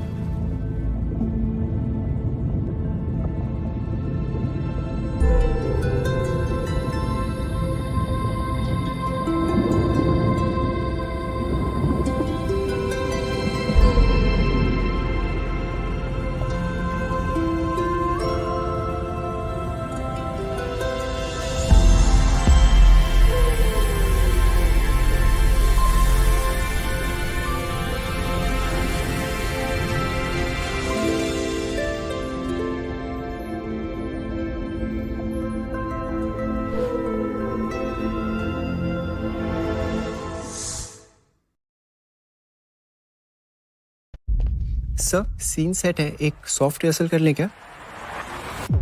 Yes, let's go. सर तो सीन में आप थोड़ी सी सैड हो, हीरोइन आपके पास दौड़ी चली आती है और जैसी बात आती है आप कहते यार लीडर को पहले फिनिश करो ना यार। और ये आप कौन से डायलॉग्स बोल रहे हो? बैटलग्राउंड्स चल, दिखाता हूँ तेरे को। आ रहा हूँ मैं BGMI की दुनिया में अपने स्क्वाड के साथ। Get ready to play pure.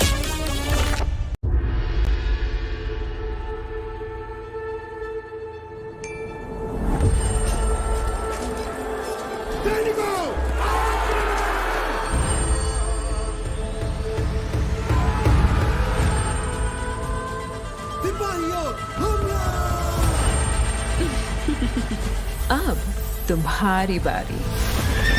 Be prepared for the fury. साथियों आगे बढ़ो, चकने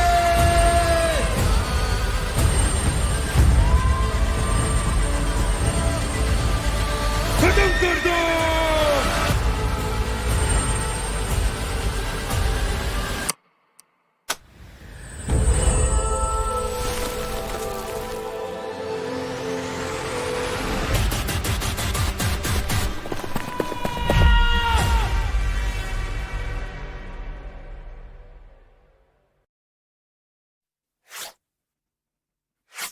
Welcome back after the break, ladies and gentlemen. What an incredible turn of events as LOC just completely twist the momentum to secure the win on the map of Miramar. But we're about to move on to the last game of the day. It's me, Super Johnny, joined by Necro alongside with me. Necro, did you check out that Ranveer Singh? He's playing BGMI quite a lot now. Yeah, dude, and I think so you guys should also move on forward and download BGMI on your phones too, and also make sure to play pure. But as you mentioned, LOC coming out on top in that previous game. That final fight actually was way too close for comfort. Exactly, it was brought down to that 1v1, and it started off with LOC actually having the man advantage. But we'll see all of this and more in the match highlights, and I want to hear from you. What is your favorite moment from this game? The final fight, of course. That T2H moment that came into play. So much back and forth was going on in that fight. For an instance, you would think that, okay, LOC can win that fight. Initially, LOC just had a lot of advantage. Yeah. But then later on, T2H sort of stealing that advantage away. The man advantage was neutralized. And then for a moment, you thought that, okay, T2H, now they stand a chance to win this game. But then instantly, LOC, they steal it back. And then once again, you think that, okay, maybe T2H can win. And then in the end, it was a 1v1 where T2H sort of won that battle because the opponent needed to push out in the open. I mean, it was such a twist of fate for both of these teams. I think even they sort of figured out in the end, I mean, like, let's just try to settle this head on. And Psycho just ran towards that last player from the side of LOC. But I think T2H, massive props to this team, man. Because they started, as we were talking about it, me and Salty were talking about it as soon as the match came to an end. And it slipped my mind with how well T2H played that fight. I completely forgot about the fact that this team was in ruins at the start of the game. They had a difficult rotation to work with, and even mid-rotation, they were willing to take those fights, picking off teams, picking off RVNC in particular, and then they made their zone entry, played for survival during the mid-game stages, and towards the end, as soon as they came up against the players of LOC, they just went all in. And not just that, there was no right for that fight to last that long. Yeah. LOC, it was their game without a doubt. They had the circle advantage, high ground advantage too inside that fight, but still somehow T2H managed to pull things back in their court. And this is where, as I mentioned, they were just so back and forth, you didn't even know, and this blunderous push from the side of Numen Gaming. This moment was just one of the biggest blunders that Numen Gaming could have came up with. The man pushed up close and personal. I thought he can actually shut down the guy in the close lines. He had the DBS in the hand too, but sort of missed that shot in the end, dude. It wasn't just you, it was me as well. I thought he was going to at least find that one pick and try and reset for his team. Yeah. Did not really work out. As soon as he went up that res, he went up to the heavens along with it. That is true. Well, that's one way to put that. But then this fight, as I mentioned, last guy from the side of LOC. If you remember, at the start of this group too, I mentioned this. LOC is a really brilliant team. I call them the masterminds for a reason. They know how to filter out good fights and bad fights. And even inside this game, they showcase that quite nicely. They have this ability to know which is a good fight and which is a bad fight. You know what another mastermind team is? Flanker Esports. They were there in the top 4 again. Yeah, Flanker Esports. Not just that, there was another team in the end sort of who had a solo survivor alive in the final few moments. And speaking about Flanker Esports, even they got eliminated somewhere in the top 5, right? They were 4th. Yeah. They were 5th on the previous game. They're 4th on this game. So Flanker Esports, I think, they were living up to the expectations that we had from them from the start of the day, that this team will be playing for placements, and they're doing that phenomenally. They are consistent in the previous 2 matches. But Necro, you and I both have realized that if you want to move from round 3 to round 4, it's not going to be easy. Position is not going to get it done. Finishes alone is not going to get it done. You have to play both the angles of the game at the same time, and you have to secure those finish numbers along with those placements. Top 4 is the way to go. It's a little bit too tough. I know it's understandable. It's tough, but you guys need to adjust to it. It is what it is. Top 4 is the way to go. Maybe if you're lucky enough, you can secure that 5th spot, and you stand a chance to move inside the lower brackets. But as I mentioned, it's the depths of hell. You do not want to be inside the lower brackets. There will be too much pressure on top of you. But if you do make that comeback, though, that will be one heck of a run. That is what we call a Cinderella run. I mean, no one thinks teams from lower bracket are going to be able to win the tournament. But hey, if there is a possibility of you winning the tournament from the lower bracket, there's still that chance. I mean, it is still, you can make it happen. It's not like all hope is gone. That is true. Speaking about all hope is gone, even Numen Gaming, they're doing a great job. In the game of Vikendi too, they were sort of there in the late game scenarios. Numen Gaming over here too, sort of in the top 5. Not doing that bad. Of course, improvement is there for all the other teams inside the lobby too. Improvement will always be there. But in general, Numen Gaming, they're doing quite decent. Nothing too bad going on. Yeah, nothing too bad, nothing too shabby. The performance actually looks, as you mentioned, quite decent even in this game. They were middle of the pack. Previous match, I think, will be the added benefit in terms of the overall rankings. That should keep Numen inside that top 4 bracket. But main thing I think to focus on once we will have the rankings in front of us eventually will be the bounce back from LOC. Not just that, this group in general has been starting out quite slow. Now, I understand the previous game was Vikendi, but usually you at least see a couple of eliminations happen off the bat. Yeah. And even inside this game, it started off so slow. But you know what? Speak about starting off slow. Mafia was definitely able to get a lot of advantage of that slow start. 8 elimination points wrapped up with the finished contribution of 44.4. If he's got 8 eliminations, and that's only 40.4 contribution, I just want to find out how many of the elimination his teammates managed to secure. 5 of them were taken by Omega, and then 4 of them were taken by Clowny.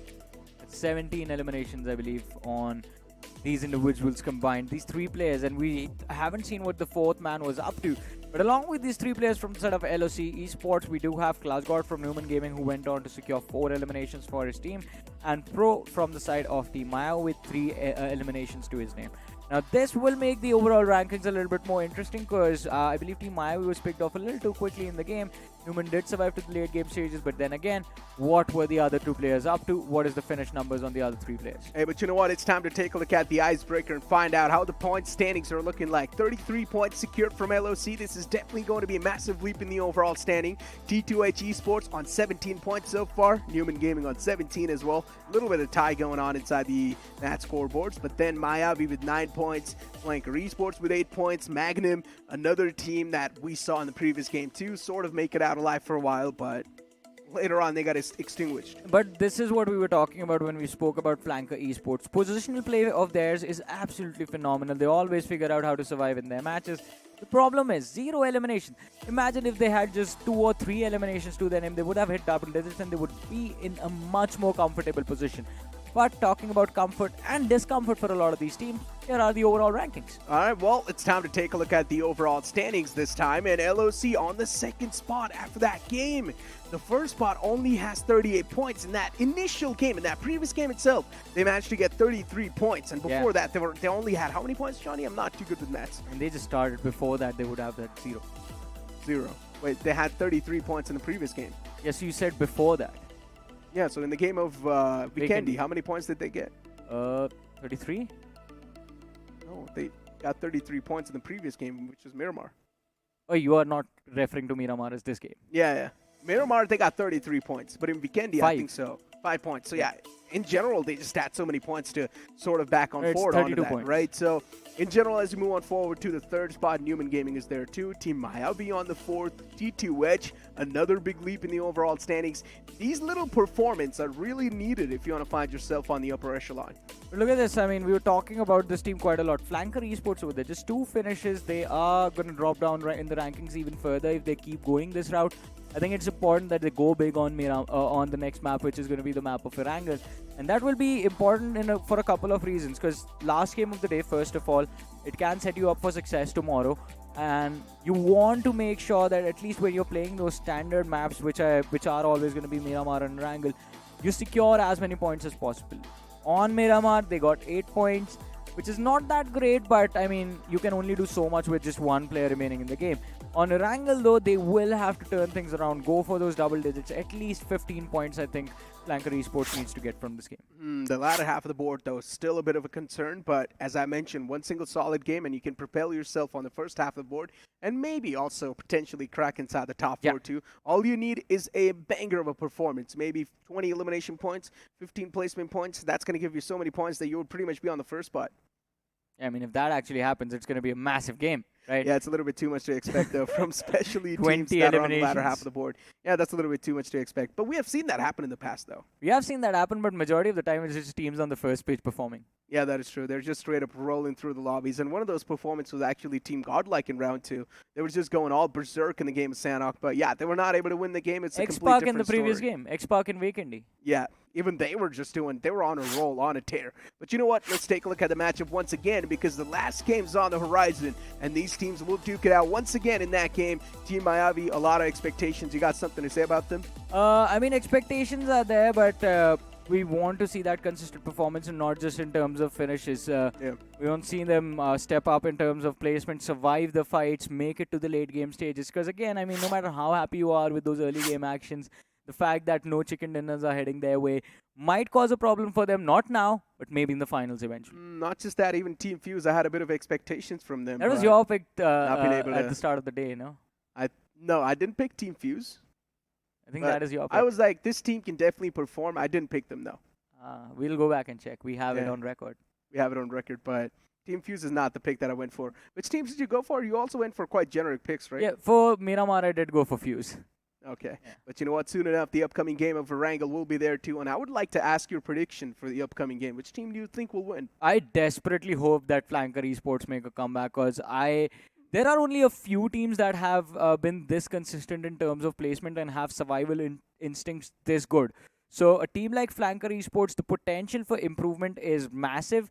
I mean, if they can improve their gunplay, if they can improve their firepower a little bit, and with the same set of players, I think this team has a great future ahead of them, and I want them to showcase, put it on display right now in this last game of Erangel. It's understandable. I mean, as you mentioned, when it comes to the positioning play, they've been doing quite good. This is not the first time we witnessed Flanker Esports play. We've also seen them in the past perform. Yeah.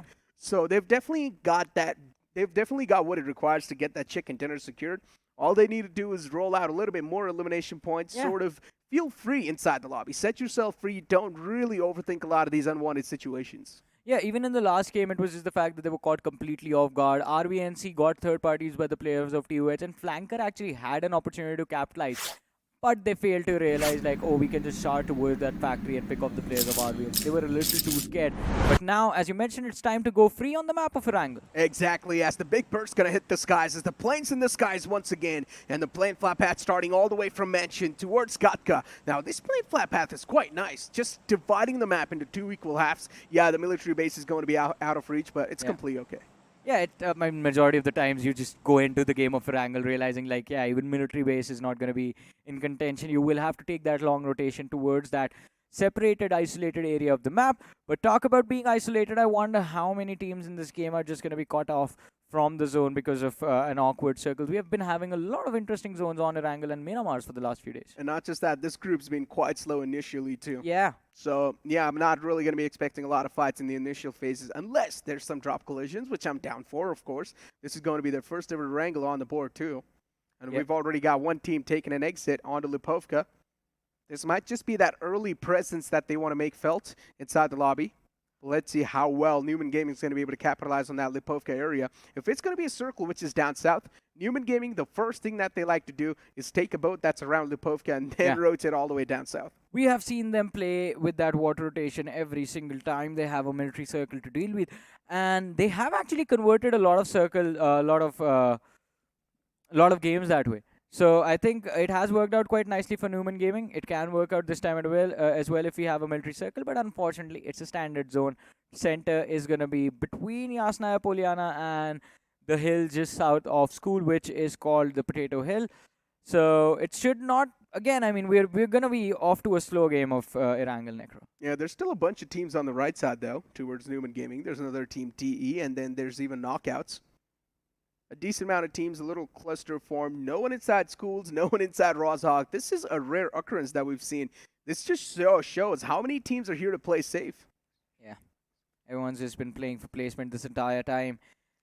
And that actually makes for a lot of interesting fights in the late game situation. Because if you have a lot of people running around in the map in the 5th or the 6th stage of the game, that means everyone is going to get third party. And that makes for a lot of chaotic fights towards the end game. That is true. You've got a point. But you have to deal with the slow early game for that. It's a weird trade-off, right? I mean, look, slow early game.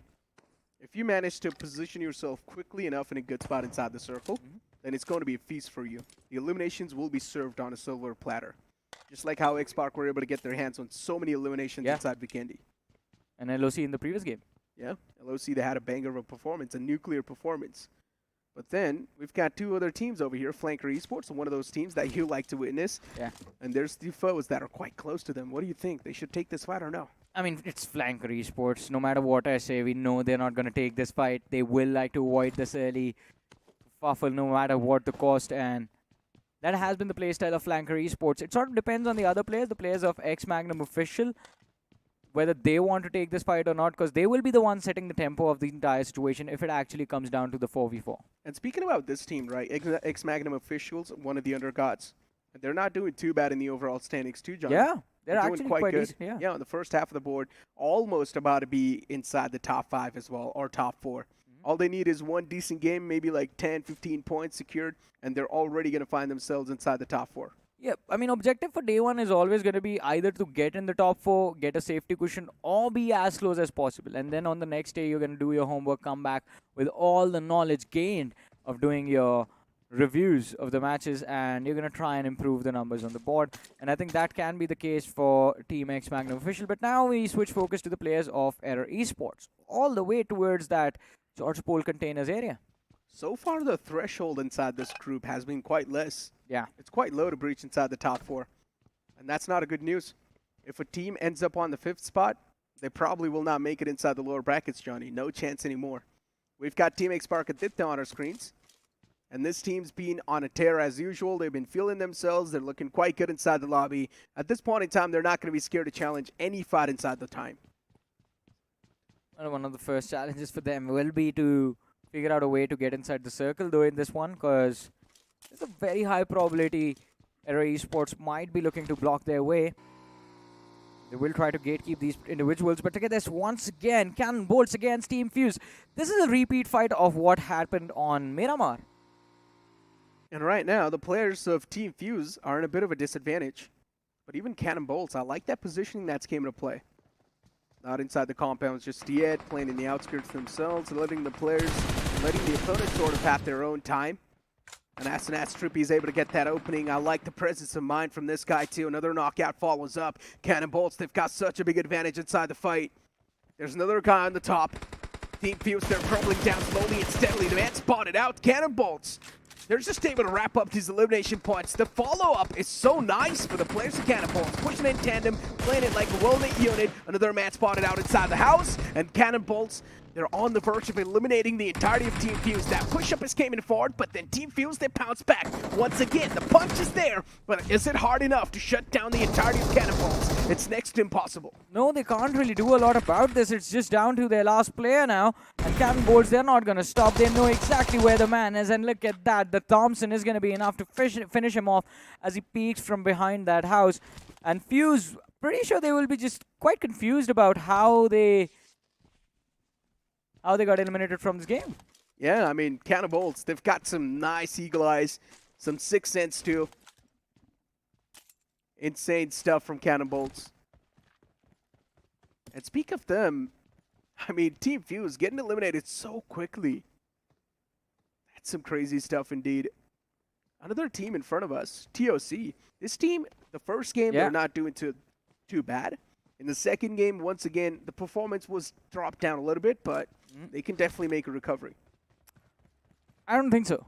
I don't think there's going to be a recovery from the side of Team Fuze. At least, I mean, tomorrow they have a... I was talking about TOC. TOC can actually make a recovery. I mean, I do agree on that, but I want to see how this game is going to go. The previous one wasn't that great for them. Numen Gaming, though, this pounce is quite nice. The aggression showcased on the board. 2 players in the outskirts, 2 players inside. One of them is actually knocked out, too.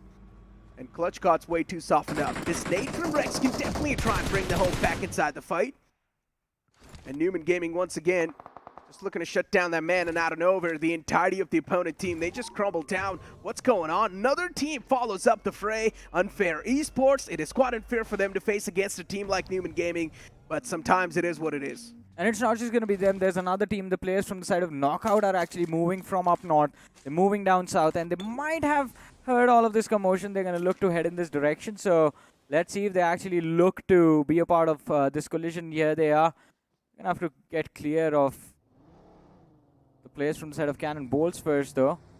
I think it can be a distraction for the players of Knockout, but Sirius is out of ammo on that Scar. What? Oh, no. I hope he gets his hands on some more 5.56. They just want to fight. How are they out of ammo? I don't know, man. But CannonBoltz, this fight, it was nicely challenged, especially those 2 picks that were being found from them. Yeah. Initial opening was quite important. They got that, but unfortunately in that fight, they lost out on Jay. Not the way they wanted to kick things off, but it's completely fine. And then this blunder comes into play. Unfair Esports, a big blunder from them. Straight up just approaching a compound where they do not even have the information on. And that's where Numen Gaming just got the advantage. Yeah, and Numen Gaming, I mean, we all know they are an experienced team. They know how to protect these compound positions. They know what they want to do in this particular game as well. One more thing we noticed while we were having a look at the zone is like a cluster is forming towards that eastern half of the circle. And I think that just means a lot of teams are expecting this zone to eventually move towards either farm or that mansion area. I mean, you see this rarely. The center of the circle is actually quite empty. Yeah. And there's a big cluster on the north-left side. And then there's also a big cluster on the southern side of the circle too. And right now, Team Spark not really in the best of the spot inside this fight. It's going to be the players of Error Esports, but even the return knock actually comes back inside the fray. Error Esports, they're catching a bit too much hurt. They need to be a little bit more careful inside the fight. Dead player is way too low for comfort. The Molotov that's tossed out from this guy, Sarang, might just be quite nice, but it's on the other side. So that's the problem. Next nade follows up, and Dead player is so lucky to be alive. Almost got pit in between that vehicle too. The vehicle gets blown up, but Team Spark is still proven out to be a big threat for the players of Error Esports. Even Dead player gets knocked out. Team Spark, they're doing a great job challenging this fight. I like the presence of mind from these guys.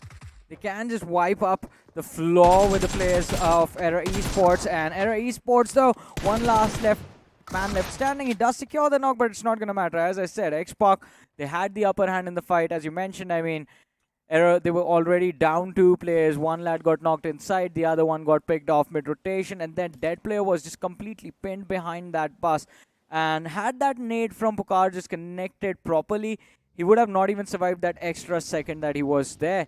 So, as soon as the fight started, I mean, it was just the positional advantage for Xpark that helped them win and wrap up the fight pretty quickly. But look at this knockout. Will they get knocked out now? I highly doubt that's going to be the case, but his Bucky's now going to start to roll out. He lost out on one rear tire. Tracking Titans. These guys have been a little bit in a good spot so far, but let's see how well these Spartans are going to be able to perform in the arena. Yeah, I mean, they have been quite phenomenal in terms of how they pick their fights and how they take those 4v4s, but as we've been talking about, this circle is quite awkward. I mean, a lot of these individuals are getting caught off guard out in the open. And look at this. Blacks from Team Mayavi suffers the same fate. Cypher is going for the rescue, but this is going to be a risky play because Numen actually has the option of pushing them, lobbing utility behind that tree and just finishing off the players without even breaking a sweat. Yeah, that's what they're trying to do. They're going to let their intrusive thoughts win here. Numen Gaming wanting to push up against Team Mayavi. This might just be a tough pill to swallow for Numen Gaming, but if they do win this fight, it can be a big threat eliminated from this lobby. Pro going to decide to back away, but Savitar, he's on a chase. It's a grand theft out here. They're not going to let this man go away just like that. Pro, you need to face the brunt. You need to face another team named Team Numen Gaming, but Savitar, you try to pull off some shenanigans right there. Switch your seat in mid-game. You try to go for that spray, but it's a little bit too tough to connect that one. Had that worked out, it would have been one of the most brilliant moments, one of the most brilliant individual performances we have seen. Blacks was just wasting his time just going around that wooden shack. Yeah. Numen Gaming, though, this team has started this game off quite aggressive. I'm liking that. Yeah. I thought this game of Erangel can also be down to like a slow start, but no, instead, it started off quite fiery, and I'm down for it. I'm down to witness even more action. And now we've got the players of MagnuM against RVNC. RVNC's been struggling throughout the entire day. It's their time to redeem themselves. Will this redemption arc come true? Find it out in the next episode of Dragon Ball Z. Well, I think we won't have to wait till next week for that one, because the players from the opposition, MagnuM official, did you see that vehicle roll out of control? I mean, that itself was such an awkward moment for them, because now RVNC have free movement of all of this position and they're pushing the blue to secure these finishes. And RVNC really just taking that fight against that one single guy. What is he doing? How did he not know that he's getting shot at from the back lines? There's no way he had no clue about that. Yeah. Ex-MagnuM officials, they're making a lot of mistakes, and they also get finished over here. Not exactly the complete team, but the 2 players that were separated out from the pack, they get eliminated and wiped out from the floor. As I mentioned, it's supposed to be a redemption arc for RVNC. Let's see if they make the comeback happen in the overall standings. But Johnny, this circle is going to be quite cruel. Oh, it is going to be cruel. Even no one thought this zone was going to have a northern shift. And that is exactly where the zone is looking to head. It's down to the small ravine. Or in fact, that ravine that is there just west of Yasnaya and the river from Yasnaya to Rozhok, splitting the circle in two halves. On the northern half, there's just one team, as you guys can see, T2H, and everyone else is playing for that southern open area control between Yasnaya and Rozhok. And in a position like this, it's going to be an absolute bloodbath in this game, Necro, in the next few moments. RVNC now against the players of LOC. This guy's all by himself, pinned down, and also gets ran over. A little bit of salt on top of the wounds, and LOC, they should be on a run too, considering the wall of death is now starting to close up. Mafia out in the open, a lot of shots taken. RVNC star OB, the same thing repeats on him. Even he was caught out in the open, quite exposed, and then he realized it's better for me to position myself in a better spot. But RVNC, I like this aggressive form. I like this aggressive stance. Clowny's got a chance to catch this one single guy. That's quite a heroic entry inside the fray, but not able to catch that man. That's a problem. That is a massive overcommitment from the players of RVNC as well. And against the players of LOC, the team that walked away with a massive win on Miramar. So LOC, they have the momentum already in their favor. And at this point, I don't think they even care about the points from Erangel. They have done their job in the previous game. But look at this, Omega is not giving up against the players of RVNC. The fight still goes on. No first states, Johnny. This is a problem. Oh. LOC, no meds. They still need to fight against the opponents. He's got a couple of boosters and also a couple of utilities that he can use without even taking a straight-up fight. You can use those frag grenades to sort of get an advantage, but look at this repositioning from Clowny. Good stances from LOC. There's a reason why I say they know a good fight and a bad fight, and they know how to convert a bad fight into a good fight. Yeah, and LOC, they have done that brilliantly in this one. They're down in numbers. They lost one of their players in the early stages of the game, but now, from this fight at least, they've recovered a few finish points for themselves. RVNC, though, look at them. They realize that they can't really do much about the players of LOC, and they instantly just give up on that fight completely, back off, and are looking to push towards the circle. Speak about the circle, as it's going to shift right on top of Yasnaya. Not exactly on the top, but still, there's a lot of water lines in contention. Johnny, if this circle forms in the water, I would be down for this. But T2H, once again, they find themselves in the advantageous spot. Even TOC, great scouting from these guys. Good positioning that they've got so far. But CannonBoltz, they need to be on the move soon enough. This team's already tasted blood, and now they should be addicted to the smell of it. Yeah, they might just be addicted to the smell of it, as you mentioned, but the problem is they're not going to get any more blood from anyone in this game. They're outside the circle and in a very awkward spot from where they're surrounded by everyone else.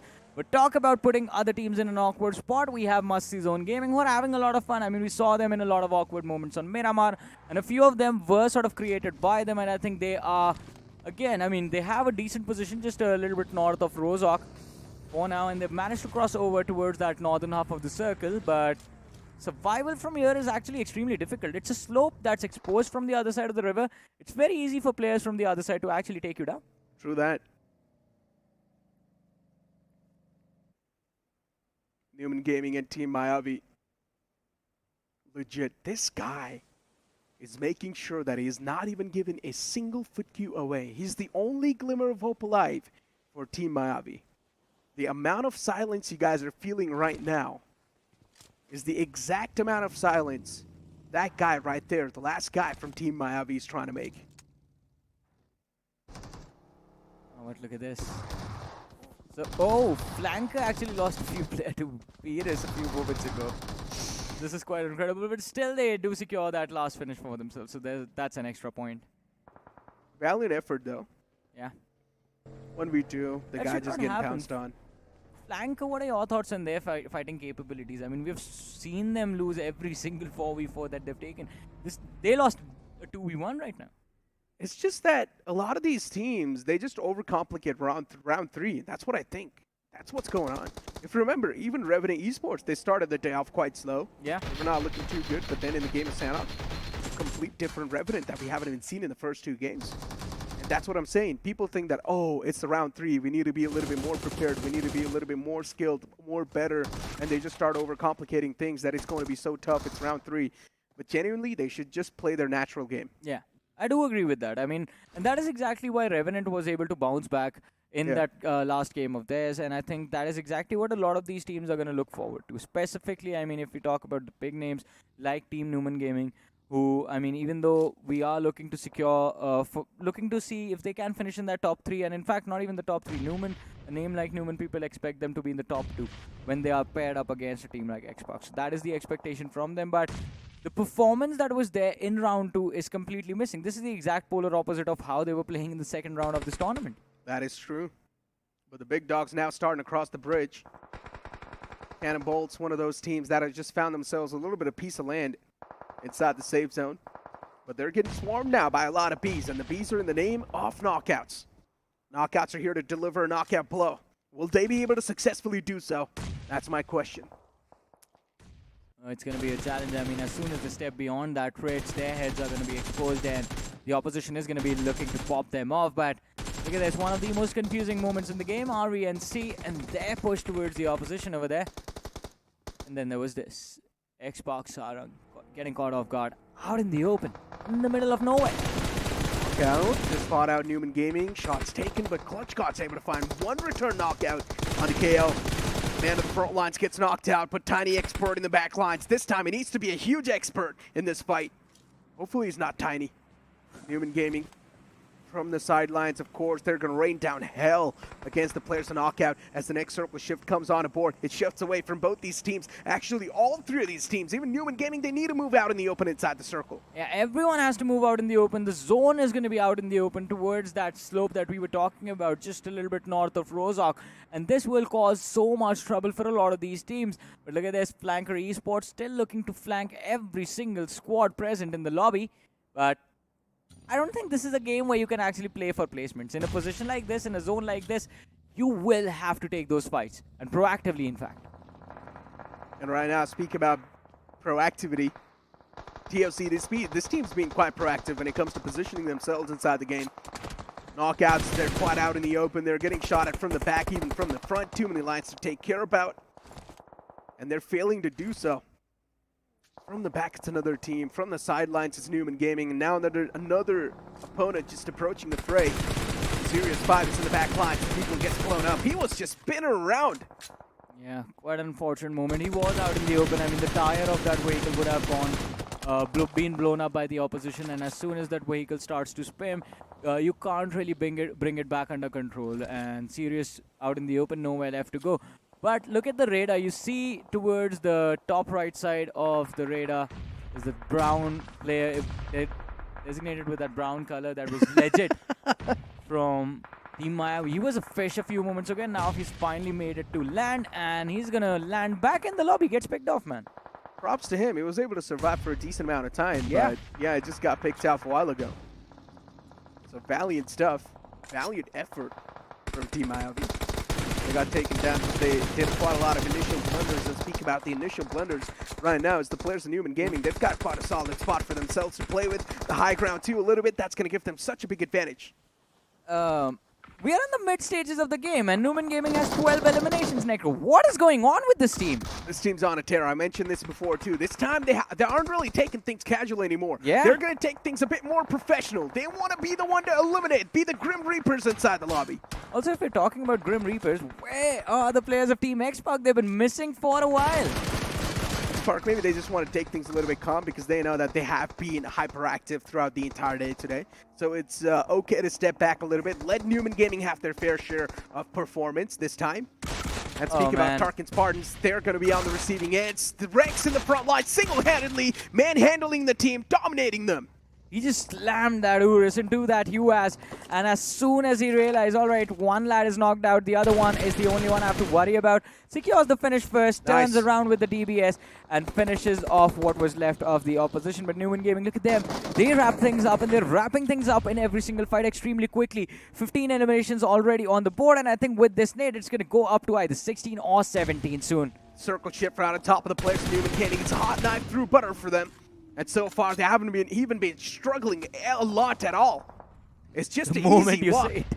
It's just an easy walk, yes. And as I say it, that's the first knockout that happens for Numen Gaming. TOC, they found themselves on opening the window that they really needed to push inside. Even Xpark now, they're slowly and steadily going to start to close on in. Xpark knows it's better to sort of stay back a little bit. It's quite out in the open. It's better to let these teams duke it out against each other. Oh, but TOC, this might have been an awkward rotation from the entire team. They tried to push for the center, but the vehicle slammed inside that rock, and from the back, MASTIZONE Gaming chime in, Necro. Indeed they do, but still that one man knocked out from MASTIZONE Gaming. He must be giving out a lot of information. MASTIZONE are here to flip the table. They're here to flip the odds inside the fight. Surya going for that patch up. How is this guy still alive with only a sliver of HP? Realizes the opponent just prone down in front of him, pulls out the DBS, shoves it in his throat, shuts him down. One more man to go from MASTIZONE, and even he gets dealt with. He was just lying there, Surya, on the inside of the smoke, and the players from the side of MASTIZONE just completely failed to notice the body count that was supposed to be there from the players of TOC, and MASTIZONE getting punished for all the fun that they were having. Oh, that could have been bad. That could have been so bad. LOC, they're here to keep you in the deadlock. Their name is LOC. Just add a K in the front. There will be lock. Yeah. But right now, the lock has been opened, and they have been forced out of the lobby. And right now, we've got the players of Numen Gaming and Team Xpark in a really good spot. But then another Team TOC, as I mentioned, they have been hyperactive through this game. Oh, if this lands, Xbox is not even going to know what hit them. Oh, it's just a bit towards the right. Xbox, they're looking to back off, but Numen, there's absolutely no way you can shut down this team. But Xbox from the other side, Dream starting things off. This man's wreaking havoc with just the iron side of the M416. Yeah. It's not stopping anytime soon. He's also got a couple of more utilities to back him up, and this nade might just seal the deal. The two players are right next to each other. It was supposed to be tossed quite close, but not close enough. Still, TOC, they've got the final glimmer of hope alive. He's barely alive in a sliver of HP too in that cover, but Bukar, he bounces back. He replies back against the players of Numen Gaming. One more to go. OV in the front lines, and he's trying his best to play as safe as possible. Team Xpark, they're going to be the biggest thorn in the way for Numen Gaming on their path to victory. I mean, Numen, they were doing so good for themselves, but finally, they are down to their last three players. One more individual was knocked out, Rex, and I believe from his position he should be getting a revive sometime soon, but it's not going to be as easy as it sounds. Bloodgod, look at him. He's trying to make sure that he keeps Xpark in check while TOC Parth IGL is just trying to survive somehow between those two vehicles. TOC, too many utilities to dodge on forward. And this last guy, Parth, I do not even know how is he alive. But if you've noticed, Johnny, there's another solo guy alive in the back lines of Numen Gaming. There's a chance. He's got a chance to play the spoiler inside this entire moment. If he wants, he can strike down two players in Numen Gaming. And that will put Numen Gaming in a big state of discomfort and also in a big man disadvantage. I mean, in the kind of run Numen has had in this game, Trippy is the only man who can make them trip and fall and tumble. And CannonBoltz, I mean, huge props to this team, man. They have been so phenomenal throughout the day. Oh, and he just got his hands on some fresh gear. He just got his hands on some fresh gear and also a lot of utilities. Trippy, play this one with a little bit of brains, man. Try to keep your position unknown for a while. Let these two teams duke it out, and then maybe you also stand a chance to win this entire game. Yeah, the wall of death is starting to close in. Trippy, he needs to make it inside the smoke. Make sure to not trip out just yet from the lobby. Yeah. Just has to survive the blue zone for a few short moments. The problem is he has all that throwable utility, but no healing utility available on him. He's lacking those first aids, and that actually can be the only point of concern for him. Oh, this entire final moment, it's just way too anxiety-inducing. TOC, that last guy, he's been a bit of a trouble. Trippy, too. Still in the outskirts, wanting to keep his position anonymous. He's got some fresh gear, a lot of utilities, decent amount of meds. Trippy's set up for the final battle. Look at that, talk about the final battle, and Numen, it seems like they're going to be down a player as Clutchgod is going to be knocked out. Rex trying to go towards his teammate for a revive, but Trippy chimes in, and Numen, they're down to their last player. It seems like Xbox might just walk away with the win. As I said, Trippy's got the chance to play the spoiler, and Numen, there's a chance they could have been the win, but no, that's not the case. The win has been stolen away by Trippy from the back lines. He's played the spoiler, and now Xpark, once again, it's their game to claim. And they pounce on top of the opportunity, and they take it in their hands. For Xpark, it was just a big, glowing ball that was in the sky, and all they needed to do was grip it firmly, and that's what they did. And easy pickings for Xpark. It was made easy for them. It was basically handed to them by Trippy OG from the back line. And that was something that was unexpected, because I did think Numen would realize, all right, this one individual behind us can actually harm us a lot more than we think, and they would have picked him off, but Trippy was so smart. And as soon as he got those nades, and as you mentioned, the refills that he got upon himself, I think that gave him a confidence boost, like, all right, now I can take this fight. I can at least pick off one player. I mean, even though he did not really use every single thing that he had some fresh gear though. Level 3 helmet, level 2 vest. He was looking quite stacked up for that final fight. Him playing that spoiler sort of allowed the players of Esport to activate themselves, and Esport knew that, okay, it's our right time to pounce, and we should do that. But ladies and gentlemen, that game was quite nice, but that was also the last game of the day. For now, it's time for us to take a short break and take a look at the post-game stats after this break, though. Push left ठीक है पीछे आ वो UC कितना है zone में चला क्या ये बर्ड कहाँ से आया पुश पुश चल चल चल चल स्कोप नहीं मिल रहा अबे ये कहाँ गया अरे फिर भाई डिफॉल्ट से निकल लें अरे तकिन ते तकड़म भगड़ी की डम डम कपू उड़ाता डिफॉल्ट से निकला पुर पुर पुर पुर पका पका पम तकड़म तकड़म भागा दौड़ दम अलग ही जोन में ये तो ये स्पेस में और स्कोप नहीं है sir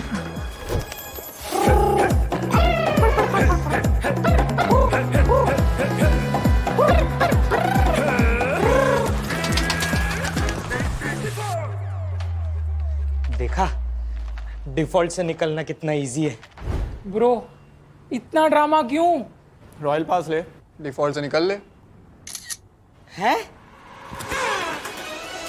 Epic value, epic rewards. Get the Royal Pass at just 360 UC and don't be default.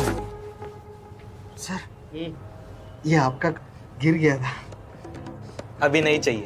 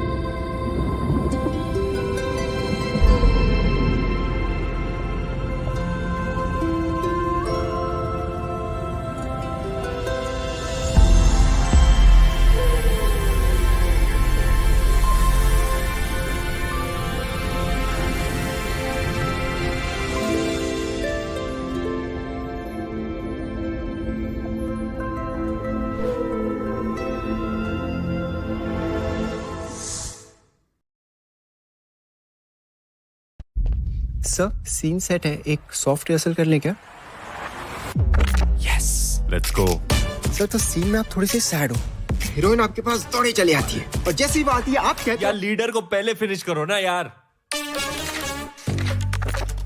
और ये आप कौन से डायलॉग्स बोल रहे हो Battlegrounds चल दिखाता हूँ तेरे को.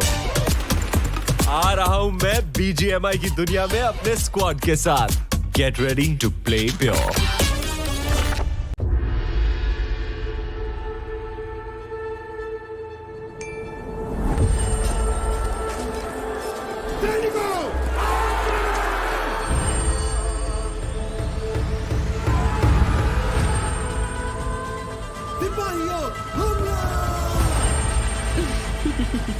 अब तुम्हारी बारी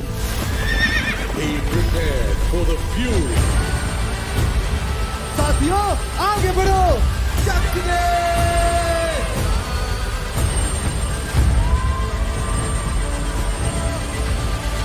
खत्म कर दो.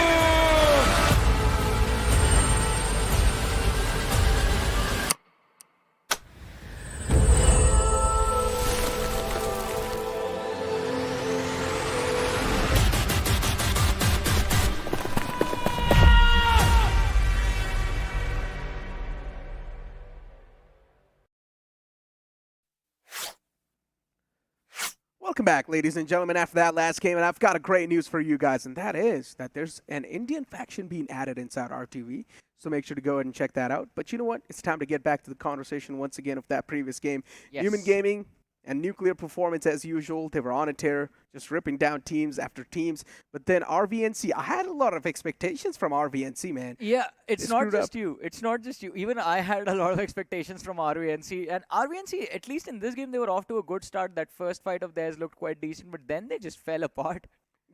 fell apart is an understatement. They just got cracked open, I think so. That's the best part to sort of say that. Yeah. Because there was a chance they had the advantage inside the fight. LOC was the one, I think so, who sort of came into the action. But then Clowny, with the positioning that he showed, it's towards that barn house. It was quite nice towards the Pachinki side.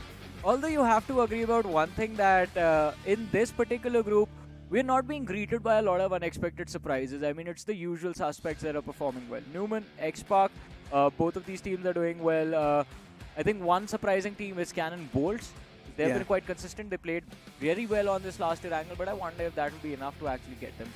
Flanker Esports, though, after that previous game, there should be a little bit of dip in the performance. What do you think? A little bit. I think there's a massive dip. Yeah, the overall standings, they're going to be quite down. But this fight from the side of XPark, it was quite scrappy, I'm not going to lie. Error Esports, they made it a little bit too close against the foes, but at the end of the day, somewhere down line, XPark just having that consistency, having that overall upper edge in the fight, sort of helped them win that fight too. And this fight, I don't understand what the opponent was trying to do. Yeah. Was just staying exposed to the window. Maybe he forgot the layout of the house. I think he did.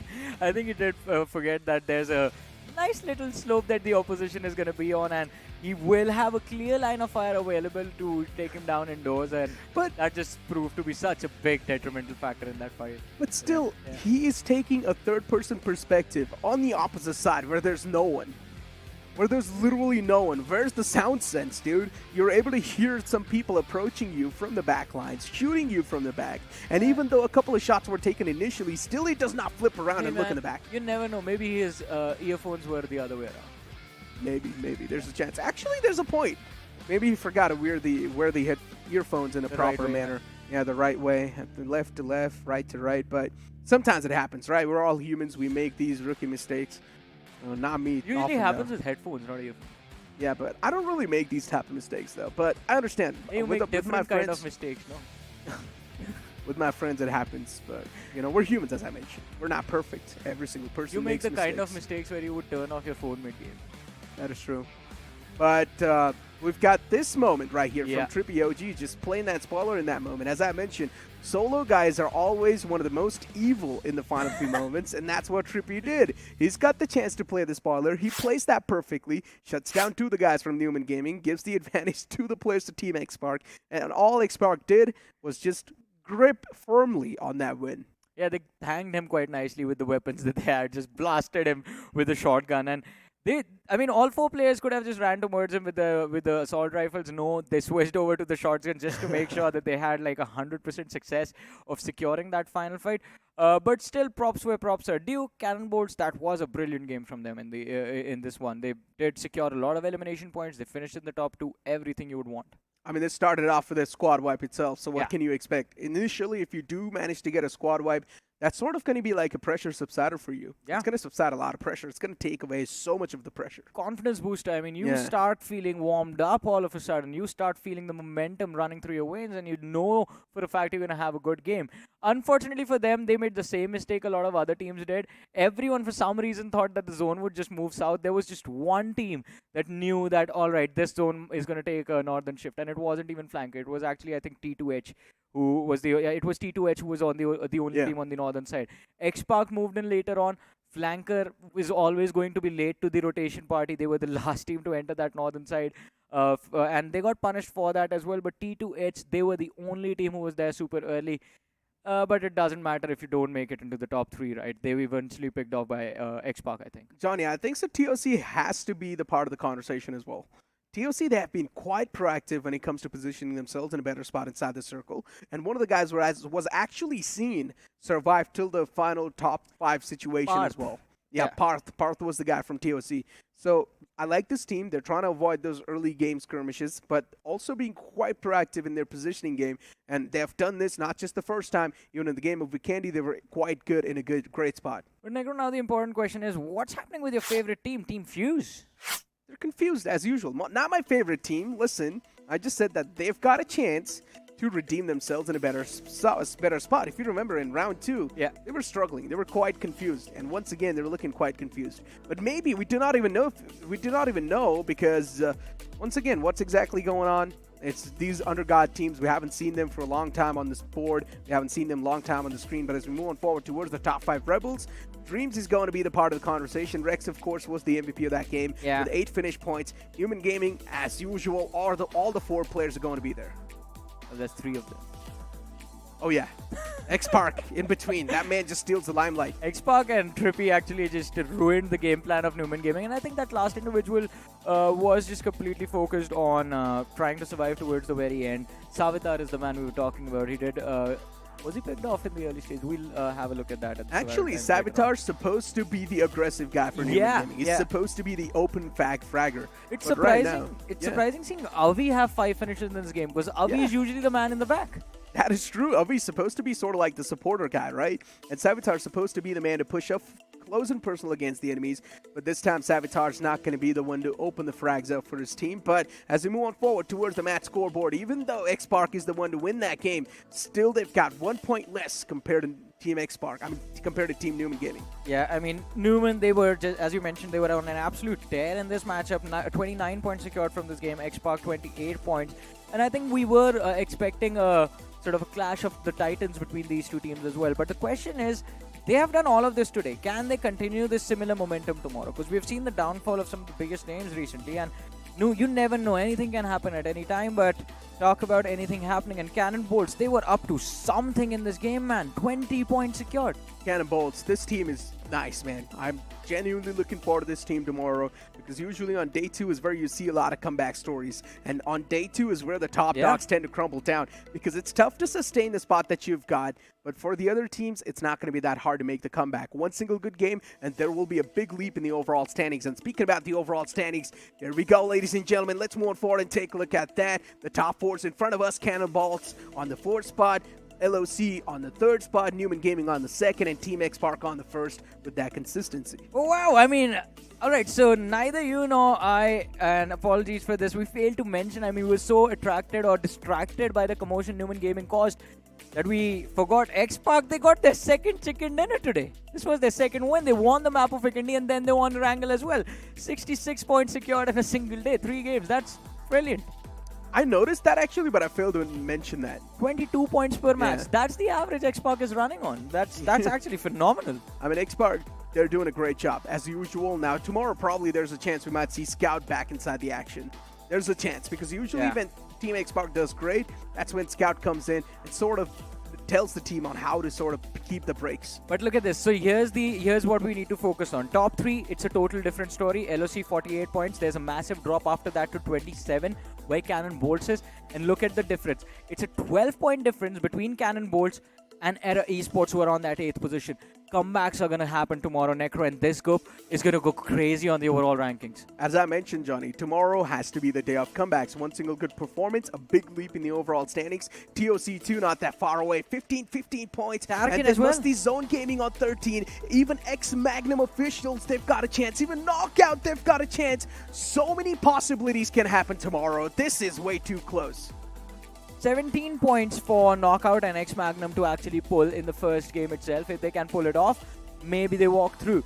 And they will find themselves in a very comfortable position, inching closer to the top 4 ever so slightly. But I think, as you mentioned, it's going to be so chaotic tomorrow. I can't wait to witness. And the best part is, this is the group that starts the day tomorrow. And they play Erangel, Miramar, and Sanhok. Sanhok is going to be nice. Oh, yeah. Sanhok, considering that map's going to be the decider map. We all know how Sanhok ends things. I'm already at it ends dreams. Sanhok has ended a lot of dreams in the past, and Sanhok will end a lot of dreams, will shatter a lot of dreams tomorrow too. Today's day. I hope Flanker Esports performs better tomorrow.